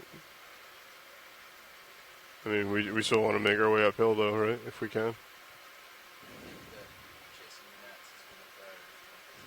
Alright, let me just look up and see if we can. There's one there. There you go. I think it's zone. I see. Yeah, there's two of them there. All both the same direction. Have we seen this fishtail before? Yeah, this is a hagfish. We've seen quite a few of them, and this one looks like it's burrowing its way into the sediment. Oh, there's a whole bunch up there. Watching it. Yeah, I see a trail. Yeah. Of bacterial mats bearing uphill. Looks like. Great. A little bit west of south, which is. Yeah, we were just gonna suggest moving up the slope a little bit. That's great. Copy that. We'll let these bacterial mats guide us to the larger areas. Is that a crab or? Around the edges. I think that's one of those snails right now. That's a big snail. That shouldn't be possible. Or is that a? There's a big mat. Quick zoom on this little one here, and then if nothing, then we'll move our way up to the big one. Wonder if that's a burrow that an organism made, or if that's from actual seepage, that Yeah, larger it's hard hole. to tell. Okay. Come on out. There are other holes like that around that don't have bacterial mats associated with them. These quill worms are really funny. I guess quick one here, and then if not, we can go up to walk the across upper the left. sediments everywhere. They're quite active. Yeah, I don't see any shimmer. All right, feel free to come out, video. And there should be that guy.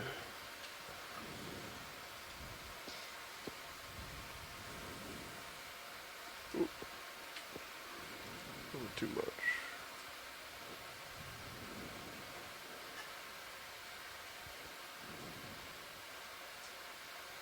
Go ahead and zoom in on this video as we get closer.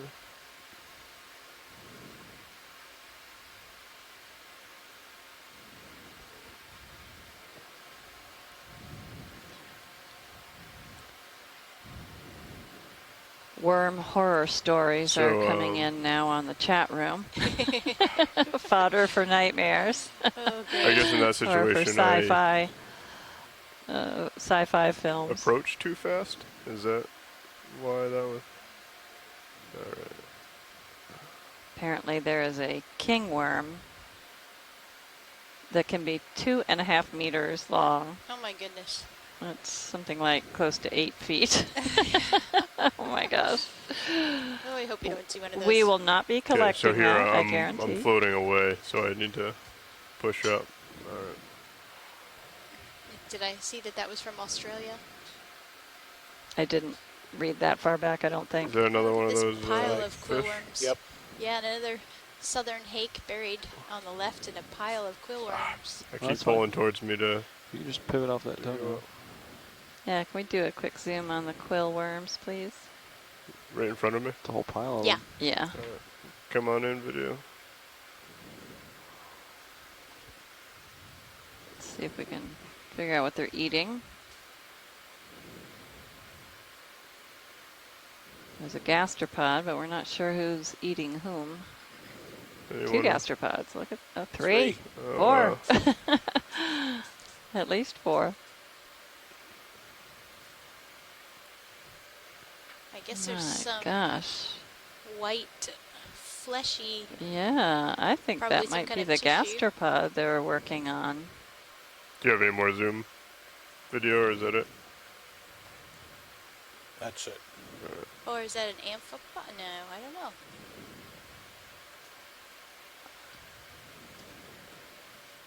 Oh my It gosh. looks like the two worms are playing tug of war on the piece of tissue that they have there.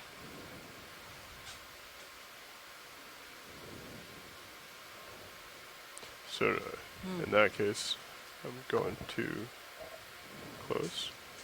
This would be a good scoop sample if you wanted a quill worm sample.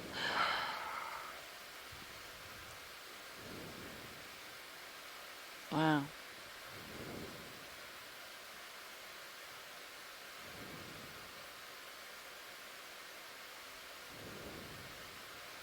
So it's interesting that so many of the quill worms have like sediment still attached to them, and so many are clean.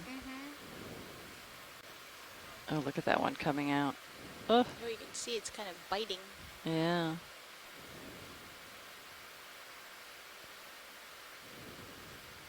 A deep sea TV. Do we have continued interest in this battle royale, or would you like to move on? Maybe just another 30 seconds. Oh, you got it.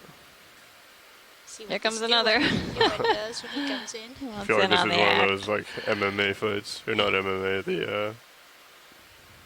the wrestling, WWE, where you just have people running from the audience. Huh. That definitely must be some kind of tissue there. The new worm that just joined is trying to get in on it as well. Oh, yeah. Yeah, now you can see the cellophane-like end of the tube on the one in the upper left. Be uncomfortable. Yeah, it's just interesting whether the ones that have more sediment on them, if they are older. Or That's what I was wondering, if it was a life stage kind of thing. You got another guy coming in. What is going on? Because it almost seems to be part of their tube. It's because even when the worms crawl on top of each other, it doesn't fall off.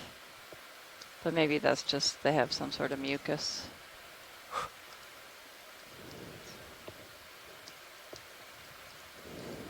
Tube pile.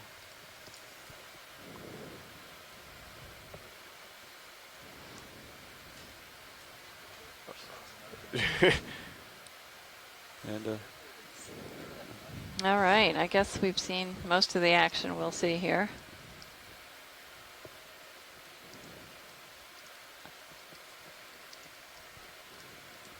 What? All right, I guess video. You can call it if you want to toss in the towel and bring this fight complete.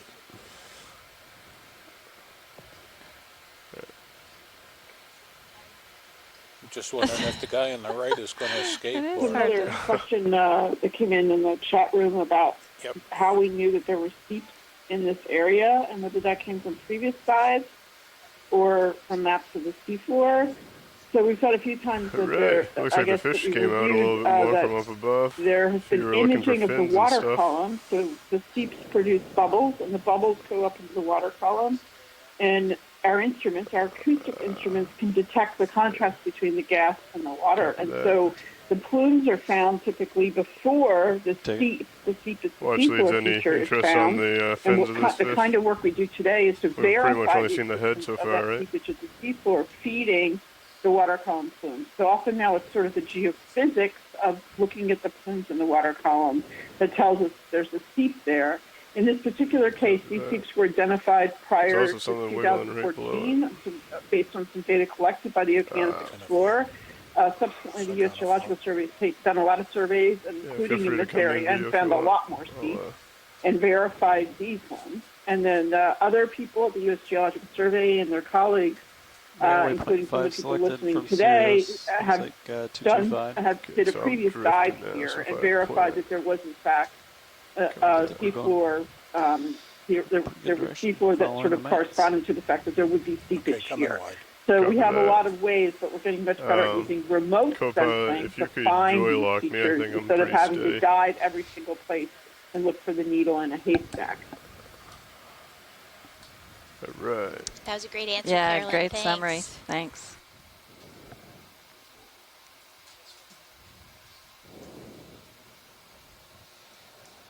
We're going to do a quick pilot change.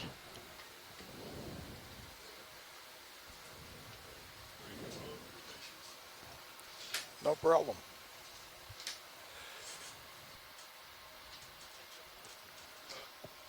And Bernie Ball just gave us it just sent a note here that the clear area at the anterior ends of the tubes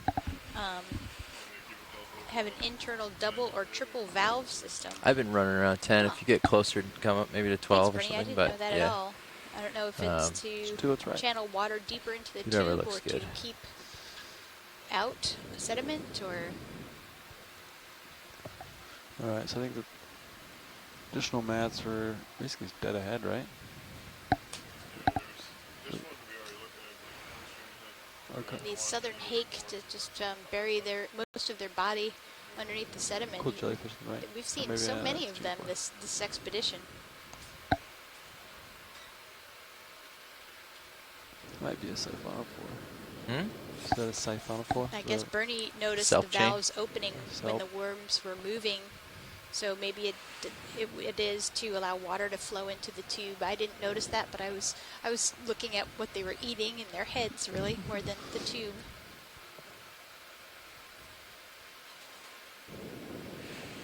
Okay, 225 is the.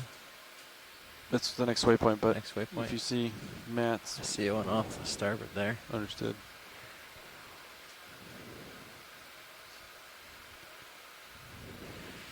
I think we gotta look at those, right? Another very active hagfish in its typical swimming mode, scavenging across the seafloor.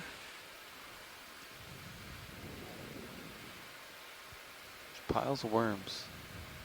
Just pile. Looks like the game of pick up sticks. You know, you have to like chop. Is that what it's called? Just pick up sticks.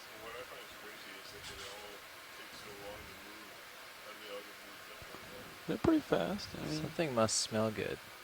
You know, like I think there's dead fish on the ground. They're all eaten or something. Yeah. Come on in, partial.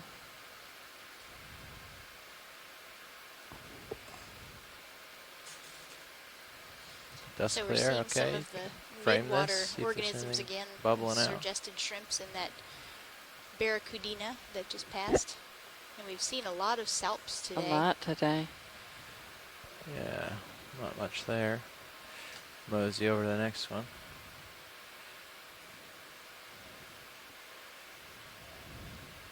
Oh, there's another group of the tube worms, I mean the quill worms here. Feeding pile. Okay, come on in again. Just frame it. I already don't see any bubbles or anything, but see if there's anything else interesting.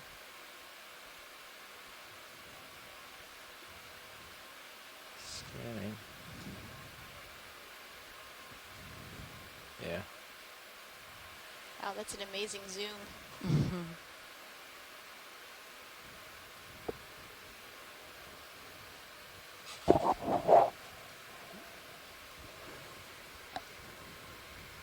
That bacterial mat has a little sediment cover to it, so it's probably not as recent.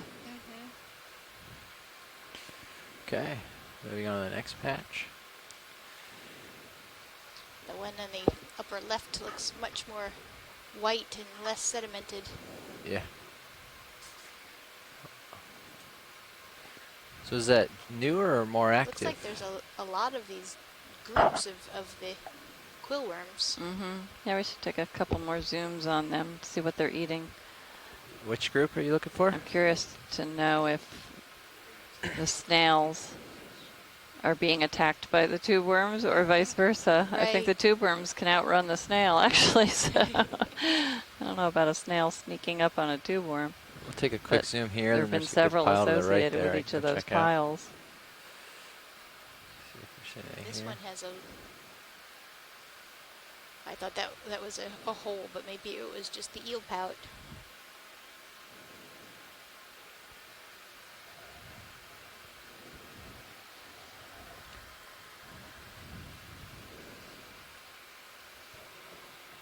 Definitely not the concentration we saw downslope Yeah. of the bacterial mats. Okay, we can go over to this pile Where over most here. of the It landscape sticks. was covered with them.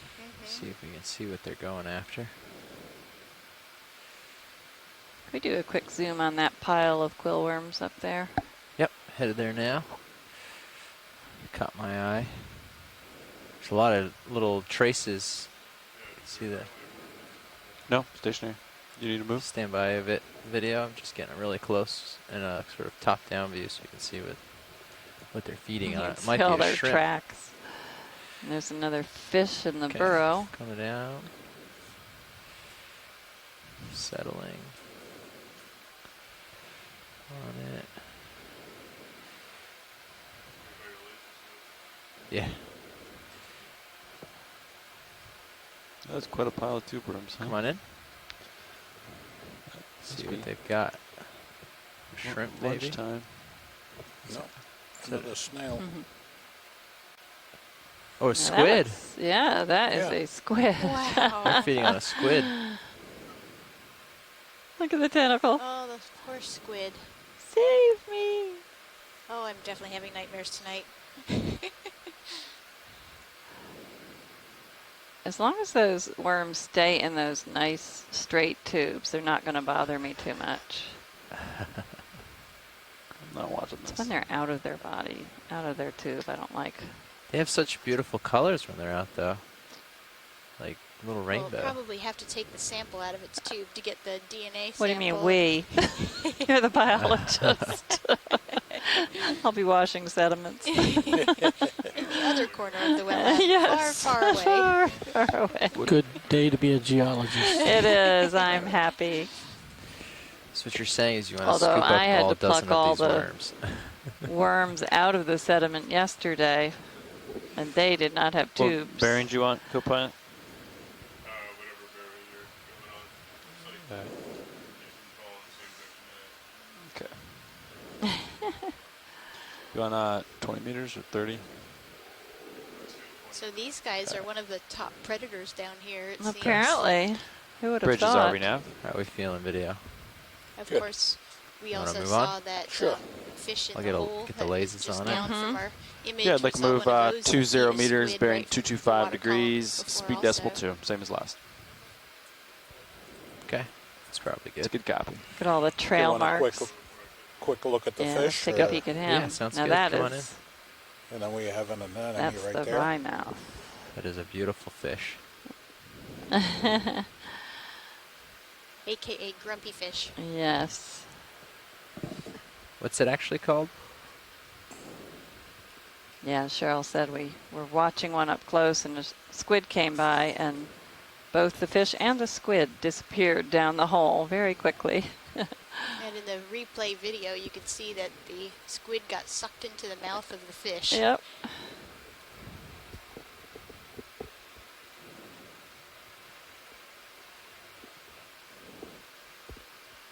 Well, I wonder if they eat quill worms. If these or fishy quill copepods. worms.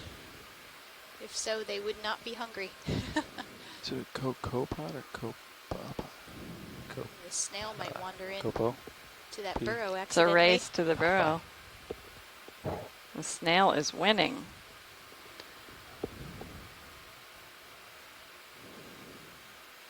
Uh-oh. Oh! Wow! That scared me. Look at the snail peeking down saying, what just happened? Oh my gosh. Saved. There was a fish there a second ago. Saved. Oh, no! Oh my goodness. The most action ever. Dum, dum, dum. Oh my All right. gosh. Wow, that was some action. We were just talking about in the chat room whether that was a barracuda. Hello, this is Lasma. Chris, how are you? You just missed some Yeah. action. Did you see that? I've been watching the video. I just thought I would chime in and give you a name on those worms. I don't know a lot about them, but we see them in shallow water videos a lot. Hold on, I Those are can't hear members you of the over family the, Onuphidae. They'll watch it over the Okeanos. So they're called onuphids, and even in the shallow water species that I've seen, they do that strange carrying their worm tube around behavior. And it says that they're scavengers, not necessarily carnivores. So I don't know if they're feeding on that squid as a matter of predation. I would gather, based on shallow water species, that they're probably just taking advantage of the protein. So I don't know much about their general biology beyond that, but I just thought that would be useful information. And it also gives me a chance to plug Polychaete Day, hashtag Polychaete Day tomorrow on Twitter and elsewhere, which is in honor of Christian Foucault, who used to be the Smithsonian's curator of polychaetes. And so July 1st is his birthday. He passed away several years ago, but the worm community, the polychaete worm community, still honors his contributions by having this big day. And on Monday at the museum, we will actually have worms and other polychaete type of critters out for people to come see if you're here in Washington. Well, that's great. Thanks for that info, Chris. Sorry to plug, but oh no, it's great. It's educational, so there we are. But Newfids, so there we are. Thanks a lot. Okay, looking for that. I'll talk to you later if and there's starfish. Everybody enjoy Polychaete Day tomorrow, and if you're in Washington, D.C., head to the Smithsonian on Monday. Or you can visit us this evening in our wet lab as we pull out a polychaete from come in partial. One of these tubes. We collected a quill worm earlier. Still sneaking in. Can hang tight there. And we are watching replays of that fish-eating fish event. It's quite dramatic. Yeah, I don't see much going on here. Yeah, Amanda Demopoulos had just asked me if that was a barracuda, and I said yes, and then that one came flying into. Yes. He actually looked a little rough, too. He does. Yeah, his skin is all mottled, and he might have been on his way down anyway, but he's definitely gone at this point.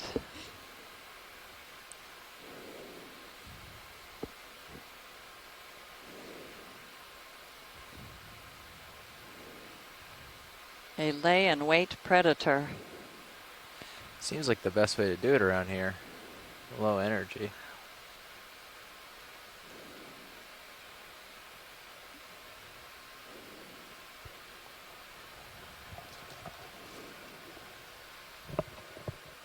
I want to see a two-worm snag a squid.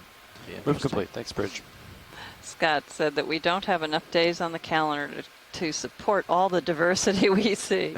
That's for sure. There's something over there. Guess that's my next stop. Yeah, it might be a big...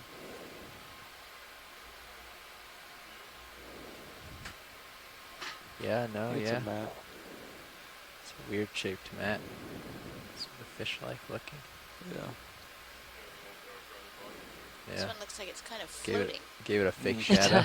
I'm sure that's an Yeah, illusion. yeah. It is. It looks like shadow instead of the dark sediment just on the side. Coming Scott down France a little wants bit. to know when Bamboo Coral Day is. I think we should just choose a day, Scott. Well, Go what's ahead. your birthday, Scott? Yeah. We will establish your birthday before you pass. Yes. We won't wait. Come on in.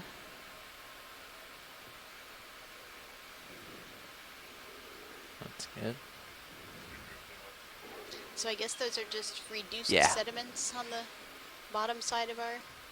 Yeah, Ship I'm wondering is, where they came from, stationary. but it might have been just from one of these torpedoing squids coming in and scraping along and disturbing the sediment. Definitely looks like it's been disrupted. Just kind of mosey over to the next one. It's right here. See if there's any action there. It looks like it's that snail. All sorts of animal tracks on these surfaces. It looked like it's a snail that's in the lower left. That large snail that we just passed. Oh, yeah. Yeah, if you follow the track, you can see it Yep, coming that's right it. off. Oh, yeah, yep. So it might have been digging underneath there. Yeah, thanks, Bob. So you got the swarm. Yeah, can we take a quick zoom of the snail after you see this one? Yeah, sure. Getting a little dusty. Swarm and dust here, but we can try for Yeah, it. we've seen several of these today. Coming down some.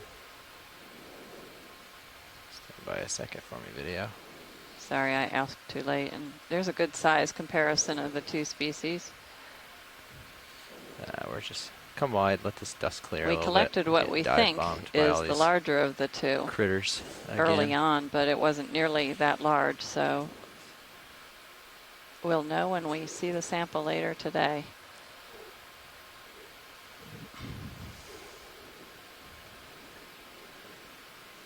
So when I get a chance, I'm going to look up this quill worm paper that was published in 2016 that Bernie Ball this has might be the pointed best out, it's gonna get. with Come on field in. notes on charismatic and abundant epifaunal polychaetes What of is the this? U.S. Atlantic and continental margin. Just put their heads in the ground for a minute, and then they... Yeah, I think they're just a little disoriented. I've never from really us. thought of a polychaete as charismatic. Well, that's why you need to read the paper. Exactly. I need to get a new level of appreciation. I'm definitely getting a better level, more appreciative of these organisms.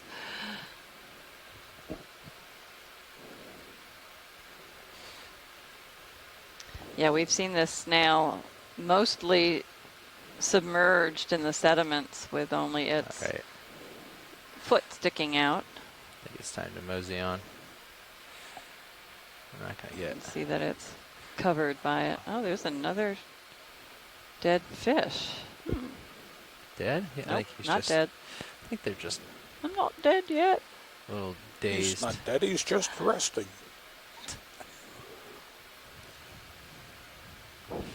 It's like they like your lights and they just keep stirring up dust for you or something. Oh yeah, I'm gonna push out past all these fish and krill and stuff, see if I can't get those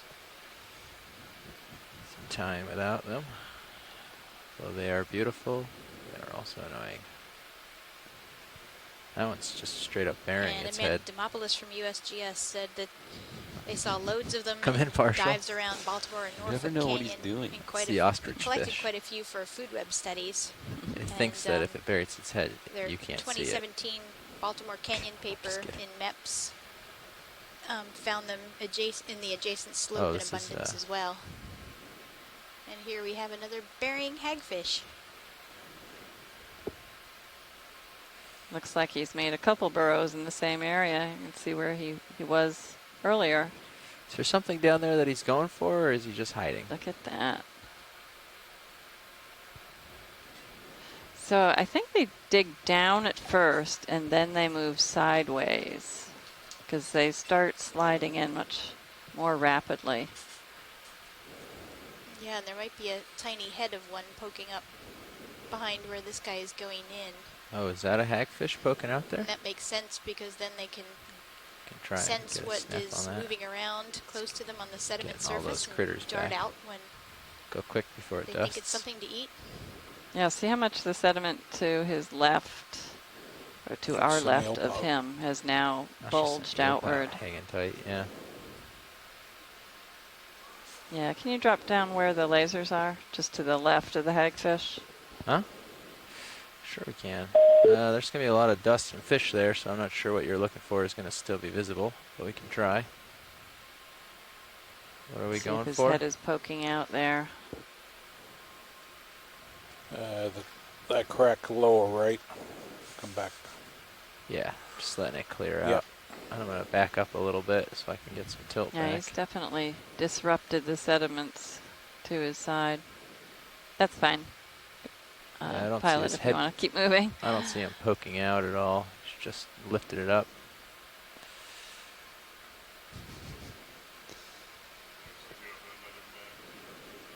Great. Mav has given us our next direction He's ahead. completely gone now. Actually, there's one up here. Can go for that.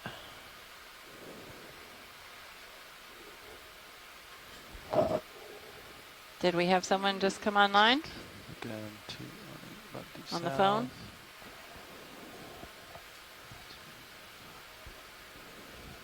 Yeah, okay, you can come in on this mat, see if there's anything of interest. I guess it's going to be a dusty couple of minutes here. We've had as many as 22 scientists, maybe even more, join us on a Saturday in the chat room. That's pretty darn good. Yeah, so thank we you for taking your appreciate your time. and contributions to improving our knowledge of this area. Pushing out to the next one. Ready for move? Yeah. What bearing you want? I was going 225, but looks like you're looking maybe. And we are now at I'll call it in at 425 200. meters. We've Scanning along here. We've scaled about 100 Bridge meters RV nav. of vertical relief. Yeah, I'd like a move. over this Range dive so 20 far. meters, bearing 200, 200 degrees. Speed decimal Sure. 2, all 2. Off we go. That's correct. All right. Next up, another biomat. This is sort of like what they were dealing with this morning, huh? What's this little curlicue?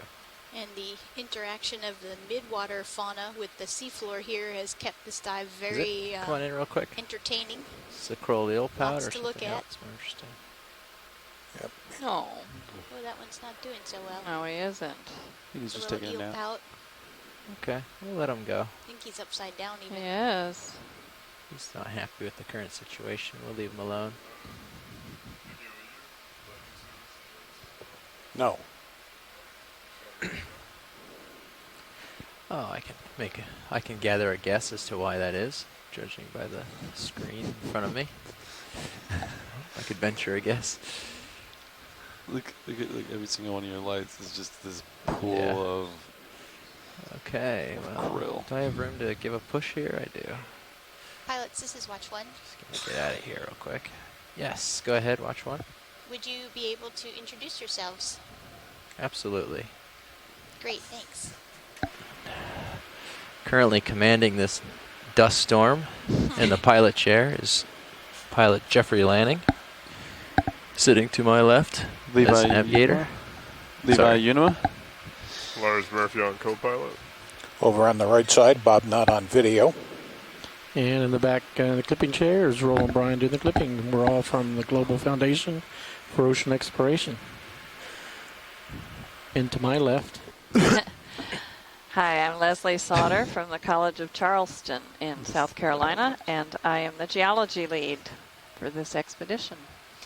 And I am Cheryl Morrison this from crab the yet? U.S. Geological Survey Leetown Science Center in No, West I'm not sure which Virginia. direction I'm going to go yet. And I don't have I'm the another mat biology in view. lead for the expedition. I'm going to scan, And see if next I to can me catch is one Derek in the Sowers, Navcam who's or something busy and head that mapping, way. and that is his lead. He's the mapping lead for this expedition.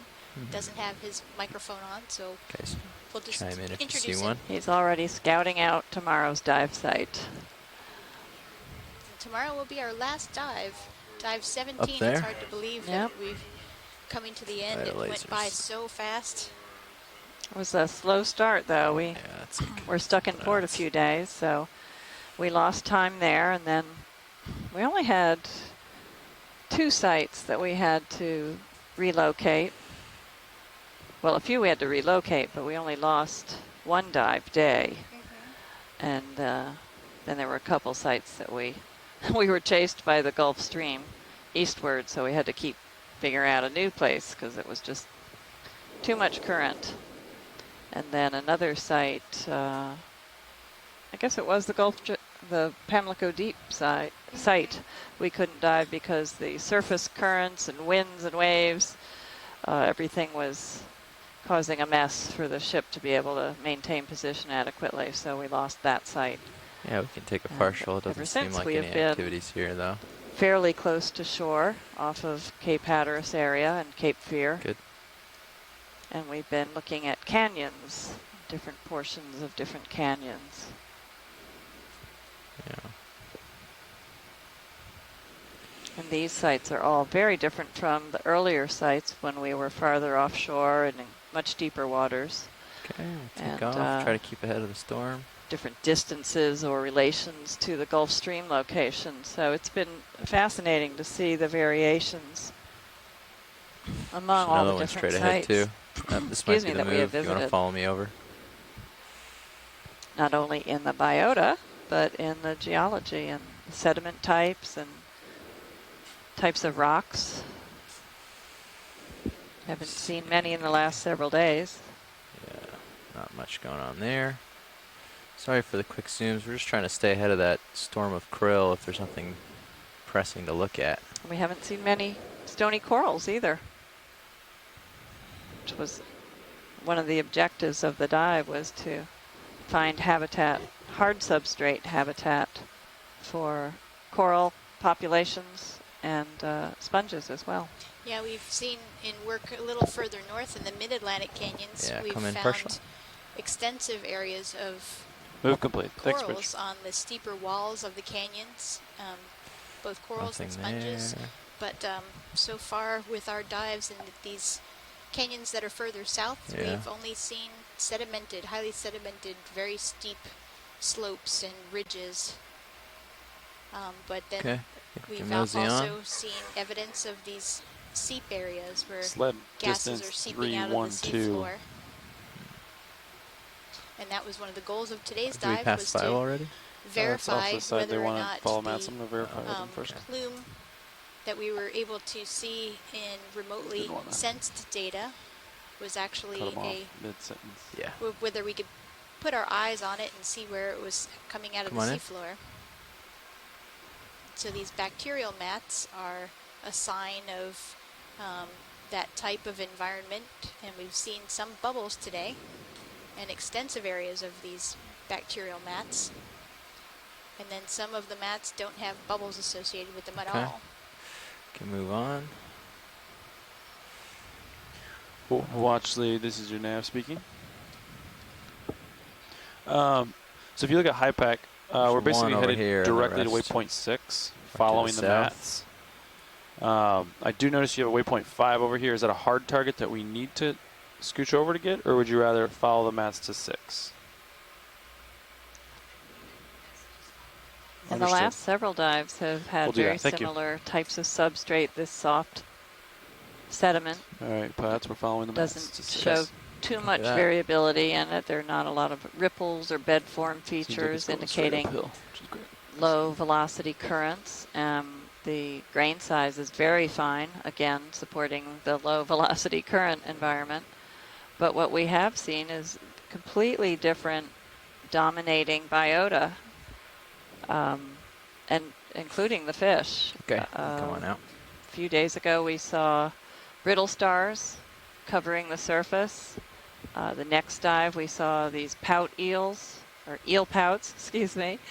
And I'm trying to think of what invertebrates we saw that were dominating.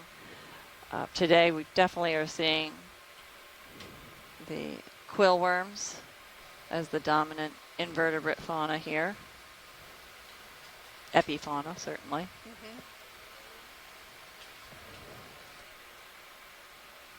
Yeah. Go for this guy, see how it is. And all these areas have a tremendous amount of organic material being delivered to the seafloor as well. So there's plenty of food.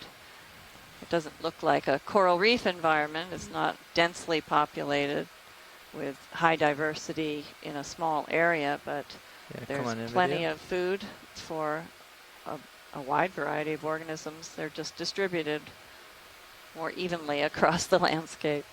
It's more like a two-dimensional habitat instead of three-dimensional. That's right, exactly, yeah.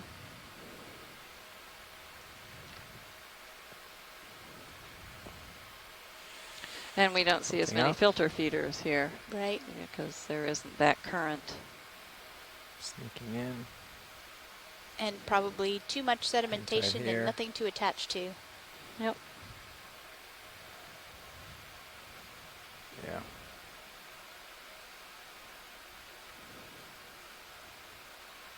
Okay.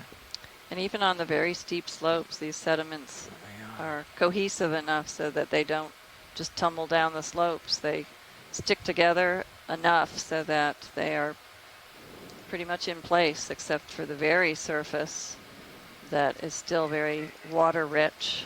And when organisms move across these sediments on the very steep areas, you can see how it causes mini avalanches. And through time, a lot of erosion does occur. Bridge is already over hundreds and thousands of years of that type 20 of meters, that's mini avalanche activity. You bearing 210 degrees. Peaked ridges forming. Kicked up a little dust from here. erosion of the sides. My fault. It's an interesting shrimp. Yeah, That's different from, oh, no, it is the kind that has the long tentacles that we saw buried in the sediment earlier. Yeah. Yeah, that's from my. He's about to be buried in the sediment. We're going to help him along a little bit. Yep. We know he doesn't mind. Some squid ink. Yeah, I don't think we're going to track him. We can head up to the next. Maybe now that we've seen that shrimp above the surface, somebody can help us identify it. Even though we saw those kind of before. lost I'm it not in sure the what that is. sandstorm or the mud storm.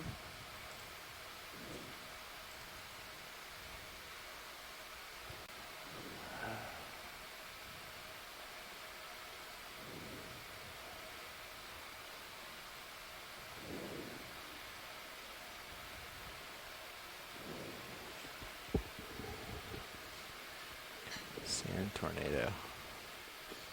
That's a big burrow. Want to see if there's anybody home? Sure. Okay. Matt's right underneath me. Looks filled in.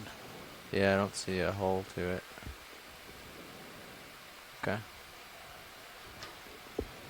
Alright, scanning for the next mat. That one doesn't look like there's a hole associated. Try to push up current of all this dirt. See if I can find a mat.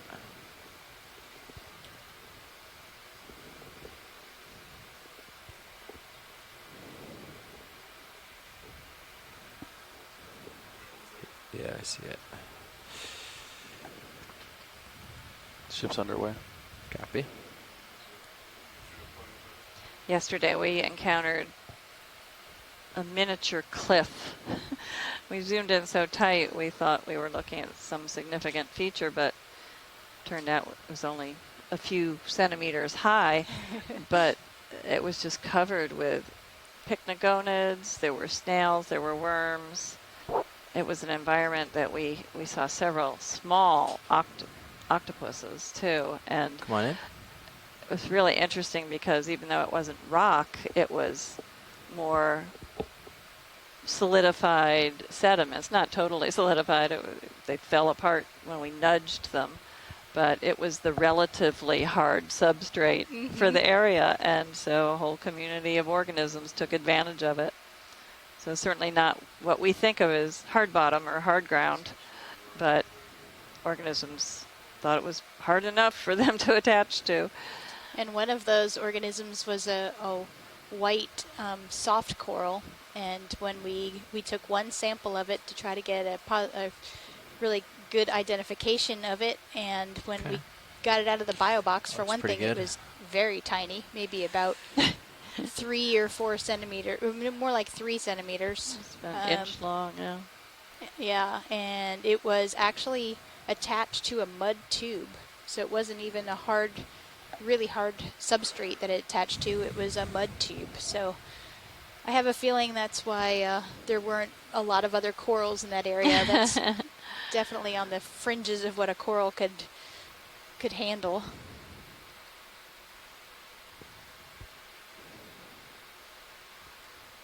There's a couple over there. And you've mentioned remotely sensed data using the multi-beam. The intensity of the acoustic signals return gives us an idea of how hard or soft the substrate go ahead and or make the your heading seafloor change to is. starboard. And understood. You know, if there's a mud and a compacted mud, it will show up as relatively soft and hard, and we may mistake that for rock because we think of hard substrate as rock. So we have to ground truth or verify those types of data as well. We make a map of the surface. We know what the seafloor depths are from multi-beam, and we also get a sense of what the character of the seabed is based on the intensity of that acoustic return. And but we don't really always know what that means, and it can fool us, and we're trying to learn more and more. next with spot. that technology. Yeah, and how to interpret Yeah, it. they're It's changing very heading. important to be able to see what the substrate is.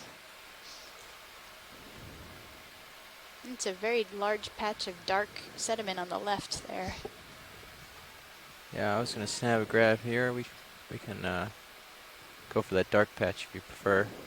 Sure, I mean, we can hit one then the other. It doesn't matter which order. So presumably a new venting surface would not have the bacterial mats right away. Is that likely that they haven't grown yet? So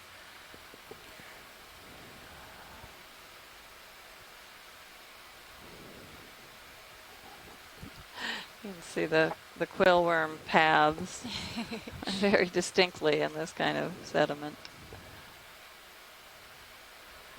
And that could just be from somebody burrowing and digging up the dark material, and the current has spread it out. An idea of what we're looking at here. Here's another snipe eel. Looks like it's had a dinner lately. Mm-hmm. So this all is like that is such fine grain material. Fine grain material out of this, what looks like a hole here. I wonder what made the hole. We're sneaking closer so and looking fine. down to try to find out. I'm surprised. You know, it's not in clumps like we usually see from material that's been excavated. Mm-hmm.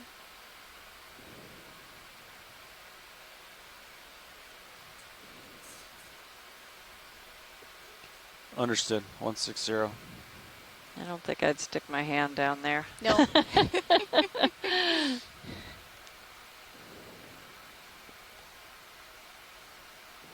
Even in the name of science.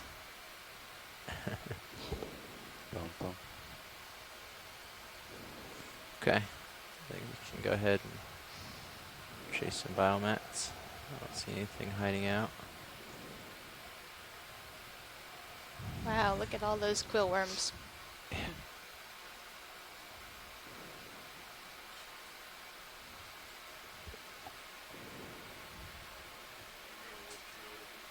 I see that. Looks good.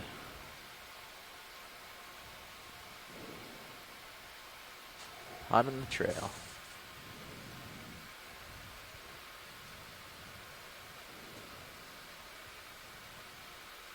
Can start impartial.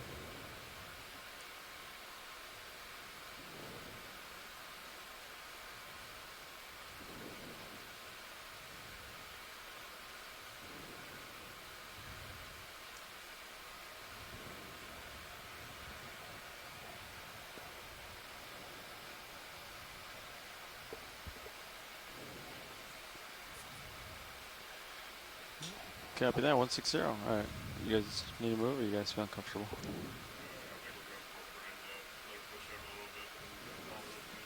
Understood. Yeah, just whatever's good for you guys.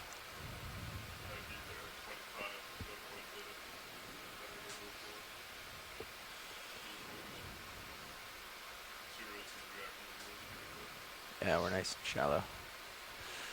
Okay, I think we got time here. Moving on to the next patch. We keep seeing the patches of bacterial mats, but we haven't seen any active bubbling since that large, extensive area, which is a while ago now. This might be another one of the fish in the burrows. It's getting a little dusting.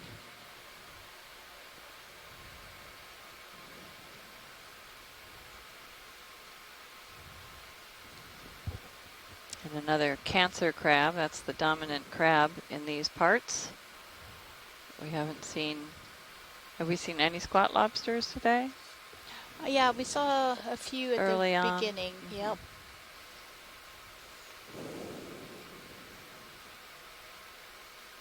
Hoping that dust would clear so I could get a shot, but I don't see bubbles. Yeah. We can move to the next one. Can you move straight up where the black sediment is coming out? Yep. It might be what's causing that drape of dark sediment that we saw below. Start in video. Yeah, it looked like it was just happening. Yeah, it didn't look like a burrow. Just coming out. Where was it coming from? Right under that worm, I guess.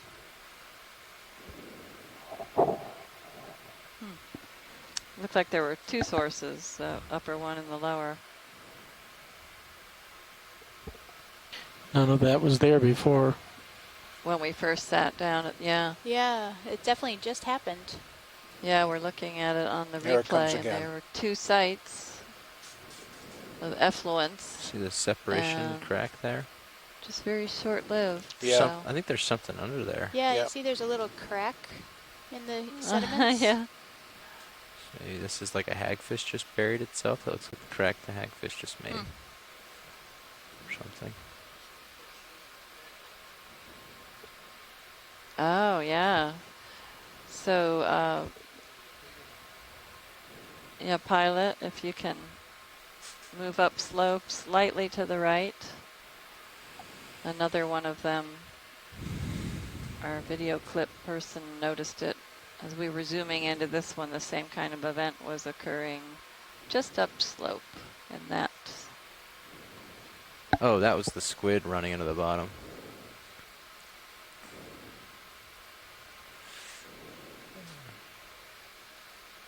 This squid was doing something so it's strange. Above.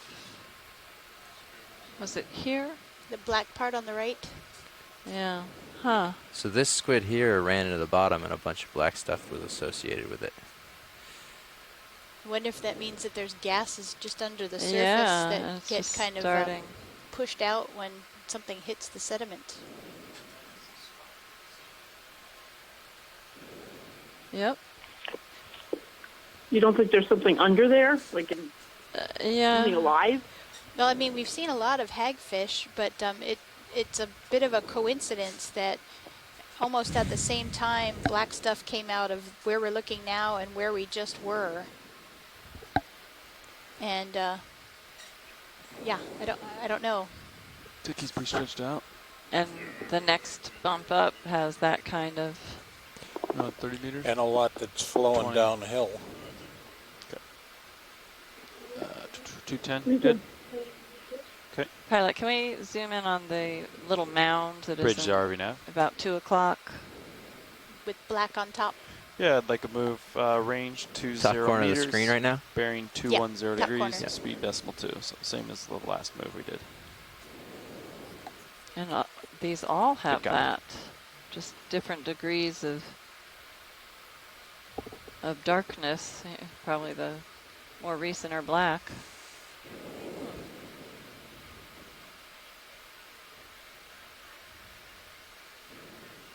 I suppose it could be from a burrowing organism that brings all the material up at once and throws it up and it's caught in the current. But it certainly it didn't look like shoveling, you know, one after the other.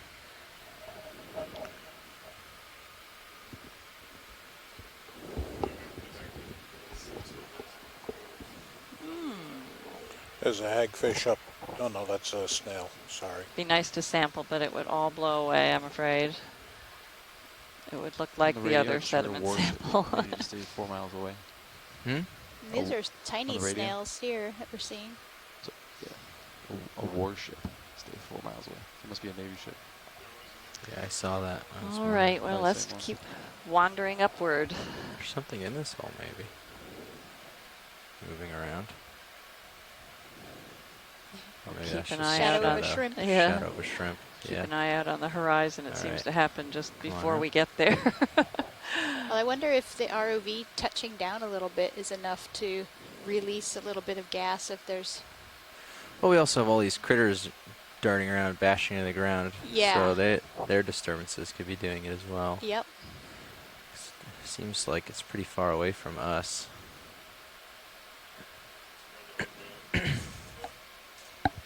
Upper left or upper right? Yeah, okay. Got eyes on it.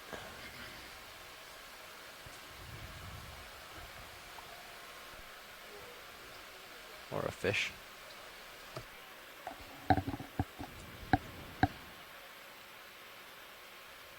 Quite a few worms here. This entire dive. Yeah. A bed of worms.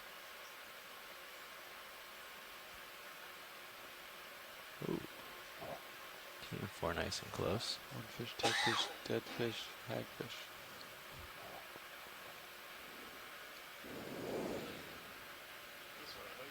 No. Good joke. Have we seen one of these yet today? I don't think so. All right. Yeah, let's go in partial. I think we saw one of these yesterday. Have to figure out what it is again. Oh, he doesn't want to play.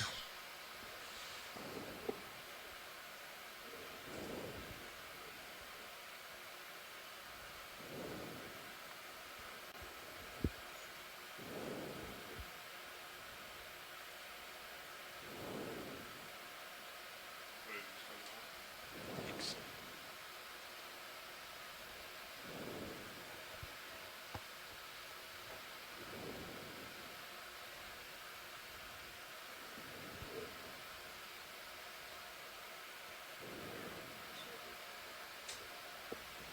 Copy.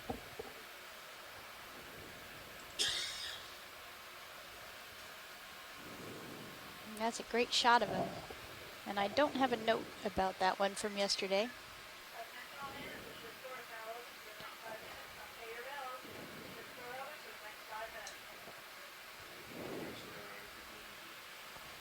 No, I'll come back. All right, come on out, video. It's time to catch up to this train.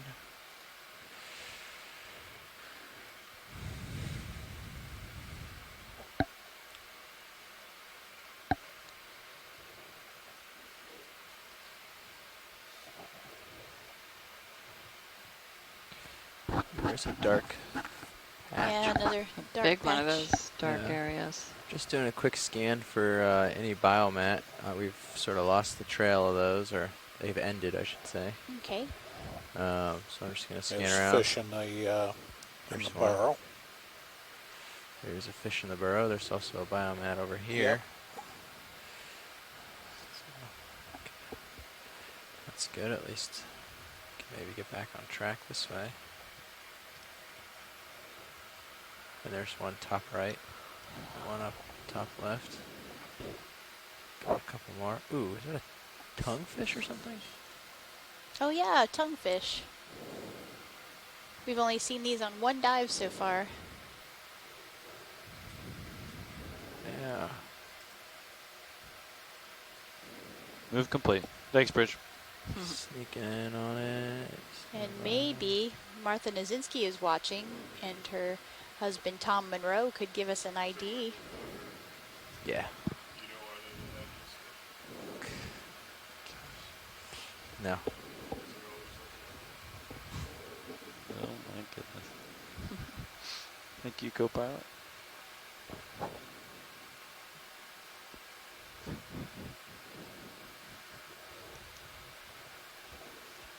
That snail better watch out.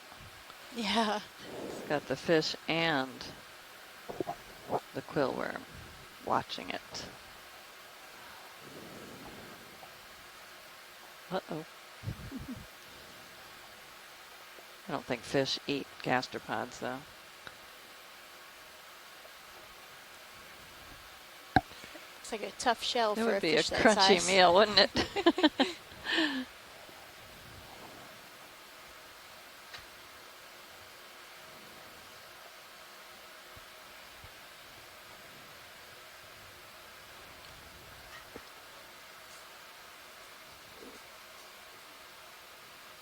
When these fish are younger, they swim like most fish, and they have an eye on each side of the duck. Oh. There's another one. Boy, I guess if we just wait long enough.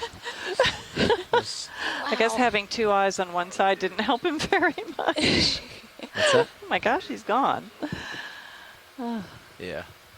Well, That's I over. was going to say that as they approach maturity and begin to settle to a benthic lifestyle, one of the eyes migrates to the other side, so they have both eyes pointing upward, which is usually a good defense. This is what's been diving into the bottom, I think, lately. Yep. And that's a barracuda. All right, he's in a dust storm. We'll let him go.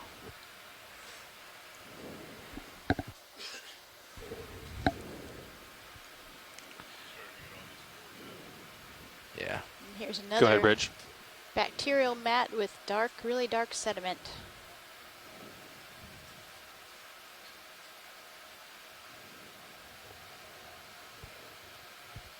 Understood.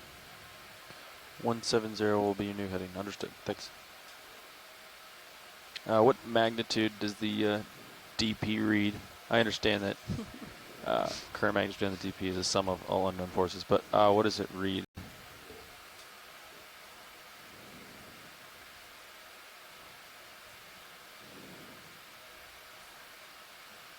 Decimal 8279. Thanks.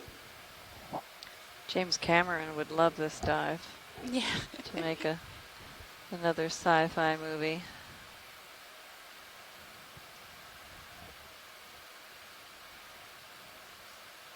Okay.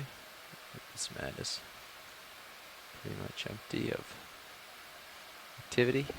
You can come out wide and mosey along. The dark truth about Seeps is what Dana Moldova suggested as a title. Make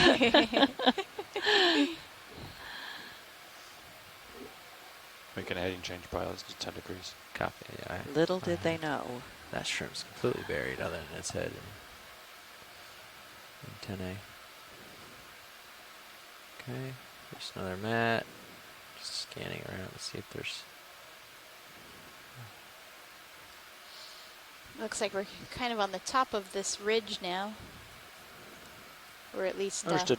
Thanks. more slope ahead, but we're on the local high. It's much broader than yesterday's. We had both slopes in one view yesterday. Very narrow ridge, crest, and very steeply sloped on each side. It was really impressive. Well, just kind of mosey in the direction we were going. Hopefully, But it we'll was see all another one. mud, have to say. Mm-hmm.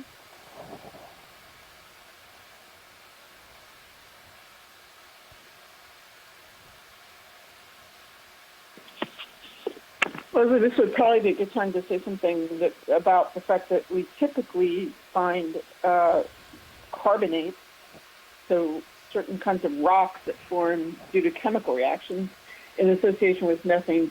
And so these usually form just below the seafloor or even deeper in the system, but then are sort of exposed by erosion. And so those are very common and provide hard substrate for a lot of chemosynthetic organisms. What's been interesting about the places where we found methane seepage here and in other places recently is that we haven't yet found the carbonates. So there could be carbonates below the surface, but the fact that none of them have been sort of exposed at the seafloor may partially explain why we're not seeing a richer diversity of chemosynthetic organisms here. Right, without the hard substrate to attach to.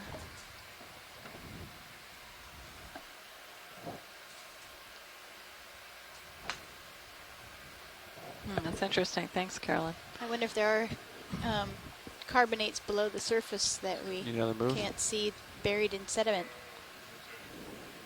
Okay. Well, that's how they generally form, and that's one of the misconceptions. People think I don't they know if form we've seen this yet. We can right take a quick on the zoom. seafloor or above the seafloor. The fact that we don't know, obviously, if they're down there, but obviously this is also an area with very high sedimentation rate. So it may be that we don't have everything we need to form them, or that the sedimentation rate is much higher so that they're being buried rapidly. Yeah. And here's a Serianthid tube anemone, and it looks like he's eating an amphipod, or trying to. An amphipod is stuck in his tentacles.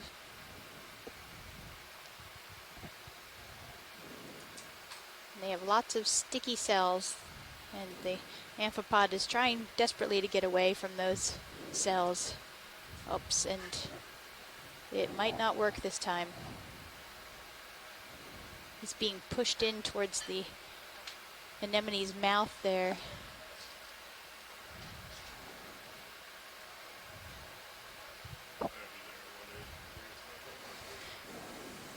Absolutely. 210 still good? We saw something similar yesterday, but the amphipod got away and then got Bridge is RV now. snapped up by a crab. Yeah, that was sitting in Just waiting for the 20 cast meters, cast bearing off. 210 degrees, Taking the speed decimal leftovers. 2. Fortunately, there's not enough force Oh, for there me he to fight is. against. It's just bouncing between my Good copy. thrusters being on and off.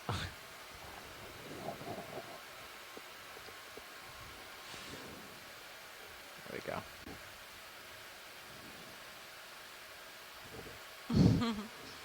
Definitely wants to keep holding on to it. Mm-hmm.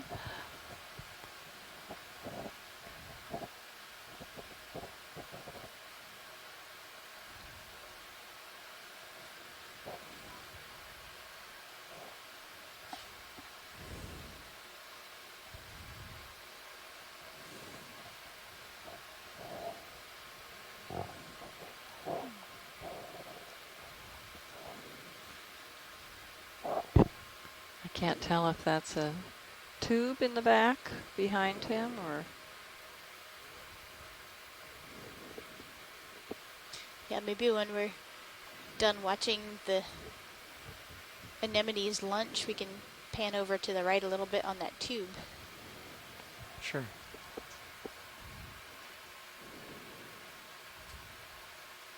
Give me more zoom. Oh, it looks like a quill worm, doesn't it? I wonder if he wound up in a burrow and then the burrow got buried or something. Yeah, he's standing up. It'd be hard to get out of that one. You probably can't reach the floor like how he is. Oh. And Tina said that this tube anemone that we're Another looking at fish might be just up there. Pachyceranthus borealis. Dusting around. And on that note, another one of these guys ruins the shot. I'm kind of done with you, guy. Go somewhere else. Play.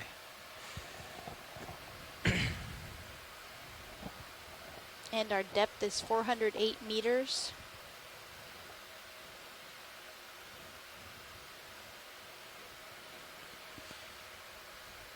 Yeah, so we've gone 100 meters vertically. And what are we at, 300 or 400 meters distance? I'm not Do you sure. know the last?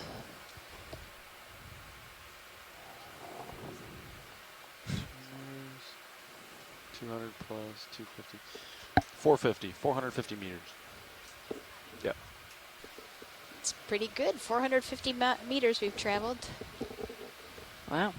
Guess we've been focused so much on the feeding habits of the benthos here.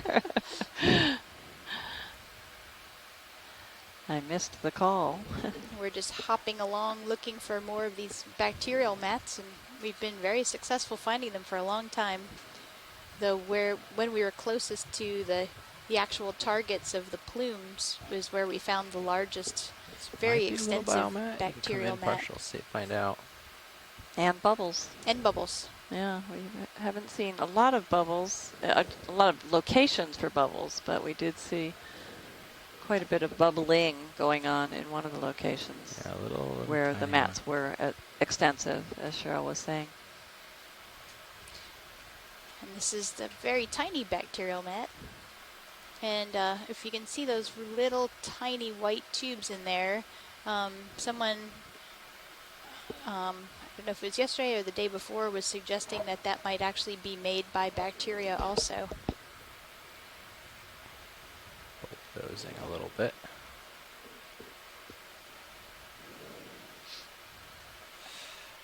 Okay.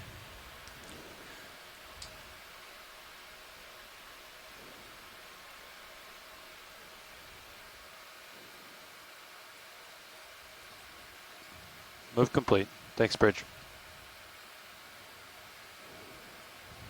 We're still going upslope here.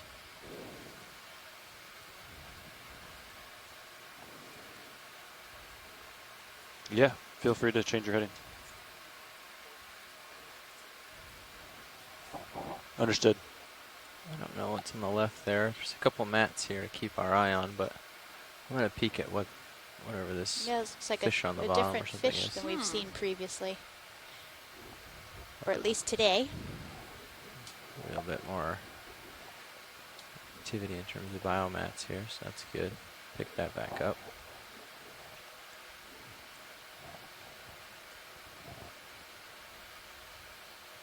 Okay, Vida, you can start it on the fish. Hopefully it will stay still for us just for a moment. Yeah, different coloration. Wow.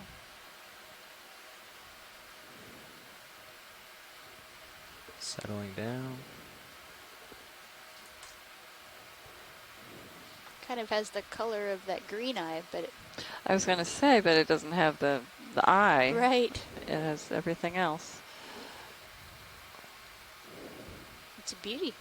Very pretty fish. There we go.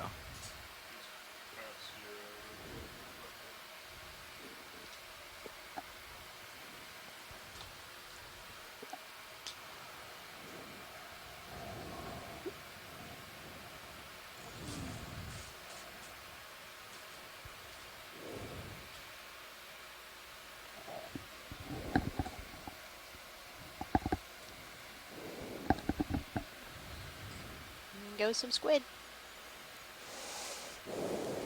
Couple of biomat spots here. Yeah. A few off to the side there. Are those the suggested shrimp up in the water column? On camera 2? Oh yeah.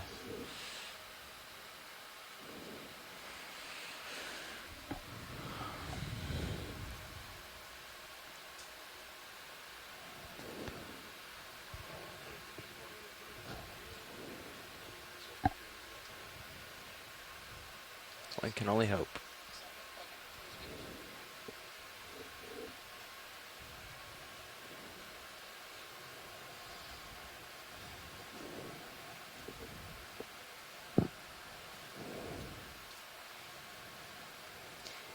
Yeah, so a few dives ago when we saw the whole bottom of the sedimented slope covered with brittle stars, ahead if you want it. and we were wondering how Didn't many seem there like would there's be if anything you were going able on. to sweep them all up into a huge pile and count them. And today we can wonder that about these quill worms. Yeah. There's a little hole in this bacterial mat. Really dark sediments.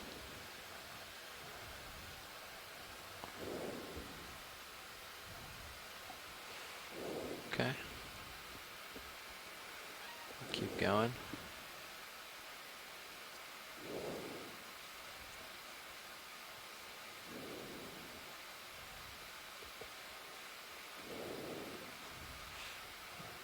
Just either a biomat or a big fish out there. Let's get a little closer Understood. and find out what we got. Thanks, Bridge. It's a biomat with a little fish behind it. We're still finding them, though. There's still some activity at some point in this area.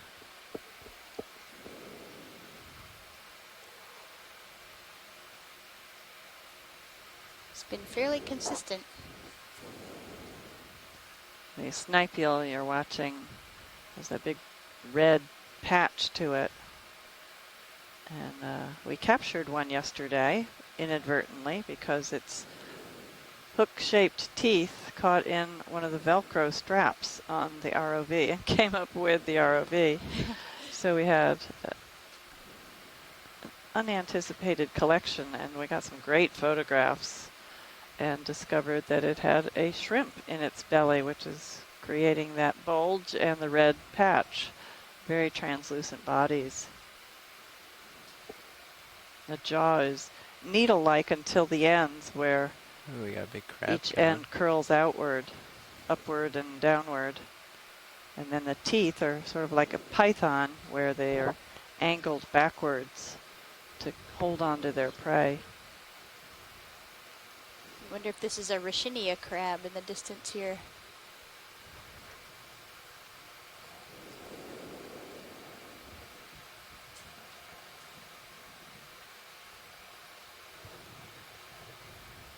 It looks like it.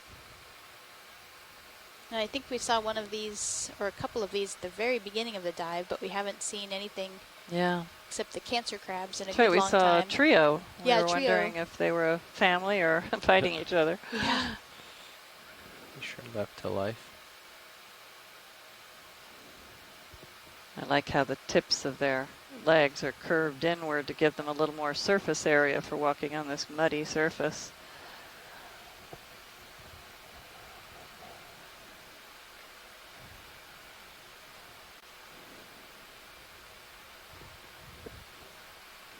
Does he have super long claws with little baby Yeah. pincers? Yes, he does. Getting closer, video. He's playing. He's challenging me. Such long legs, I bet he can move pretty fast. I'm just gonna guard him here. See if he crawls in the drawer. Take him home with us. He just crawls right under us. Shoot some stills. I think he's too low for stills now, but too low for stills, yeah. Where are you going, guy? He's definitely coming to check us out. And Or maybe live underneath. But not for long. Is this hard substrate? and he's gone. Brave. All right. Doesn't seem to bother him much. No, we don't.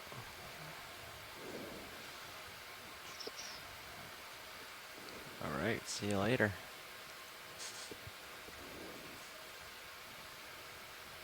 is that the direction you want to go? Or Yeah, there's a mat here. There's a mat up there. Okay, you want to turn right a little bit, Lars? Maybe 225? Okay.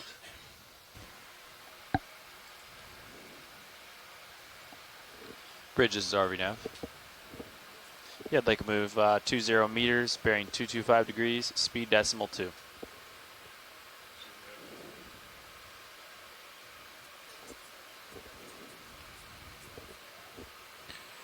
Good copy.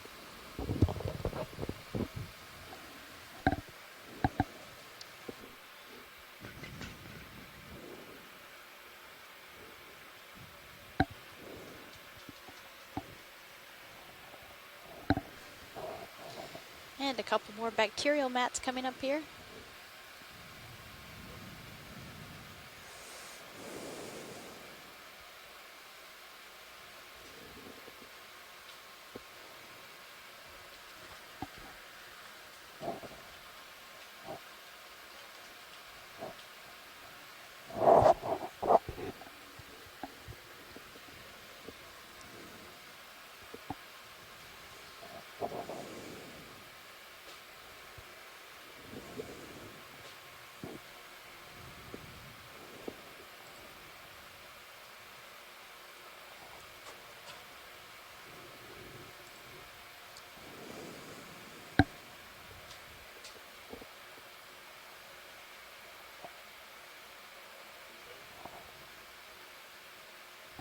The fish in the hole.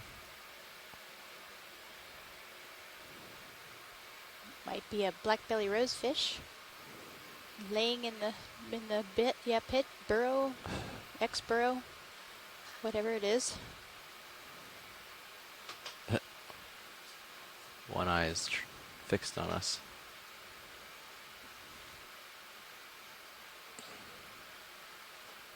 No.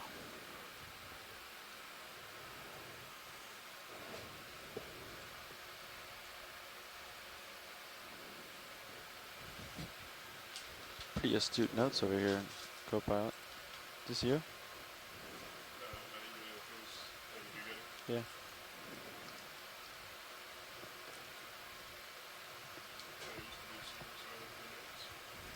Copy that. Not sure where that's from. It might be my...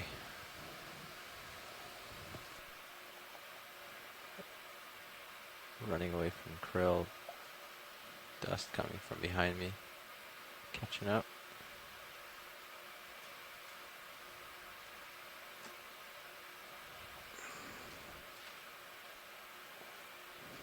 Okay, well, we saw a whole bunch of those.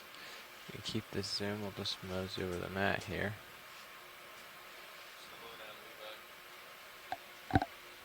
Go ahead, Bridge.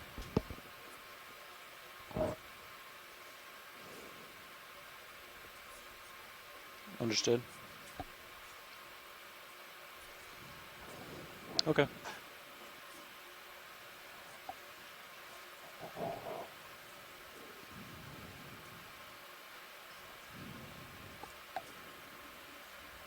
Okay. Come on. Understood. Yeah, if you get uncomfortable, you can stop the move and change heading too as an So option. Cheryl, one thing I've been curious Understood. about Thanks. is you know a lot about seep environments, chemosynthetic organisms. How did that evolve from your interest in deep sea corals? Yeah, so we were talking about the authigenic carbonates that are formed in and around seep habitats, and in the Gulf of Mexico there's a lot of those authigenic carbonates, and as the amount of venting of gases from the seafloor starts to subside, those rocks, authigenic carbonates, are often inhabited by deep sea corals. And so that was my first foray into seep habitats.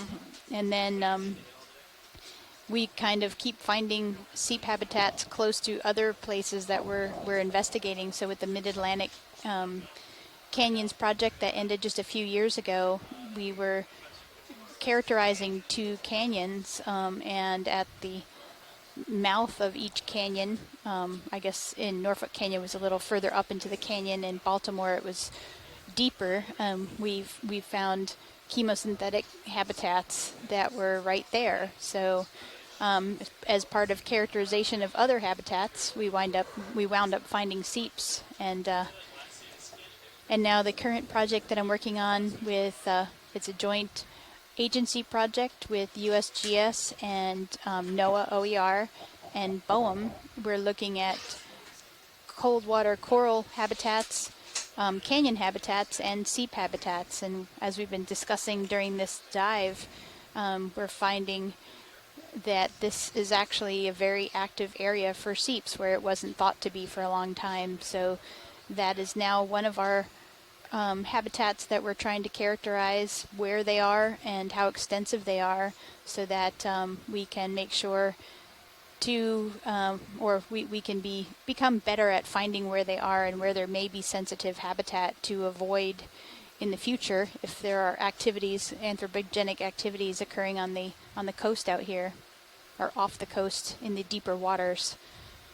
And it seems like human activity continues to move into deeper waters, so it's very important to determine and have ways to find where these types of habitats are, and characterize them and avoid them as we do things such as look for oil and gas, I like them on. drilling activities, and even placement of renewable energy, such as wind turbines off the coast, and even fisheries. All of these things could have an impact on these habitats. And so determining where they are is the first stage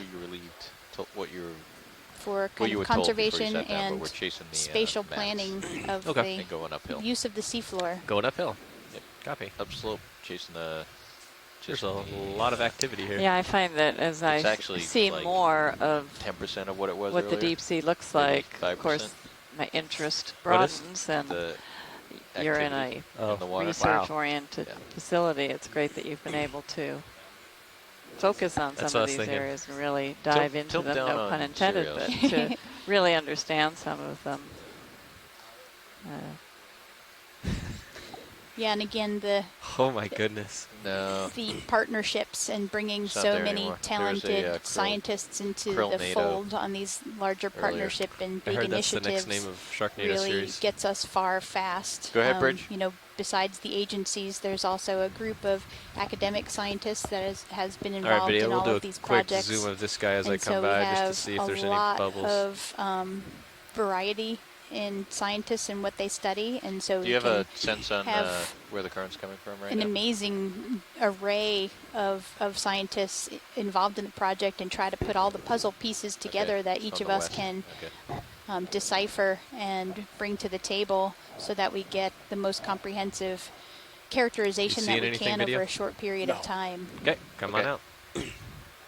Yeah, I'm going to rely on you a lot to see any impressed bubbles, okay? about this chat we have room not is, seen of a course, lot we in the have so last many hour. scientists literally from all over the world. Right now we have someone from Japan and someone from Moscow on. We've had So we got a little dime here. Norway and Germany represented.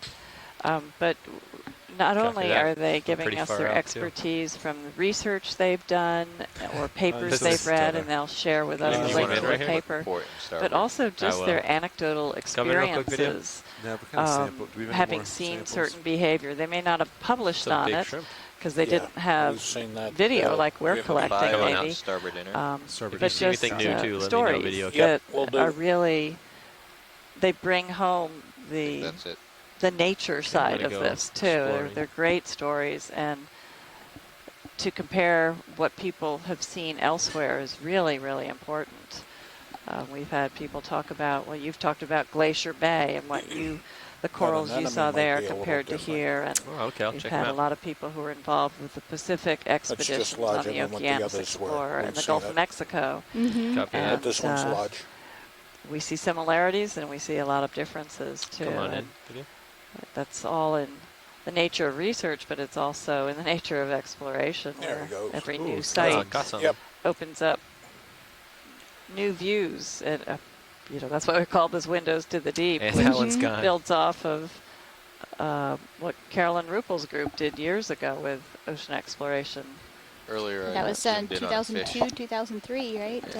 Yeah, I don't remember the date, but so this is a follow-on to that idea of just taking peeks into how the world looks at these depths and places we've never seen remotely like this with video. I like that. Viewed many of these with remote sensing techniques. So it's great to have this amazing video and to have everybody see it at the same time and to have it archived and available to the public. And for those of you listening, you may not realize that there are teams of scientists, some of whom are on the chat room and others are dutifully typing away and annotating everything we see and listening to the comments. Move the whole anemone. And using a system called C-Scribe, where they can, using a timestamp, identify what they see, including what the substrate or what seafloor looks like, what kind of organism, what other organisms are there, what the conditions are like. And it all has a timestamp so that a researcher can look at the database, look at the timestamp, and then go back and look at the video for that time. I'm surprised it's not slice. So that one got away. An amazing wealth of information. But one of the times that stands out for me on this expedition of the great opportunity for telepresence helping us out was when we found that black sponge, which was let's go see these mats over here. Many dives ago now, but it was on a coral mound, and we were pretty close to the end of the dive, and we came upon this black mass on the surface of the coral rubble, and it's like an ooze, a black ooze. And we are all chatting in the chat room about what in the heck it could be, and we had all sorts of ideas floating around. And then I think it was Iris from the Azores who had seen this genus of sponge, and so she was able to say that it's probably Dersitis, and none of us had any experience with that, but we came from wondering what phylum it was, even to we even might know the genus, and that was amazing to me. And we collected a sample, so it'll be verified at some point. This is off. Yeah, that was Iris Sampaio. That's right.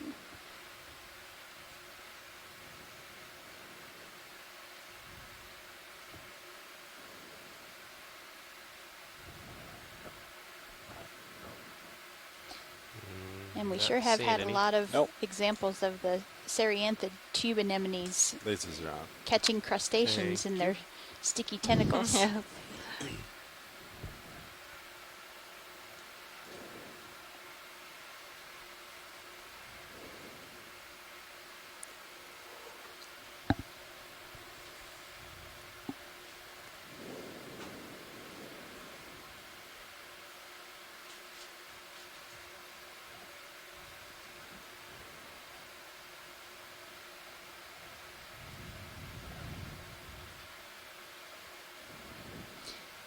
And Tina says that she's 99% sure that this is Pachycereanthus borealis that we've just observed. And she said that they actually have quite a powerful sting. Lasers coming off.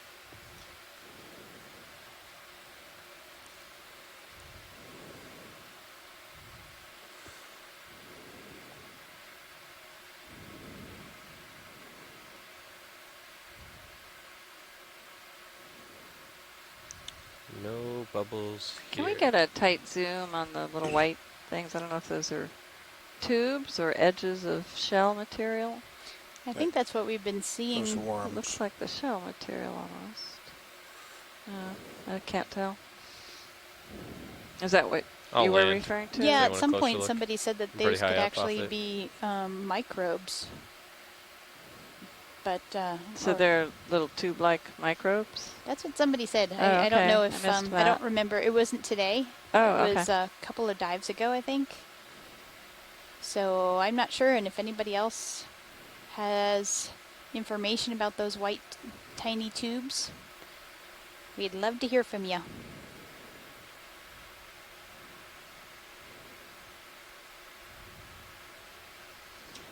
Earlier we saw off to the side of a few of these little areas of bacterial production.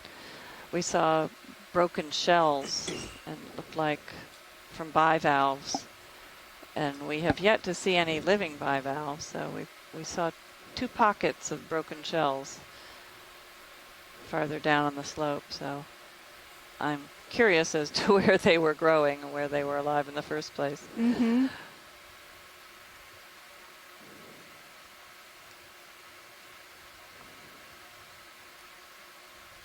All right, pilot, you're almost at the end of your tether.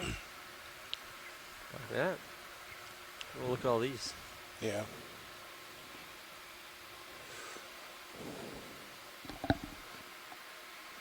Those are probably out of reach for And Nolan Barrett thinks it was Bob Carney who made that suggestion that those little white tubes were made from microbes.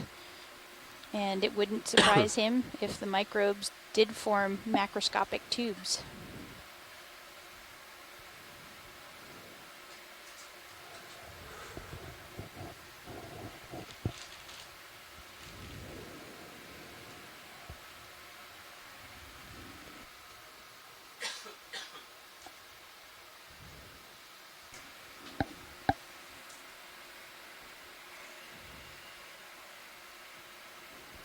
So Tina's pointed out that the outer ring has more of spirocysts, which are the sticky cells, and then the inner ring has a lot more nematocysts, which are the stinging cells.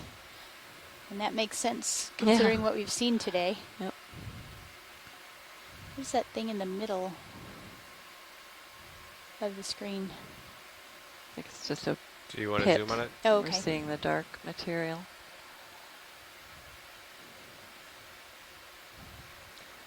Yeah, your eyes definitely play tricks. You think of something as being a mound and it's a depression instead. And certainly the size of an object plays tricks on me all the time. Mm-hmm.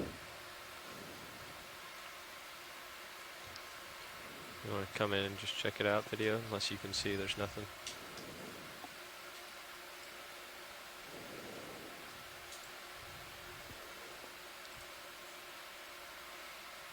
Well, we've been fooled before, but never say never.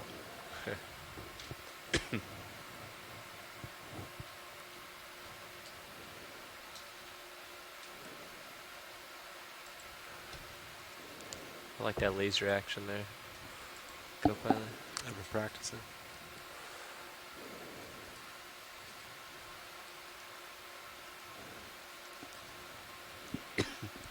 So yeah, I guess whenever they're done with their ship heading, we can get a move in. Have you run out of things to look at? I'm running out. Okay. Let me know when you run out. I'm out. You're up. Yep.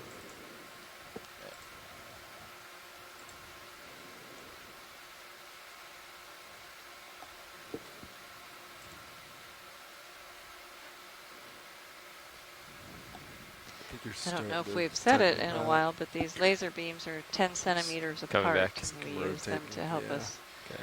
measure objects because we are so easily fooled at scale. Come out in video. Let's see if there's anything. All right, I'm going to put in a move for you. I'll let them stop their turn. What do you got? At 225, I'll do 40 meters. Oh, nice. Okay. Yeah. 225, Yeah. copy. I'm not seeing anything here. Video, are you? Bridge, Army Nav. Okay. Let me just pan up Nolan real quick. Barrett also you're in a position where you wrote can that stop the he's turn done a and lot of put work, in a ship move for or a us. bit of work with marine and terrestrial microbes 40 to look meters, for bioactive bearing compounds. What is this? You want to come in? And they again? always Speed, surprise decimal 2 him knots. with the macroscopic structures that their colonies can form, That's both correct. in liquid media and on That solid was me. media. Yeah, I think you're still. Okay, Nolan I'm actually going is to at come out. the, I'm going to come back. Yeah. Natural Products Laboratory of the Medical University of South Carolina, where they All right, looks better. are looking Does it look into better? some of the potential pharmaceutical properties of sponges and corals and other All right, organisms so I'm lined in up the at deep. 225. Copy that. Coming back. Tether pulls having me rotate though to Two forward. center. He hopes to do his PhD on this type of work, so Are we very full wipe? active contributor, No, and we not quite. appreciate your remarks, Nolan. Yes, we do. I can see. That is correct. All right, that looks much better.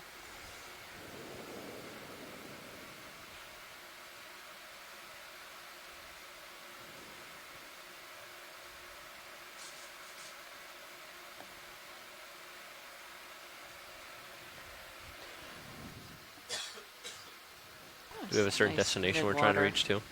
views Yeah, we're trying right to get now. to waypoint 6. Tina 4. But we're trying to follow the, Is that one of the low weight kind? following It sure the, looks like it. bacterial mats. And a black belly that. rosefish. Sort of heading in that direction.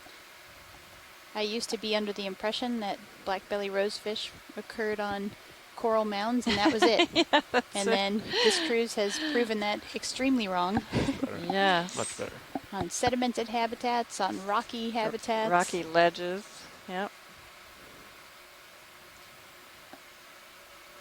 I don't think we saw him in the deep waters, so at least Nope.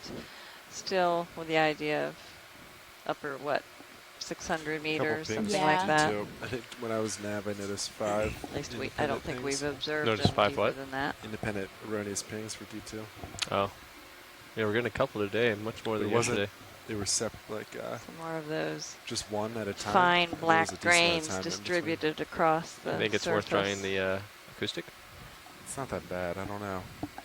I almost I think can't of that promise as that it's going to like continue. a blowhole when it was coming Yeah, out if it was before. We worse, saw 3 different but areas I'd that say go for it, pretty but much in succession had weird that's like that that black with the ship. sediment coming out of I had about the half bottom, of mine were also forming that perpendicular. drape of the black sediments, So they were very perfectly fine in drape. line, and then to the side. The barracuda fish. Yeah, there's a strong surface gradient. We got one of those surprisingly too, didn't we? In the one came up with the ROV yesterday. Was it yesterday or the day before? Oh, I don't know. I think it was the day before. No idea. Pushed out. They all blend together after a while. Like if you would have come underneath Sirius. Just like the days. Don't know what day it is. I can try it. Saturday. Only one dive day left. It's See, like Sirius just had a little one. Baby ping.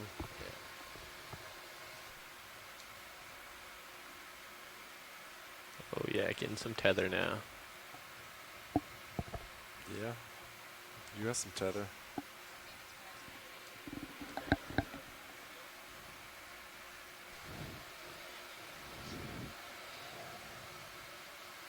Yeah, so for those that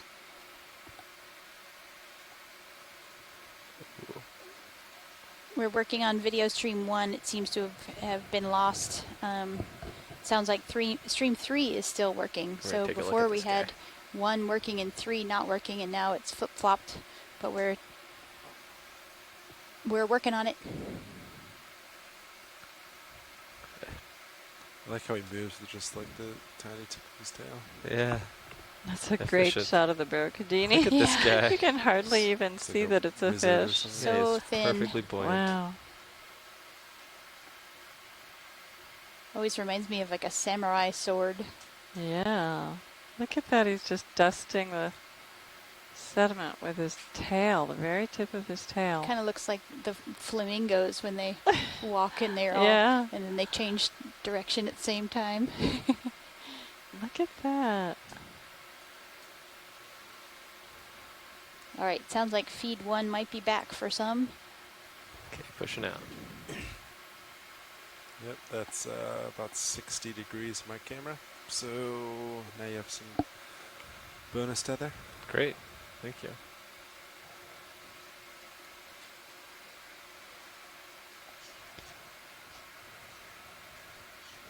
Mm-hmm. Yeah, let's see what happens if you stay close to Sirius. Stay close? Yeah, basically try to stay under the ship, and then we'll have you push out and see if we get bad pings. Because I haven't seen any bad pings recently. How do you get rid of the trail? You have to change the time and then change it back, like change it to 99 seconds.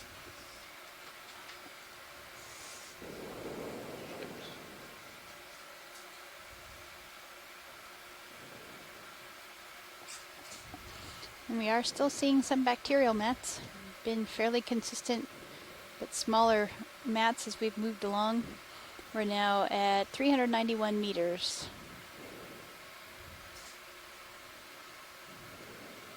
And we are about 26 miles off the coast of Pea Island, North Carolina, in the Outer Banks.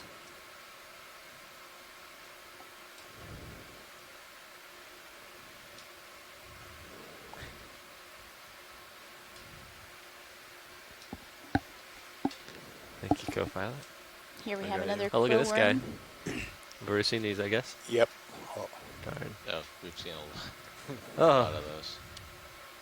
It's his whole house he's moving. Yep. Yeah. Mobile home.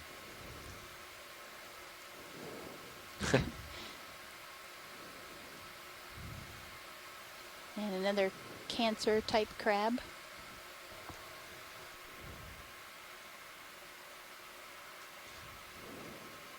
All right, pilot, you're starting to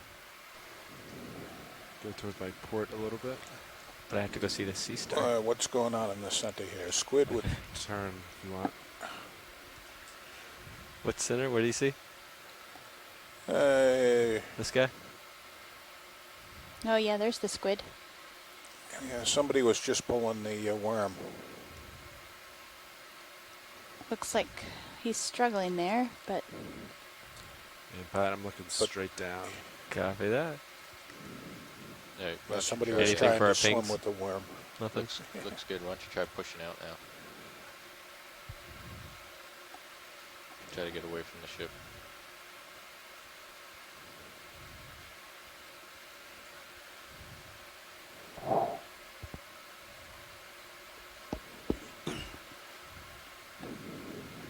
we're seeing more of this really dark sediment and some bacterial mats and some pits now. Might be burrows. What is this? Almost look like, oh. Might be a very large Serianthid tube anemone here. Quick zoom while we fly by here, video. That is very large. Perfect. Very tall. Has the same tentacles. Mm-hmm.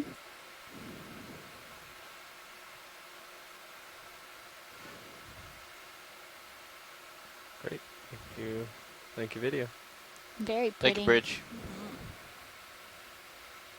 You're good to continue your rotation.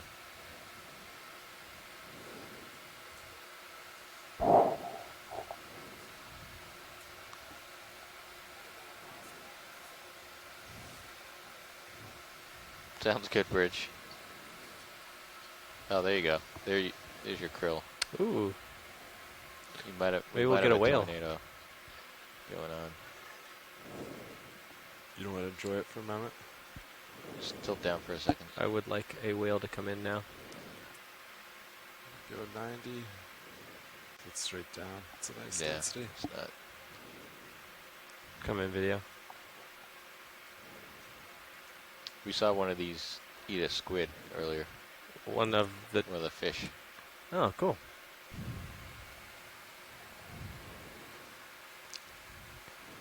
I almost hesitate to zoom in on these. I'm afraid of who's going to come in and be gobbled up.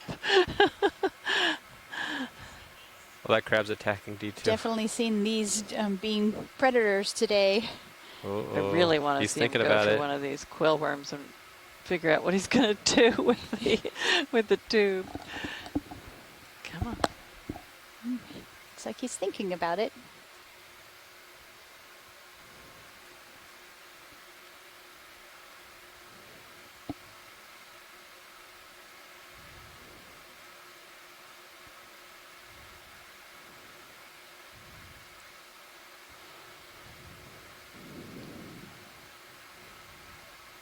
We've had a suggestion for a film, just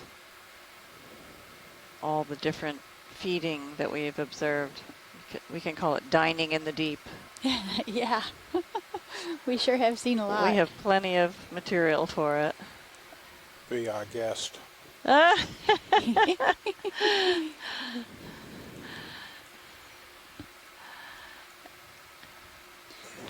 Yeah, I'm sure the video folks just want to hear these ideas. They've been at it from day one, making short videos, and each one of them does a long video as well.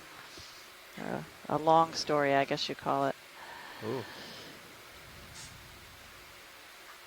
It's hard to believe it's been 3 weeks.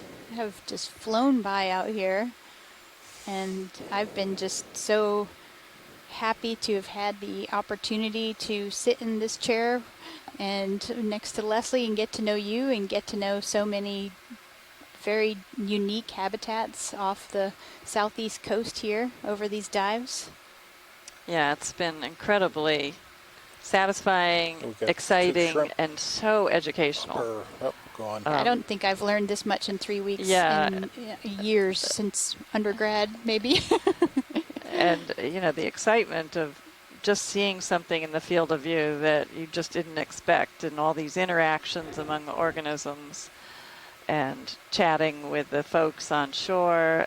It's just been an incredible experience. I've been out to sea a lot, and they've always been research-oriented cruises, or I've also done education where I've taken students out to sea to train them in oceanography or seafloor mapping, and this is so different from all of that because of the telepresence side of it. See anything video? It's been very exciting. Come on out.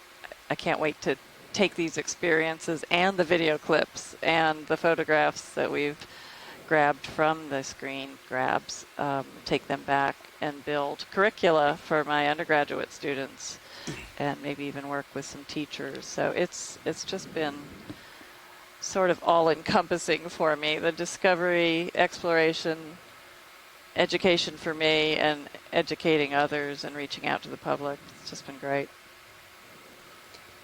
It sure has. And another part that I didn't anticipate is the interaction through social media, and how days after we see an organism, there are still scientists trying to figure out the IDs and sending them our way. People calling the ship to give us IDs, and it's just it makes everything accelerate in how fast you can learn about these habitats and identify organisms when you have a whole cadre of people trying to help you, and it makes us leap forward instead of crawl forward. Another movie if you want. Yeah. Copy. And then in a month and a half or so, I'll be back out in this area and some of the areas that we have traveled through and done dives at with another project that involves NOAA OER and BOEM and USGS.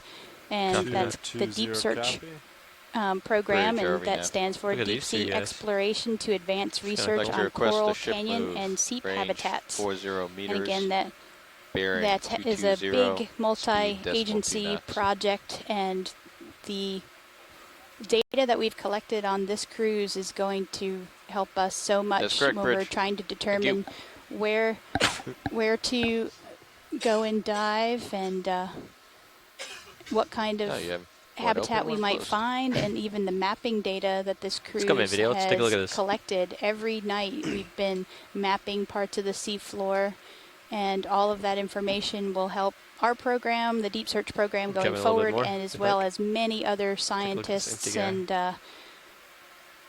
the Aspire program is another one, and that's the Atlantic Seafloor Partnership for Integrated Research and Exploration. And that's just kicking off with this campaign. That was like pieces of the anemone. And it's led by NOAA OER, and that has we're trying to look at connectivity across the whole Atlantic basin in this Aspire campaign. So all of this video and everything else that we're collecting will help move that project and initiative forward as well. Take a look at this, Matt.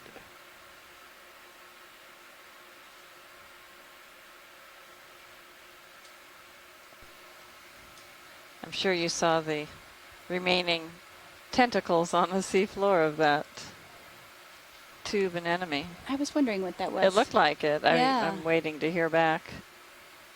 See anything? Something video? must eat the tube worms, is what Tina suggests. I agree. Come wide video. And pilot, yeah, we crossed over one of those large shrimp. If he might be out of view, I was hoping to capture him. Where is this? Well, he's now under us. I didn't know how far away we still were. We might see another, hopefully. I will keep eyes out for Okay. I think we saw a couple of them, so Okay, pretty good. sure there'll be Yeah, some it'd be more. good to get another good view of them. Copy that. Some more mat up there. Yep. Yeah, maybe that crab is the culprit for the anemone.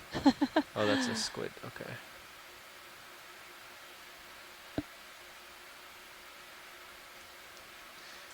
Yeah, Andy, you should go back and look at the beginning of the dive after this.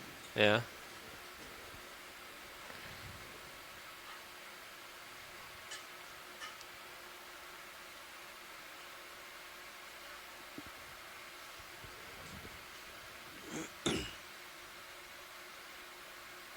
I didn't know that nudibranchs were one of the predators on cereanthids, the tube anemones. Cereanthid boars. I've never heard that term before.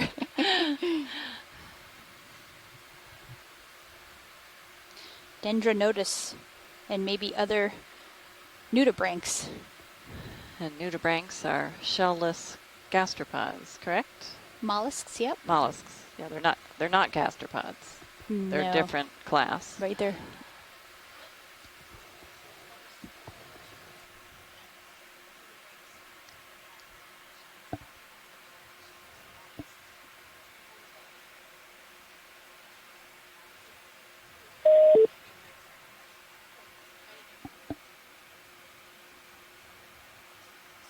Just a quick zoom here video.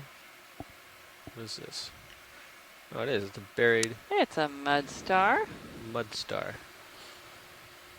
Those are one of the few echinoderms we've seen on this dive today, aren't they? It might be the only one, actually. I mean, we've seen several of this. Right, yeah. But, the only species. Yeah, I can't think of anything else. And I'm sure Nolan's happy to see it. He missed the earlier ones.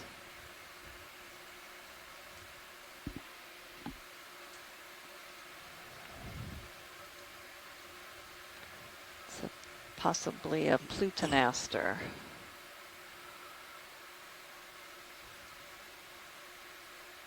Okay. When you're.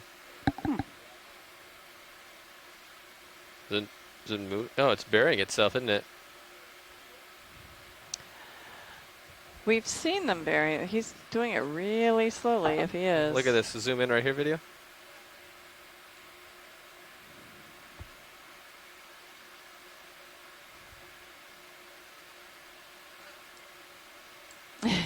Maybe he's just slithering around. Yeah, when they're ready to come out, they lift a leg and knock the sediment off of each of the, I should call it an arm, each of the rays. I think he's just flexing his knee. Okay, come on out, video.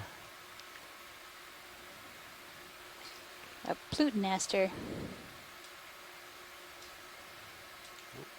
So that is the same species we've seen in the past. Okay, looks like a pogo stick.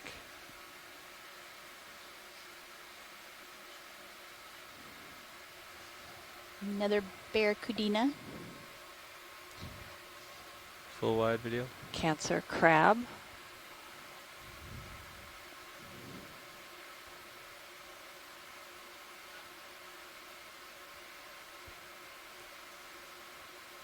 Going back to the nudibranchs that we were talking about that eat cereanthids, they are opistobranchs in the gastropod group, and apparently they're quite lovely to look at. Maybe we'll get to see one, or I'll look it up after this. Quick zoom video. And See they if you actually see can anything. steal the nematocysts and become stingy themselves.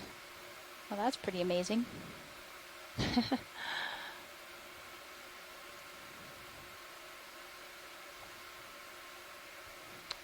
Nope.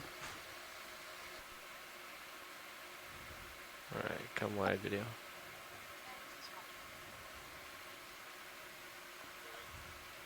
Go ahead.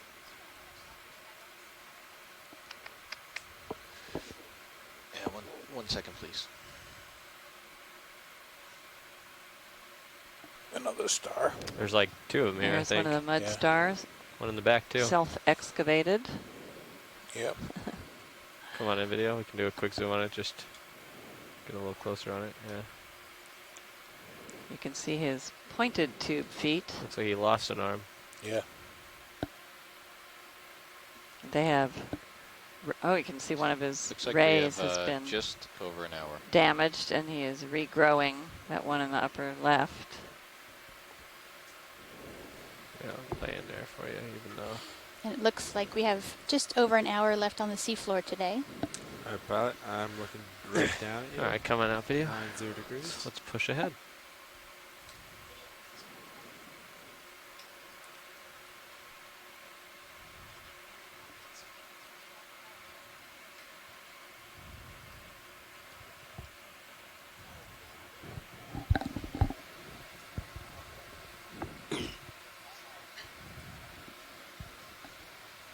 Yeah, you have time to rotate.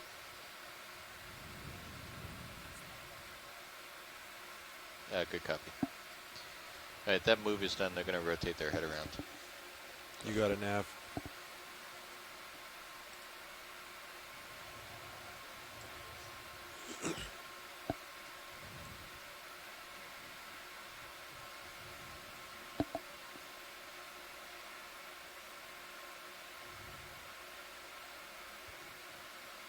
You were looking for the larger shrimp than this, right? Watch lead.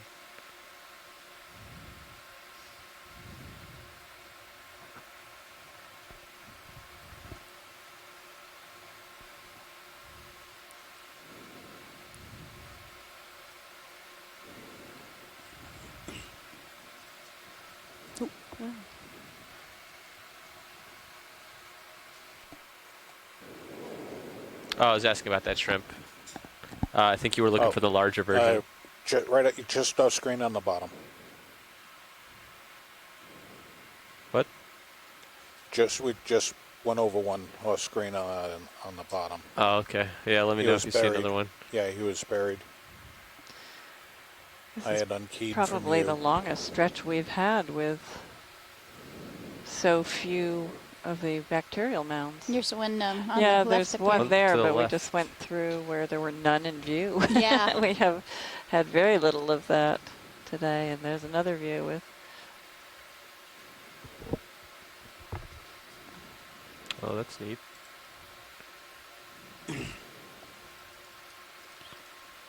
Another of those tube anemones. They're quite large here, aren't they? I think I see a mat up there too.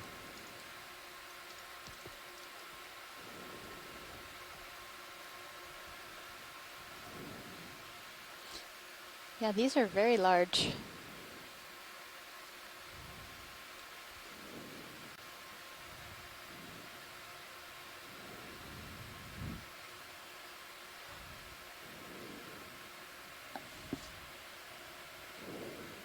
Is that one of the shrimps video? Or is that something? No. Okay.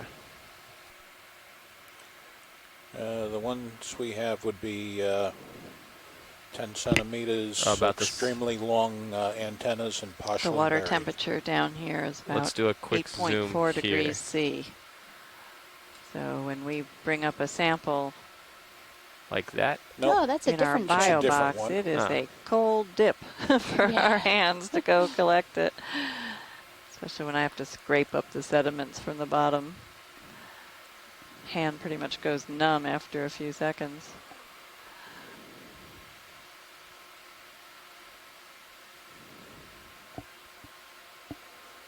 And that looks like a different shrimp than the one that we've seen buried, partially buried. well, maybe 5, 7 centimeters. Yeah, something like 5 centimeters long. You can go full in video if you'd like. Just to. Yeah, his long antennae are red instead of the long, long white ones that we've seen. His legs are so delicate.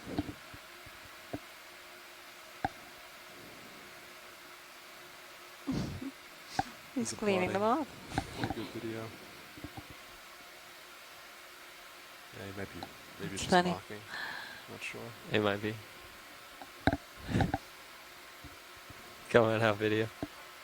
It's a great shot. All right. Third type of shrimp. Whoa, what is going on over there? Looks like a barracuda has Fish hit the dive sediment hard. It's made landfall. Yeah. Messing up my shot. And we've seen a lot of these midwater organisms just Hey kind Josh, of have you flown today yet? hit the sediment really hard, and basically people have What's going told on us here? that Quick zoom here video. that's a It's a snail. Oh, that's a big trail. Yeah, I grabbed one of these earlier today. Come on out video. that they get when they get nervous and confused, they try to swim down, and they probably can't see because of the lights, and they swim right into the sedimented surface of the seafloor here. Yeah, I flew from like 9:30 till 11, and then Fernando flew from 11 to 12. All right. Gonna take the whole pilot shift then. Has Sean flown? Yeah, he said he did. Oh, he did launch. No?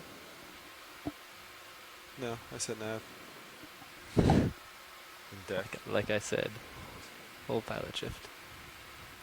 Yeah, take the whole Couple thing of in. black belly We're just gonna rosefish. try. You want to split it? Nah, it's a short one. Can I have it? What was that? Watch leads? Did you say? They were just commenting on. Oh.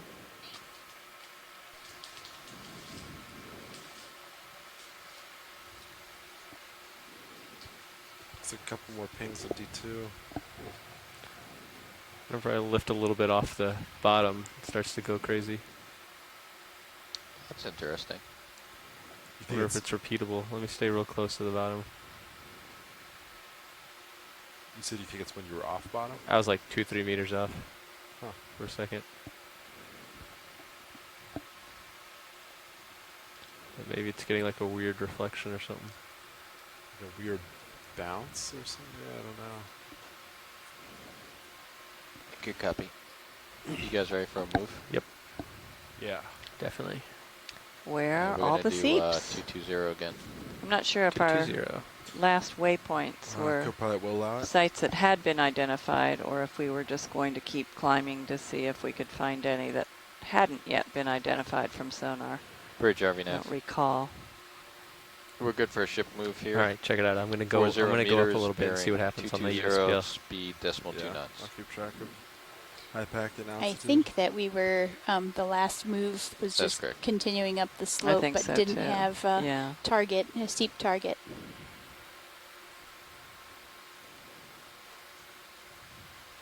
All right, altitude approaching 2 meters. See if it does it this time. Don't see any pings.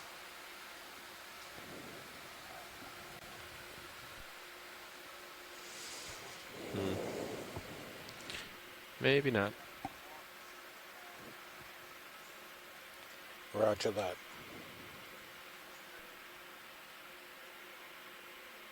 Okay, come back down. Coming down.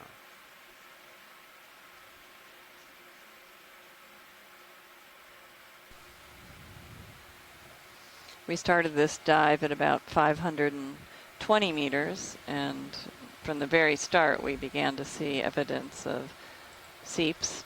Saw patches of those bacterial mats that right now we aren't seeing any in the field You of want to view. try changing your But heading? if you've been watching at all, you've seen several of them pass by throughout the dive. We've seen them. Try a different heading. see And if you somewhere get around bad the pings. 400 meter mark, we began to see more and more of them. And at one point, on every horizon, it was just a sea of these little bacterial pivots. mats. And we did see bubbles emerging from beneath the mats in Yeah, several different places. Doing the service and go around filling them But up. clearly an active area. Get a nice These smooth surface. bubble plumes are known to come and go, turn on and off. We've seen that here. We've seen it in many different places where seeps have been studied and seen firsthand, either using submersibles or ROVs.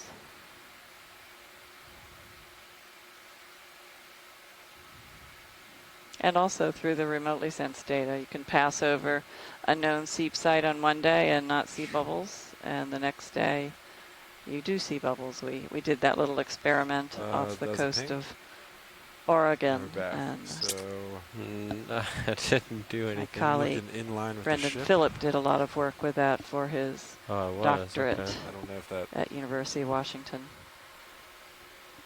was just a single ping. You could rotate 90 and then try to do it again. Okay.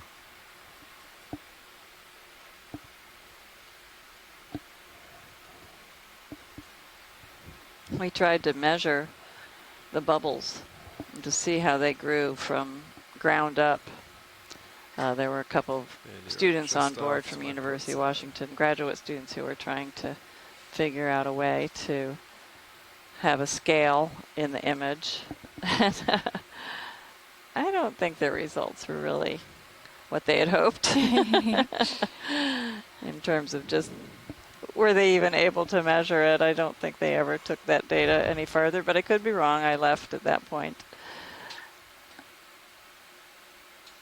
But I know it was an exercise in frustration, trying to measure bubbles as they arise through the water column.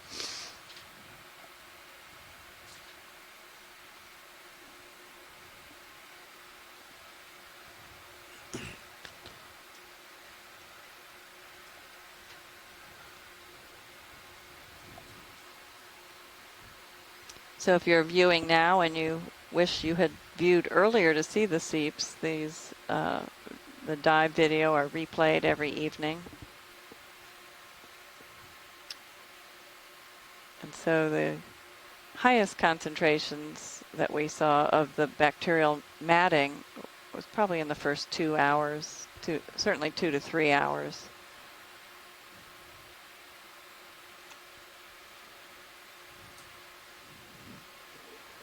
But we are seeing fewer and fewer of those patches. Could we take a look at the one of these fish? Not the one that's hitting the bottom, but the ones that are laying on the seafloor? Sure, like the one to the left here? Yeah, thanks. Absolutely. Wondering whether we have a good idea on this or not. Sediment picked up right here too. Yeah, it sure did.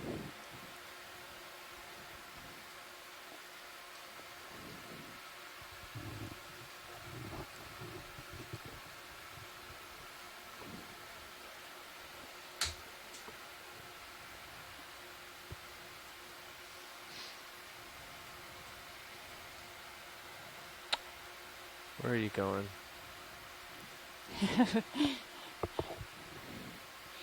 He wasn't. Oh, we're gonna get him. Not cooperative. Well, that's better.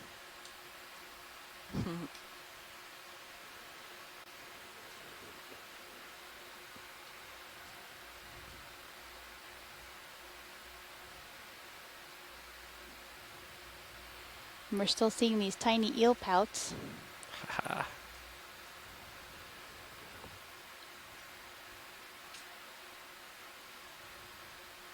And all the quill worms. Mm-hmm. Haven't seen any groupings of them feeding on anything lately. Must be past lunchtime.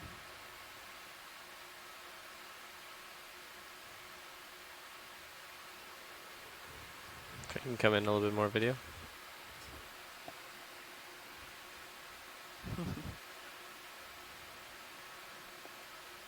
That blue.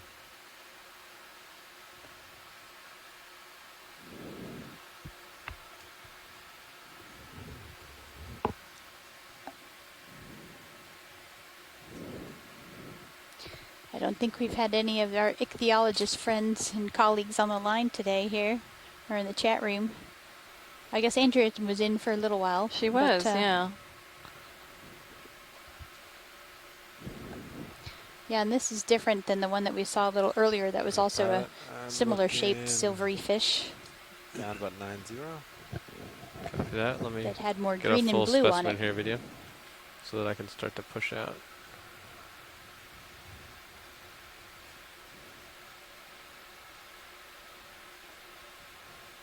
And Andrea, I guess, said that this is probably a silver hake, or Lucius. Thank you, Andrea. Via Amanda.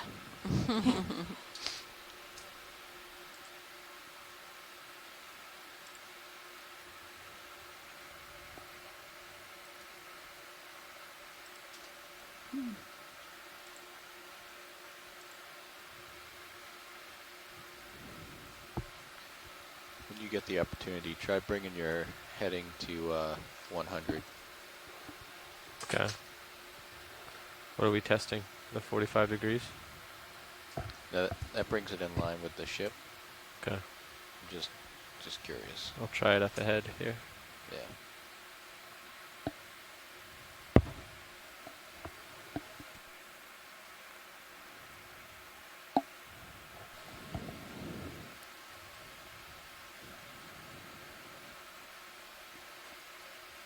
We're still seeing lots of quill worms. We collected one, so we'll get up close and personal with it later today. That move's complete. I'll wait until you guys are set up. We have plenty of time to make I the last won't, target. but you will. Oh, yeah? I was going to say. Great. I have a feeling you'll be staying far away.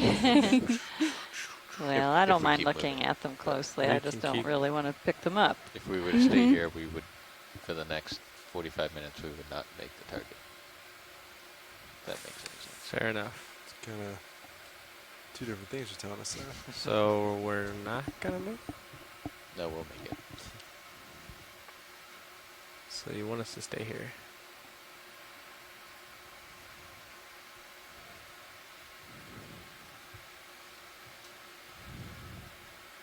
What's that? Squid? What's going on over here? Squid on the bottom. It's like a squid, and that might be a different fish in the lower right. It's funny, I was just about to say that we hadn't seen squid in a while, and I looked at camera 2, and I saw that there were lots of, what are those? Ooh. Are they amphipods, or what's in the water column above right now? Or are those the shrimp? I really can't tell from here. Yeah, but there's a lot more food-like organisms above us. So Look like amphipods, maybe. Yeah, they look Here's smaller 100 than degrees. shrimp that we had seen. And just as I was about to say that, some squid moved into our view. They have something to eat.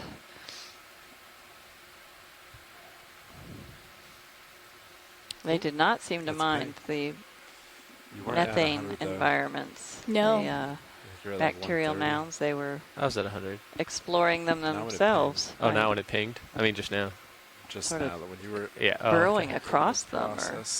Yeah, I'm not sure that that's usual behavior. It might just be them trying to escape downward. And you were right up, pretty much right under Sirius. But they sure have been hitting the sedimented surface often.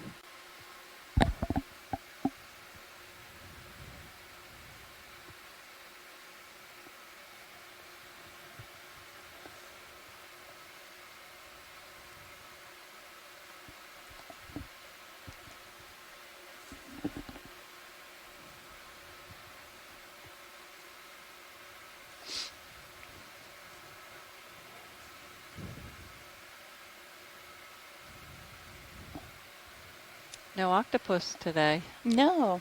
We've seen one almost, it seems like almost every day. Yesterday we saw quite a few. Oh my gosh, that made up for today, I guess. Yeah. And it was Octopus Friday. Mm-hmm.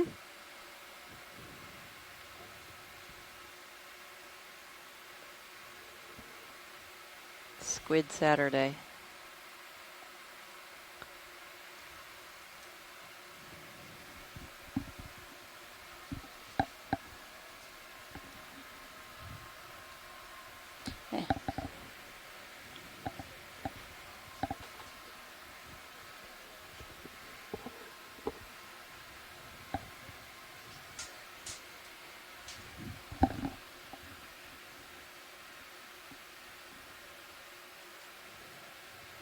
Quick zoom here, video.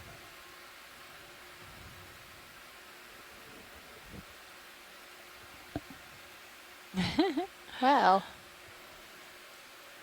That's different Unusual behavior. posture for a shrimp. Mm-hmm. Hey, you guys want to move? Yeah.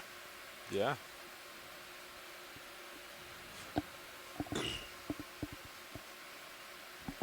going to do the same move. Copy that. 220.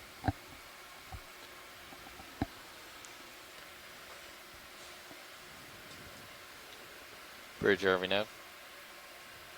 Would like to request a ship move, please. Range 40 meters. Bearing 220. Speed .2 knots.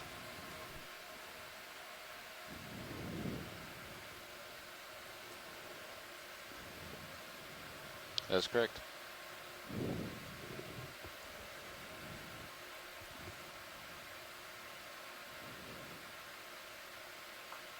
It's a crab up on the left passing. Do you want to take a look at it? Another one of the cancer crabs that we've been observing all day today, off and on.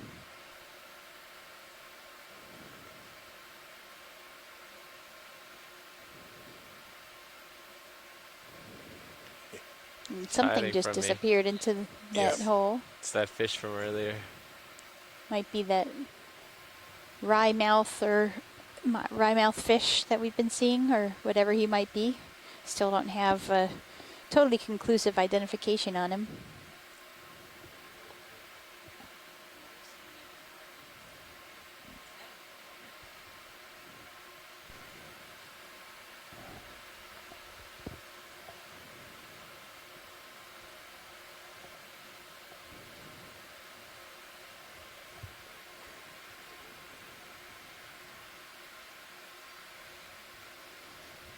Don't think we're going to be able to see him.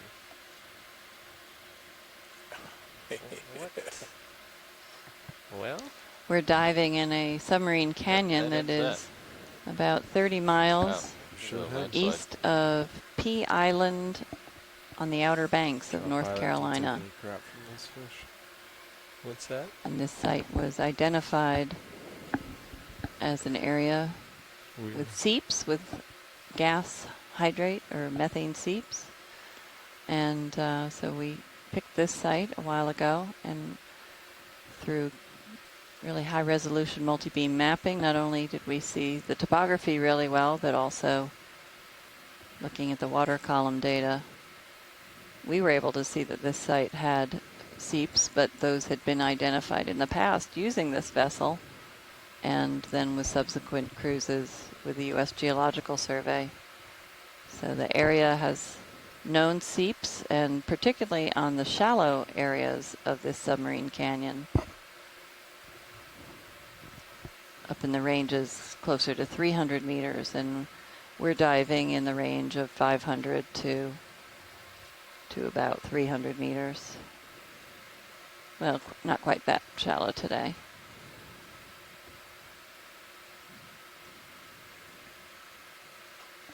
And Cheryl, you'll be back here in a few weeks, you said, or later this year? The end of August. Oh, okay.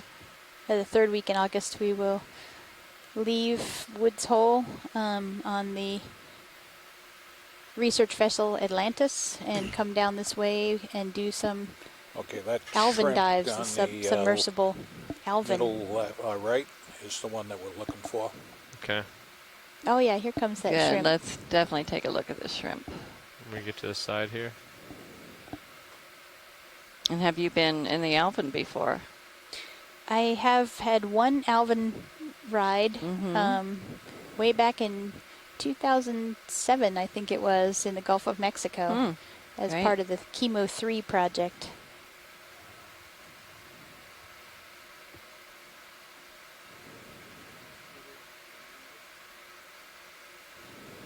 But like you, I've done most of my submersible diving in the Johnson Sea Link. Right. There may be another one behind it with completely buried. I did a couple dives with let's the come on in on this one Clelia. video. Yep. Did you ever use that one? No, but I've heard stories about it. Yeah. It's the little yellow submarine. He's only got one complete antenna. 3 of us jam-packed in there. It was a little crazy. I definitely prefer the Johnson Sea Link.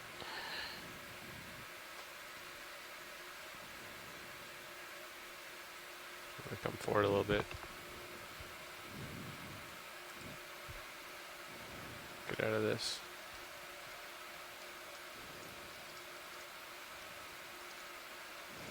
There are great advantages to having a submersible for some purposes, and great advantages to having a tethered, remotely operated vehicle that isn't manned. And we're able to spend much more time on the seafloor. Yep, just above your lasers. With our remotely operated vehicle, and to provide instant telecommunication, telepresence, because of the nature of our tether. We have power, the ROV has power, and it can instantly relay the video feed.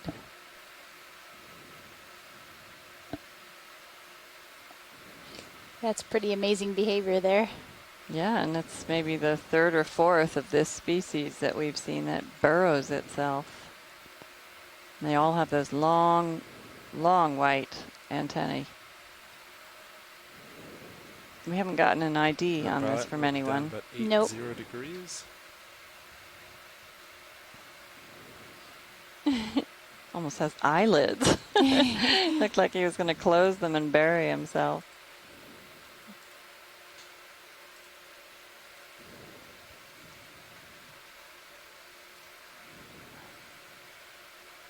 You can come wide video. Huh. It's amazing how long those antennae are. Yeah. A couple times, at least 2 times, maybe 3 times his body length. Video's going to be switching out. Okay. Copy that. Thanks, video. I'm gonna shake all this off. Yep. And now I'm looking back at you, pilot. That's all the way.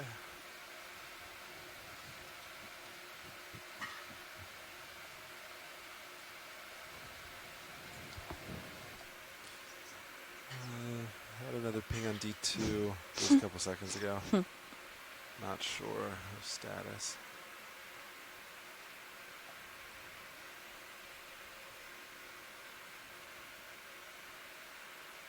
Still see a little evidence of the bacterial mats. A lot of them, they appear to have been buried by sedimentation. So they don't appear to be very active right now. Every one where we've seen bubbles is bright white. And often some very thick matting of the bacteria. Still looking. And this behind me. darker I saw- sediment Oh, is copy. I'll underneath push the out. mats. It's a reducing environment, so no oxygen, no oxidization of the mineral matter, so it gets very dark. Unlike the surface sediments that definitely have been exposed to oxygenated waters. These sediments have a lot of mineral matter in them, in addition to the planktonic foraminifera that settle from the surface waters. But the fine grains, some of them are being brought in probably from rivers that are off of Virginia, really. They're fine enough to be carried adrift some distances. I was actually surprised to see so much mineral matter in some of these fine grains.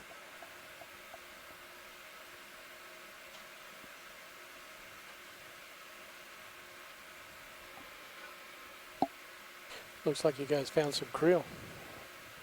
Once you get into the deeper environments of maybe 1,000 meters and well away from the continental margin, you basically see no terrigenous material. It's all planktonic foraminifera and some pteropod shells, and that's what we were seeing in most of the I'm other pushing out environments right now. south of here too.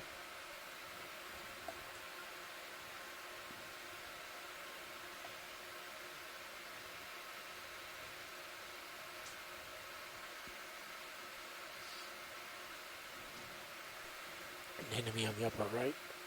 Yeah, we've seen a whole bunch of these guys. Thanks.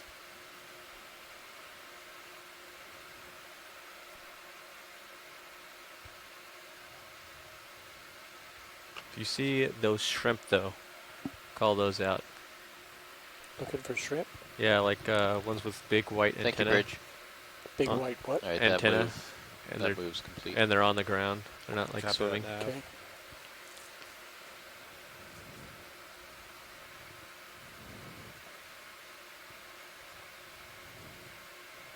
Is that one of the lower left one? Pink? That's an enemy. That crab just buried itself. Looked like that little cancer crab just buried himself partially too. Oh yeah, I wasn't paying attention to him. Well, look at this one coming down the slope. Okay. So you see this shrimp ahead of us? amazing how fast they can move. It's a lot Yeah. bigger than that. Okay. It's like larger than the There's a lasers. There's a hag mouth at the bottom. Those hagfishes. Yeah. Didn't see it. I'm gonna get us some room here.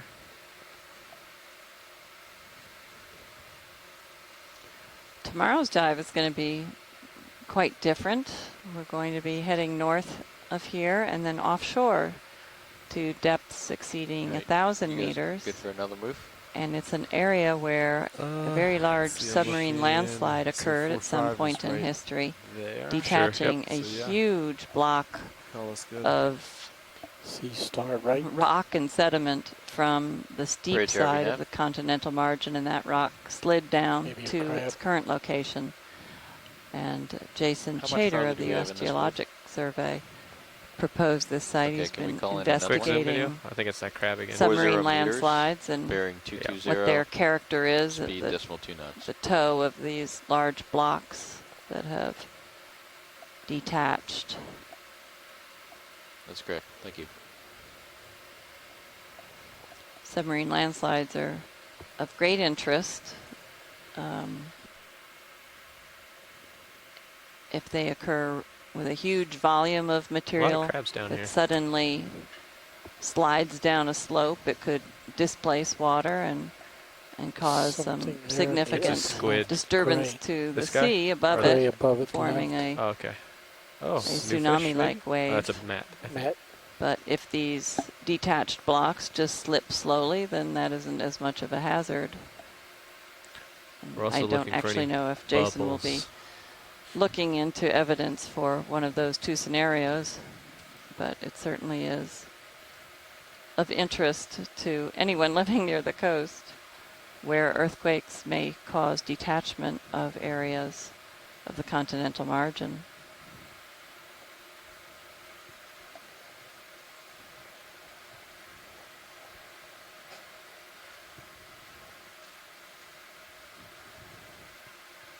What's that fish? Another hatchet fish, I think. Yeah, quick zoom video. Just swam Let's by. take a look at it. Maybe. Nope, not a hatchet fish. We're just looking the length of the body of the barracuda. Yeah, we were just looking right down its back, so it looked a little deeper. All right, come on now.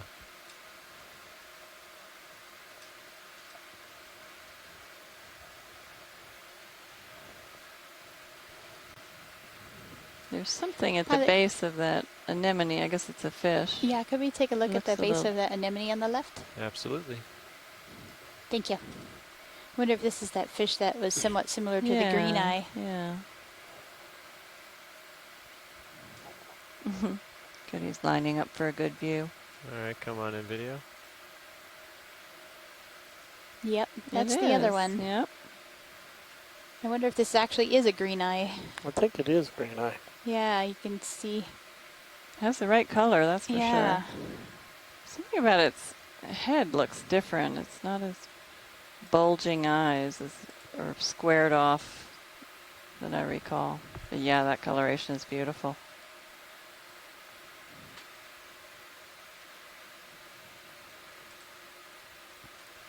It is gorgeous. Be a good Parasite on his tail.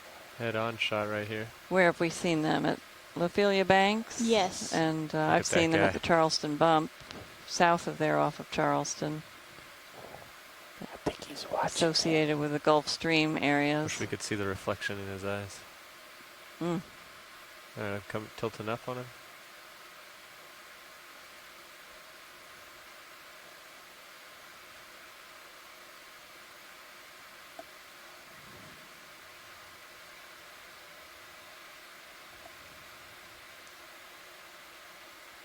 Not sure. Is that a parasite on it? That's what we were checking. Not real sure. What's that on He is its clear. caudal fin? I Is don't know that if that's a parasite. It looks like it's something attached to him as opposed Yeah. to something that belongs to him. Is that a little bump on the end too? Mm-hmm. Another parasite maybe.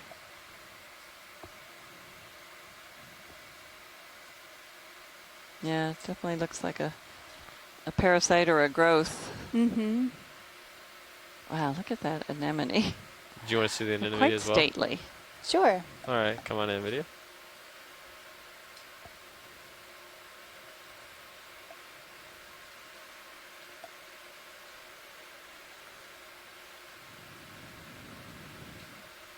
Amanda suggested maybe a copepod Let's get the parasite. They whole burrow their specimen head through into the the base. fish and attach. That's lovely. Yeah. Thank you, Amanda. I would say a lot of parasites have horror stories. Yeah. Or make for good horror stories. Let's get the tubes on the base. All right, pilot, that's me looking down about 9-0, straight down. Copy that. Got just a little longer here video, and then we're going to have to move. Lots of worm tubes. Yeah, that's quite a bumpy surface there. Yeah, look at their little tubes. Under, you can see on the Look on the left side of it. upper portion, you can see that they're hollow tubes. Oh yeah, you can see the little worm. I think it's a worm. Yeah. Or All right, video, I need to move. Substrate! we'll take anything to get off that sediment.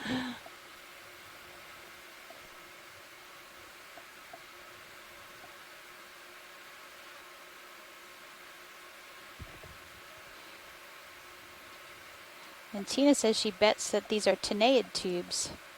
And Tennaids are amphipods, aren't they? Or are they isopods?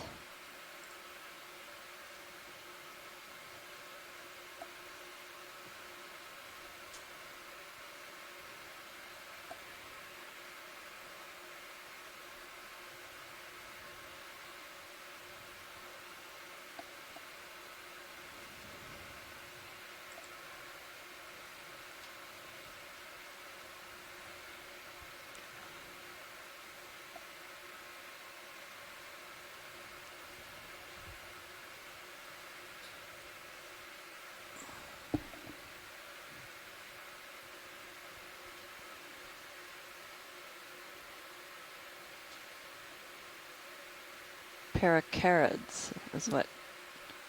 Right. Very lumpy, I Paracarid had there. crustaceans, Amanda said.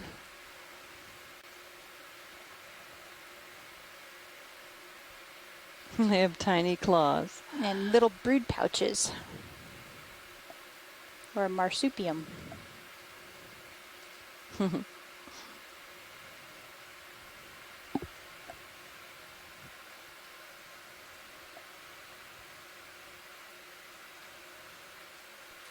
Thank you, Bridge. No, I didn't realize that the giant isopod is in this group. So that Bathinomus giganticus. Fish in a Giganteus. hole. Go ahead, zoom in. I was really hoping we were going to see I one of know, those. everybody Cereals was. Yep. over the waypoint. What's that? Next one, Will? Yeah. Is that a sponge? I don't know. I'll get a better look. Come on out. It's something. There's something that? purple in there. I gotta sneak up on it.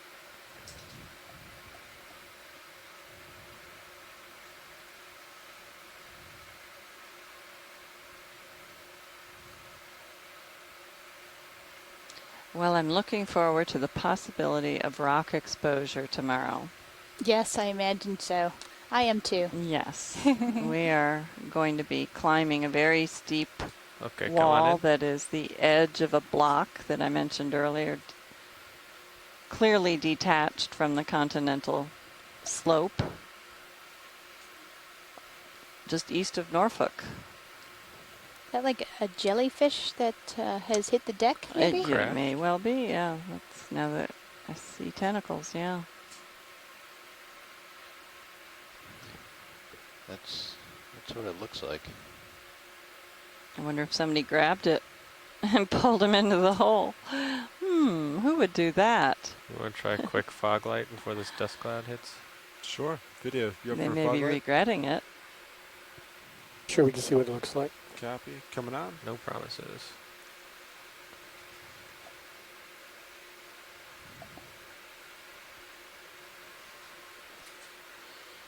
This was a That's gotta be Cyanea a jelly. jelly, right? Yeah. Yep, yeah. Okay. This is the one that we were seeing a lot of yesterday. Video's clear. Come on out. The lion's mane. Fog light. Is that the same one? Yeah, the lion's mane. Where are my lasers? Yeah, they're beautiful. We got some beautiful footage of them yesterday. Oh, perfect. Right Looking there. up into the water column with them. Incredible colors.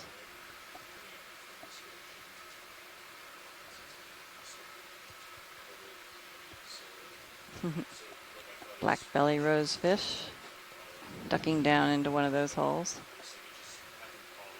No interest, correct? I mean, we've seen them. Watch leads. You don't want to zoom or anything? No, I think we've seen them. Okay. How about you? Just verifying.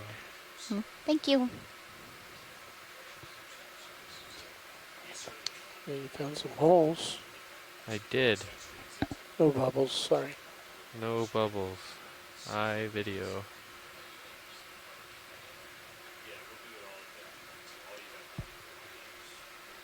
Oh, look at this guy. And here comes a squid. Bet he rams the ground. Oh, maybe not.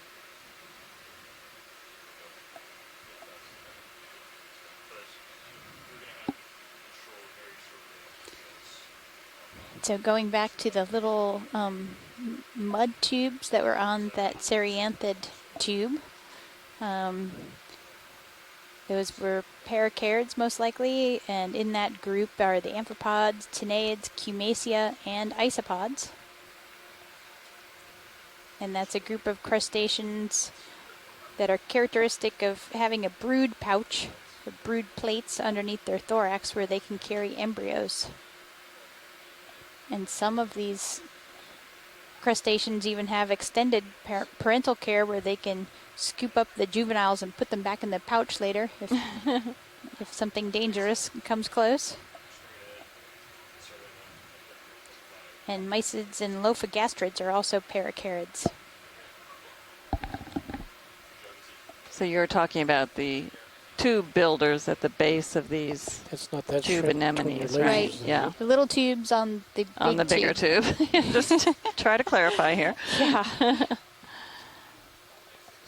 Looks like a different fish coming up. All right, let me know when you guys are ready, and I'll put in that last The move. one that's There's in the lasers? There's no rush. Yeah, maybe it's green eye. Copy. I'm not sure.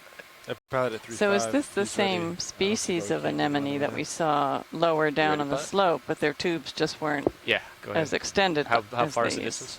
I do not know. I mean, these on the 35 anemones meters. we saw a little bit 35, yeah, go for lower. it. They had those brown All right, we'll stripes do a on far their away zoom. tentacles, and I Let's try haven't that seen video. those in the last couple that think we've we've looked seen at this up guy. Okay. here. Yeah, definitely. Yeah, this is the hake that we saw earlier, I think. Copy Silver that. hake. Yep.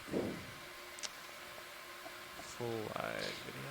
But if we can zoom on another one of these anemones and try to look at the tube and look for the little The one on the right. creatures Bridge making over RV nav. the tubes on the tube, We can absolutely do that. How about this one on the right? looks great. Thank you. We'll get as close to it as possible. Okay, give me. I gotta go real slow to get to it. Request one last ship move.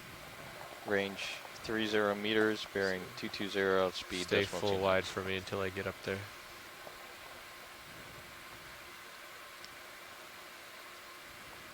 That's correct.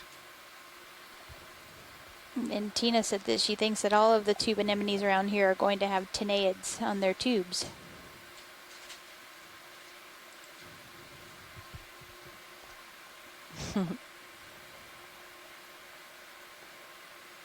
We can turn the lasers off. Okay, come on in video. Thanks. Yeah.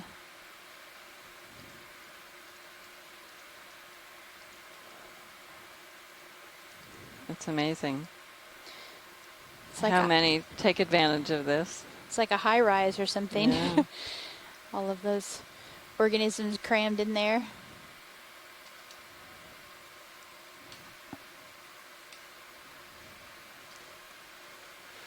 Do you want to try the fog lights here video? Yeah, we could try it. Yeah, those come on, if you tentacles would. are different. Right, coming on. Certainly from the other ones, they don't have that long, extended, thin portion. I'm not a huge And fan then of the these fog lights. tubes that they're building I are like 'em. taller I as think well. in particular situations, they're really nice. I think in a lot of situations like this, you just sort of lose some definition. I like it because it brings out these little worms. It increases the You know, reds. like if Yeah. you were to turn it off now and go back to how it was, like I think the color's better. Yeah, You can we don't get take as a much peek in blurriness the 'cause you don't tentacle have all the area again backscatter. at the mouth? Absolutely. Oh, he just caught something. They do have stripes on them, though. Oh yeah, they do. Oh, look, he's capturing something right now. 2 amphipods. Looks like it.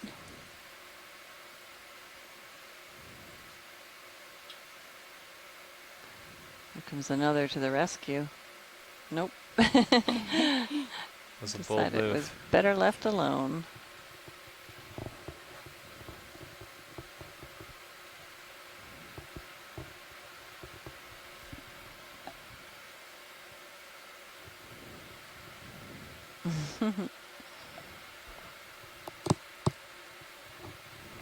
Video, let us know if you'd like to try without the fog lights as well.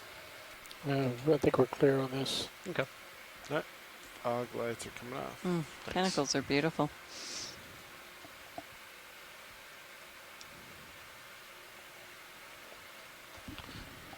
Are you happy with that one? Watch these. Should we move on from? That was great. Thank you. Okay. Heading up. I guess we have a So little more you're bacterial almost mat on maybe on the right side. 6. Just down Once from the you're on anemone. waypoint Yep. 6, let's Just a little bit, a little Niskin. hint of it. You want to do a Niskin at waypoint 6?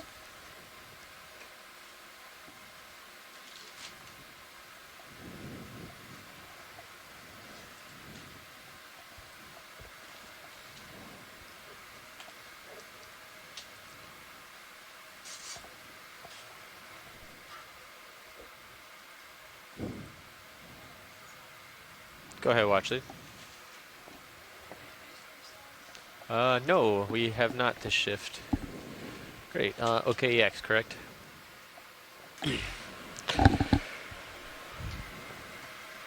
We'd like our front row to introduce themselves, please. Yes, currently sitting pilot is Andy Lister, and over to my left in navigator is Josh Carlson. Sitting as co-pilot is Sean Kennison. And over on the far right is Roland O'Brien doing video. And in the back row, Bob Knott clipping. And we are all with the Global Foundation of Ocean Exploration. And what a fantastic team to work with. We've really enjoyed working with you for the past 3 weeks or so on this expedition. And all of your hard work really pays off for us and all the other scientists who are using this information and the public, so that we can bring these beautiful organisms to their computers or their TVs. We're going to lose it in a second. Smartphones. And firing. On stream 3, I've got the Niskin bottles so you can see them close. Watch lead this nav. We just fired. Yeah, we're about to close some Niskin bottles. Great, you thanks want to very look much. at stream 3? Do you have the spec number for that? You'll see it in action. Spec 7. Spec 7. So these are Copy. water sample collection Thanks, devices, and we're going to send a signal down, and they will close at each end we gotta to find one of these capture shrimps. about a 2-liter 1.7 quantity of liters. water. Yep. And we've been collecting them at several depths on today's dive. And that water will be used for chemical analyses and also environmental DNA analyses. Fun fact, those were designed by our navigator. Mr. Niskin. Mr. Niskin himself. Thank you, Bridge. Sitting in nav, designed those watch leads. Designed them on so that they would release on the ROV? Yes. Oh, okay. On these, yes, our particular. I didn't think his last name was Niskin. No. And he's awfully young. I did not design the bottles. I designed Our the particular release mechanism. Well, that's really great. Thank you. We appreciate having them available to us. Coming off. Come on in video. It's going to be a little dust storm here, unfortunately. Came at him at the wrong angle. So watch lead This this is the nav. other type of shrimp we've seen, without those long white antennae. Very delicate legs. So far we have not seen this one bury itself like the other species, Watch lead this is nav. who has yet to be identified. So we're It's a at dramatic waypoint face shot 6, there. and we have about 12 minutes left in the dive. Come on now, video. Would you like we us got to this one continue earlier. We're looking going, for that one with the uphill? really long white antenna. Yeah, good copy. Wait, what is that? No, nothing. Never mind. And so we've completed our dive track. Coming back around. Now we have a co-pilot. few minutes left, and so we'll just continue up Copy. slope here and That see how timing far was we get. pretty good. Yeah. Good job, Derek, our mapping lead. Plotted this out. He knew exactly how far we could get in the course of this dive.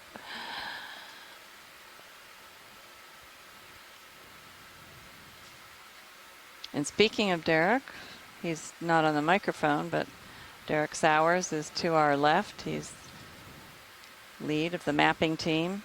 We have a great group along with Kevin Jerem, who does the night watch. Watch this. Do you want to look at this one as well, just to see, or are we happy with these? Anemone? Oh, we could take a look. Might as well. We have time. We do. I will land. And Gently. Tina pointed out that Laser's clear. Pachycerianthus multiplicatus from Ireland has more than 40 species of associated fauna, including crustaceans, polychaetes, and sipunculids.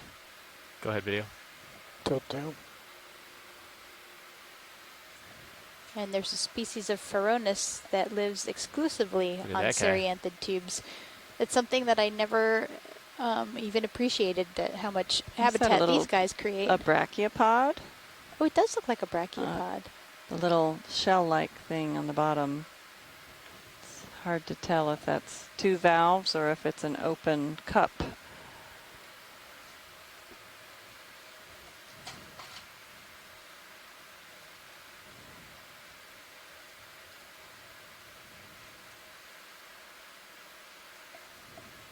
We have the tube of one of the the quill worms standing up next to the base. I wonder if anybody's home or if Yeah. how it got oriented in that direction. Tilt up. And it looks like this Cereanthid has eaten another salp. Is eating it. Is We're eating watching it happen live. It looks like eyes. They're looking at us. His little face there. Yeah. Video's clear. Okay. Come on out. Come on. And then Nav, we could probably get another move in. We're seeing a lot of those little pinhole burrows. Mm-hmm. Thanks, Amanda, for noting that, because we really haven't seen those until now. A couple days ago, we took a scoop sample of sediment that had these, and we came up with at least 10 acorn worms in the sample. Go ahead. They burrow down into the sediment and make those little holes. We would like to request a ship move. Oh, range. And I would just as soon not make another collection of them.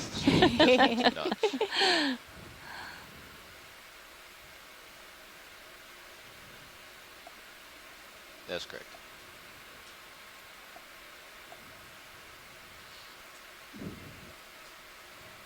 And Tina points out that there's another species of Another squid back there. bivalve that's an obligate symbiont on Cereanthid tubes. Go with lasers back on. Yeah. Sure. Go for it. And that's a tropical species. Oh, he does not like lasers. He's getting ready.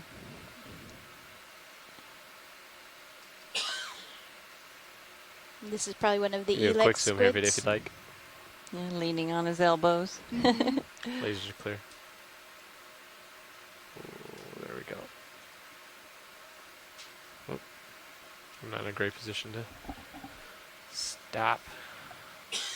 Our colleague Stephanie Bush narrated a great short video that is now on the website for this expedition, discussing the chromatophores of these squid. So it's a great little educational and interesting piece if you're interested in that.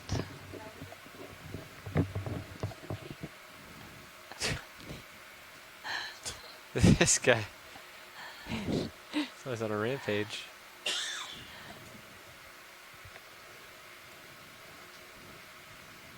Is this a buried tube anemone, maybe? Yeah, it looks like it. Quick zoom video. Maybe that's has the stripes like the.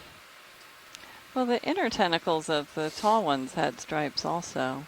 Yeah, we'll have to compare the screenshots Dust is later. Mm-hmm. And that one looked like a very short tube compared to the others that we've seen. If it had a tube at all.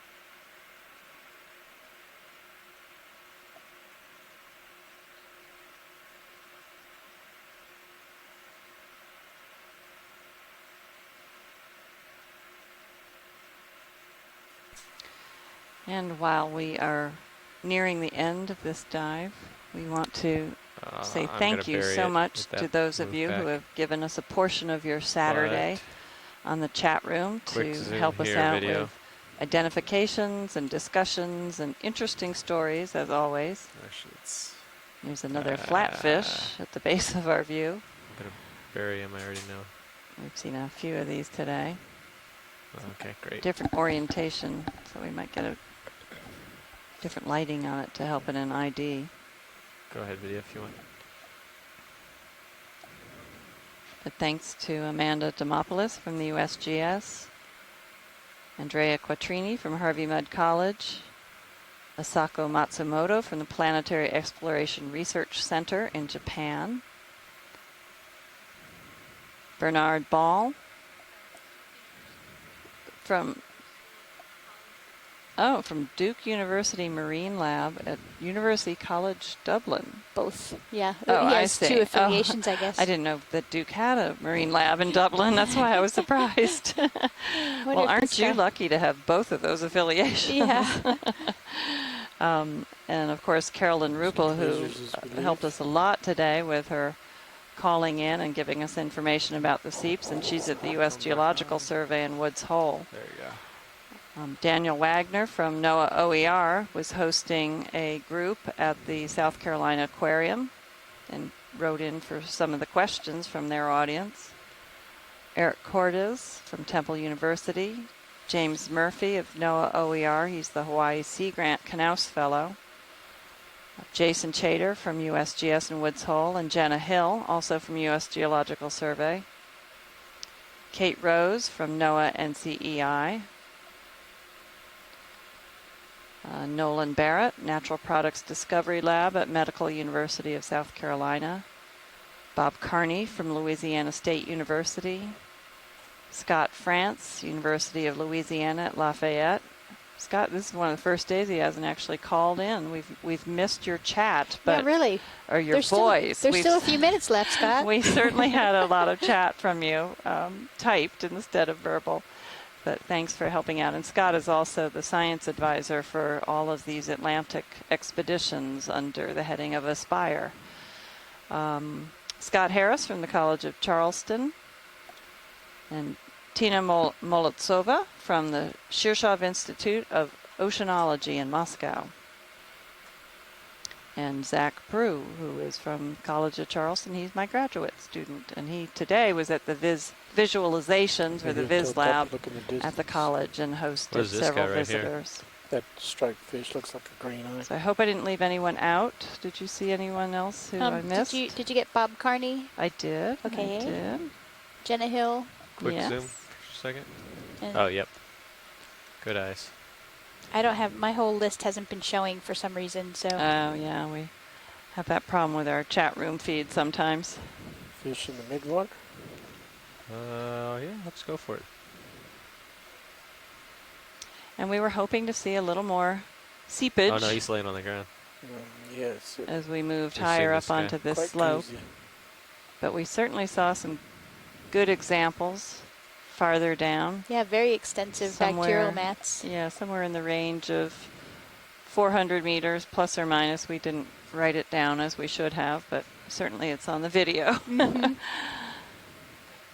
Saw some very extensive bacterial mats and areas of bubbles. So some good validation of the remotely sensed data.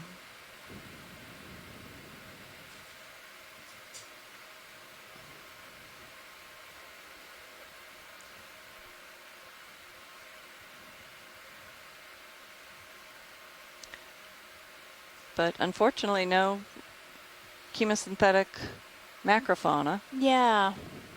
There certainly was the microfauna, the bacterial mats, and probably microbes living within those. We saw some tubes that might have been produced by the microbes. About a minute and a half. And as Amanda Demopoulos' research has shown, there's probably a high diversity of in fauna or animals that live within the sediments underneath those bacterial mats. Let's find something great. It's your last chance, Andy. But we didn't have a good. I'm gonna find a whale. Good way to sample those on this vehicle. Dream big. I can zoom you out into the distance. Yep, I see one way out there. Just need to get enough time to get there.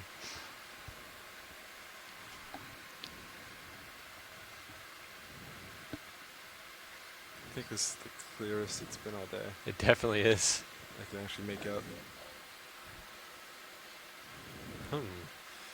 Yeah, just like we practiced. Okay. On the talent show. We've seen mud stars, and that's about the only echinoderm today. See one in the distance there. Okay, second one up there. Just a few crab species dominated by cancer.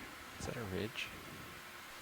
The genus Cancer. The genus Cancer, yes. Sorry. The crabs don't have cancer. No.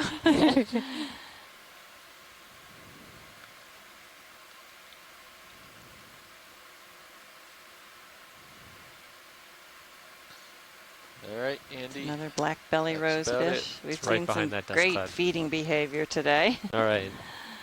That's for sure. And I'm not All sure right, that we'll I start setting quoted up, Amanda's research correctly. It's a high abundance of infauna Are your in the lights mats. bad? We okay with that? Lots Yep, of go numbers, for but it. only a few species. So the diversity is low, but the abundance is high. Yeah, that would make sense, wouldn't it, in a That's sort what of it an looked like extreme earlier, environment. Yeah, you wouldn't have a lot of species that could tolerate that. Right, right. We see that at hydrothermal vents as well. I'm gonna head back towards you. No, that thing's kind of new. What is that? Salps. Oh. Yep, some salps in the water column, and if it's anything like yesterday, there's probably going to be a lot of organisms in the water column as we ascend at the end of this dive. We're getting ready for that now. Kind of off screen now. Yep. I'll come back. I was gonna turn and look at you to set up. Copy.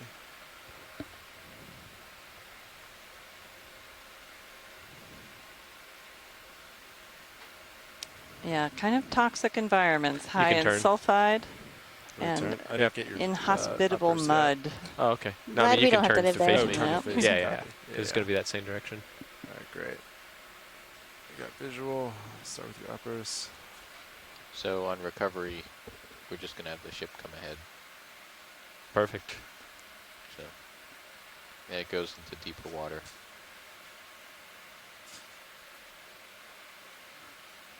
How much vertical and horizontal distance have we covered today? I'm not sure, Roland.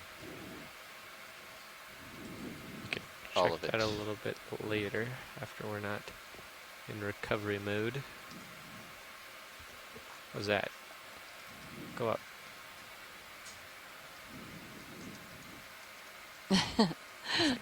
Amanda concluded with, it's probably smelly because of all those sulfides, but I doubt the worms care. Shilling looks good to me. I'd say. How's the graph look? Looks okay. Yeah. Have you reset the Niskin pin? We get one more view of our last hagfish. I think that's a hagfish. We can do a zoom while we set up your video. I I didn't quite suggest you see turn it. to right your there. port and tilt all the way up and zoom in. You'll find the well. Oh, yeah. I already saw that one. So It has a cable attached to it. Oh, yeah, there's a... ready? Is that a bigger eel pout on the right? Okay, if you want to turn. No, I don't think Or that's could an be eel that, pout. that Yeah, hake, the the hake. southern And you hake. can come up a little bit. I I'm think going to go so. underneath you. Copy. I'll just center you then. Is that all right? That's perfect. Great. And just give me just a little. Yep. Coming up. I'm going to come underneath you here. Yep.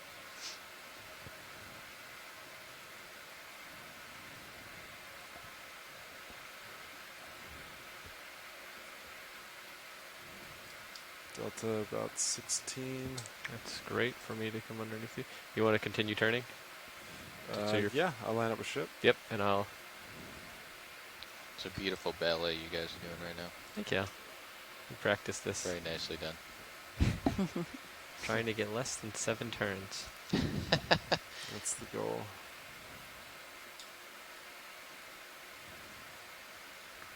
Okay, I'm pushing out. I still got visual on the ground. Copy. I'm The lined up pilot's a doing the ship. last maneuvers before Good delta. lifting off the seabed. Okay, going under you. Copy With that. one parting shot That's of a me crab. looking Seems all like the way almost back. all of our dives end with a shot of a crab. The spider crab this time. Oh, and there's cancer crabs also making their last show. Wow. Got you in tail And we're cam. going up through a dense group of organisms that you can see on camera 2 right now. But we'll be lifting up through it shortly. And we think these are amphipods. Okay. You want to take auto heading up? Yeah, go for it. So everybody on the line, if you'd like to take part in our dive planning call for dive 17, our last dive of the expedition, it will be starting very soon. So you want me to come up? Or no, I'm going to come up so I can see. Yep. A very important call here. And we hope that you will join us on that cruise.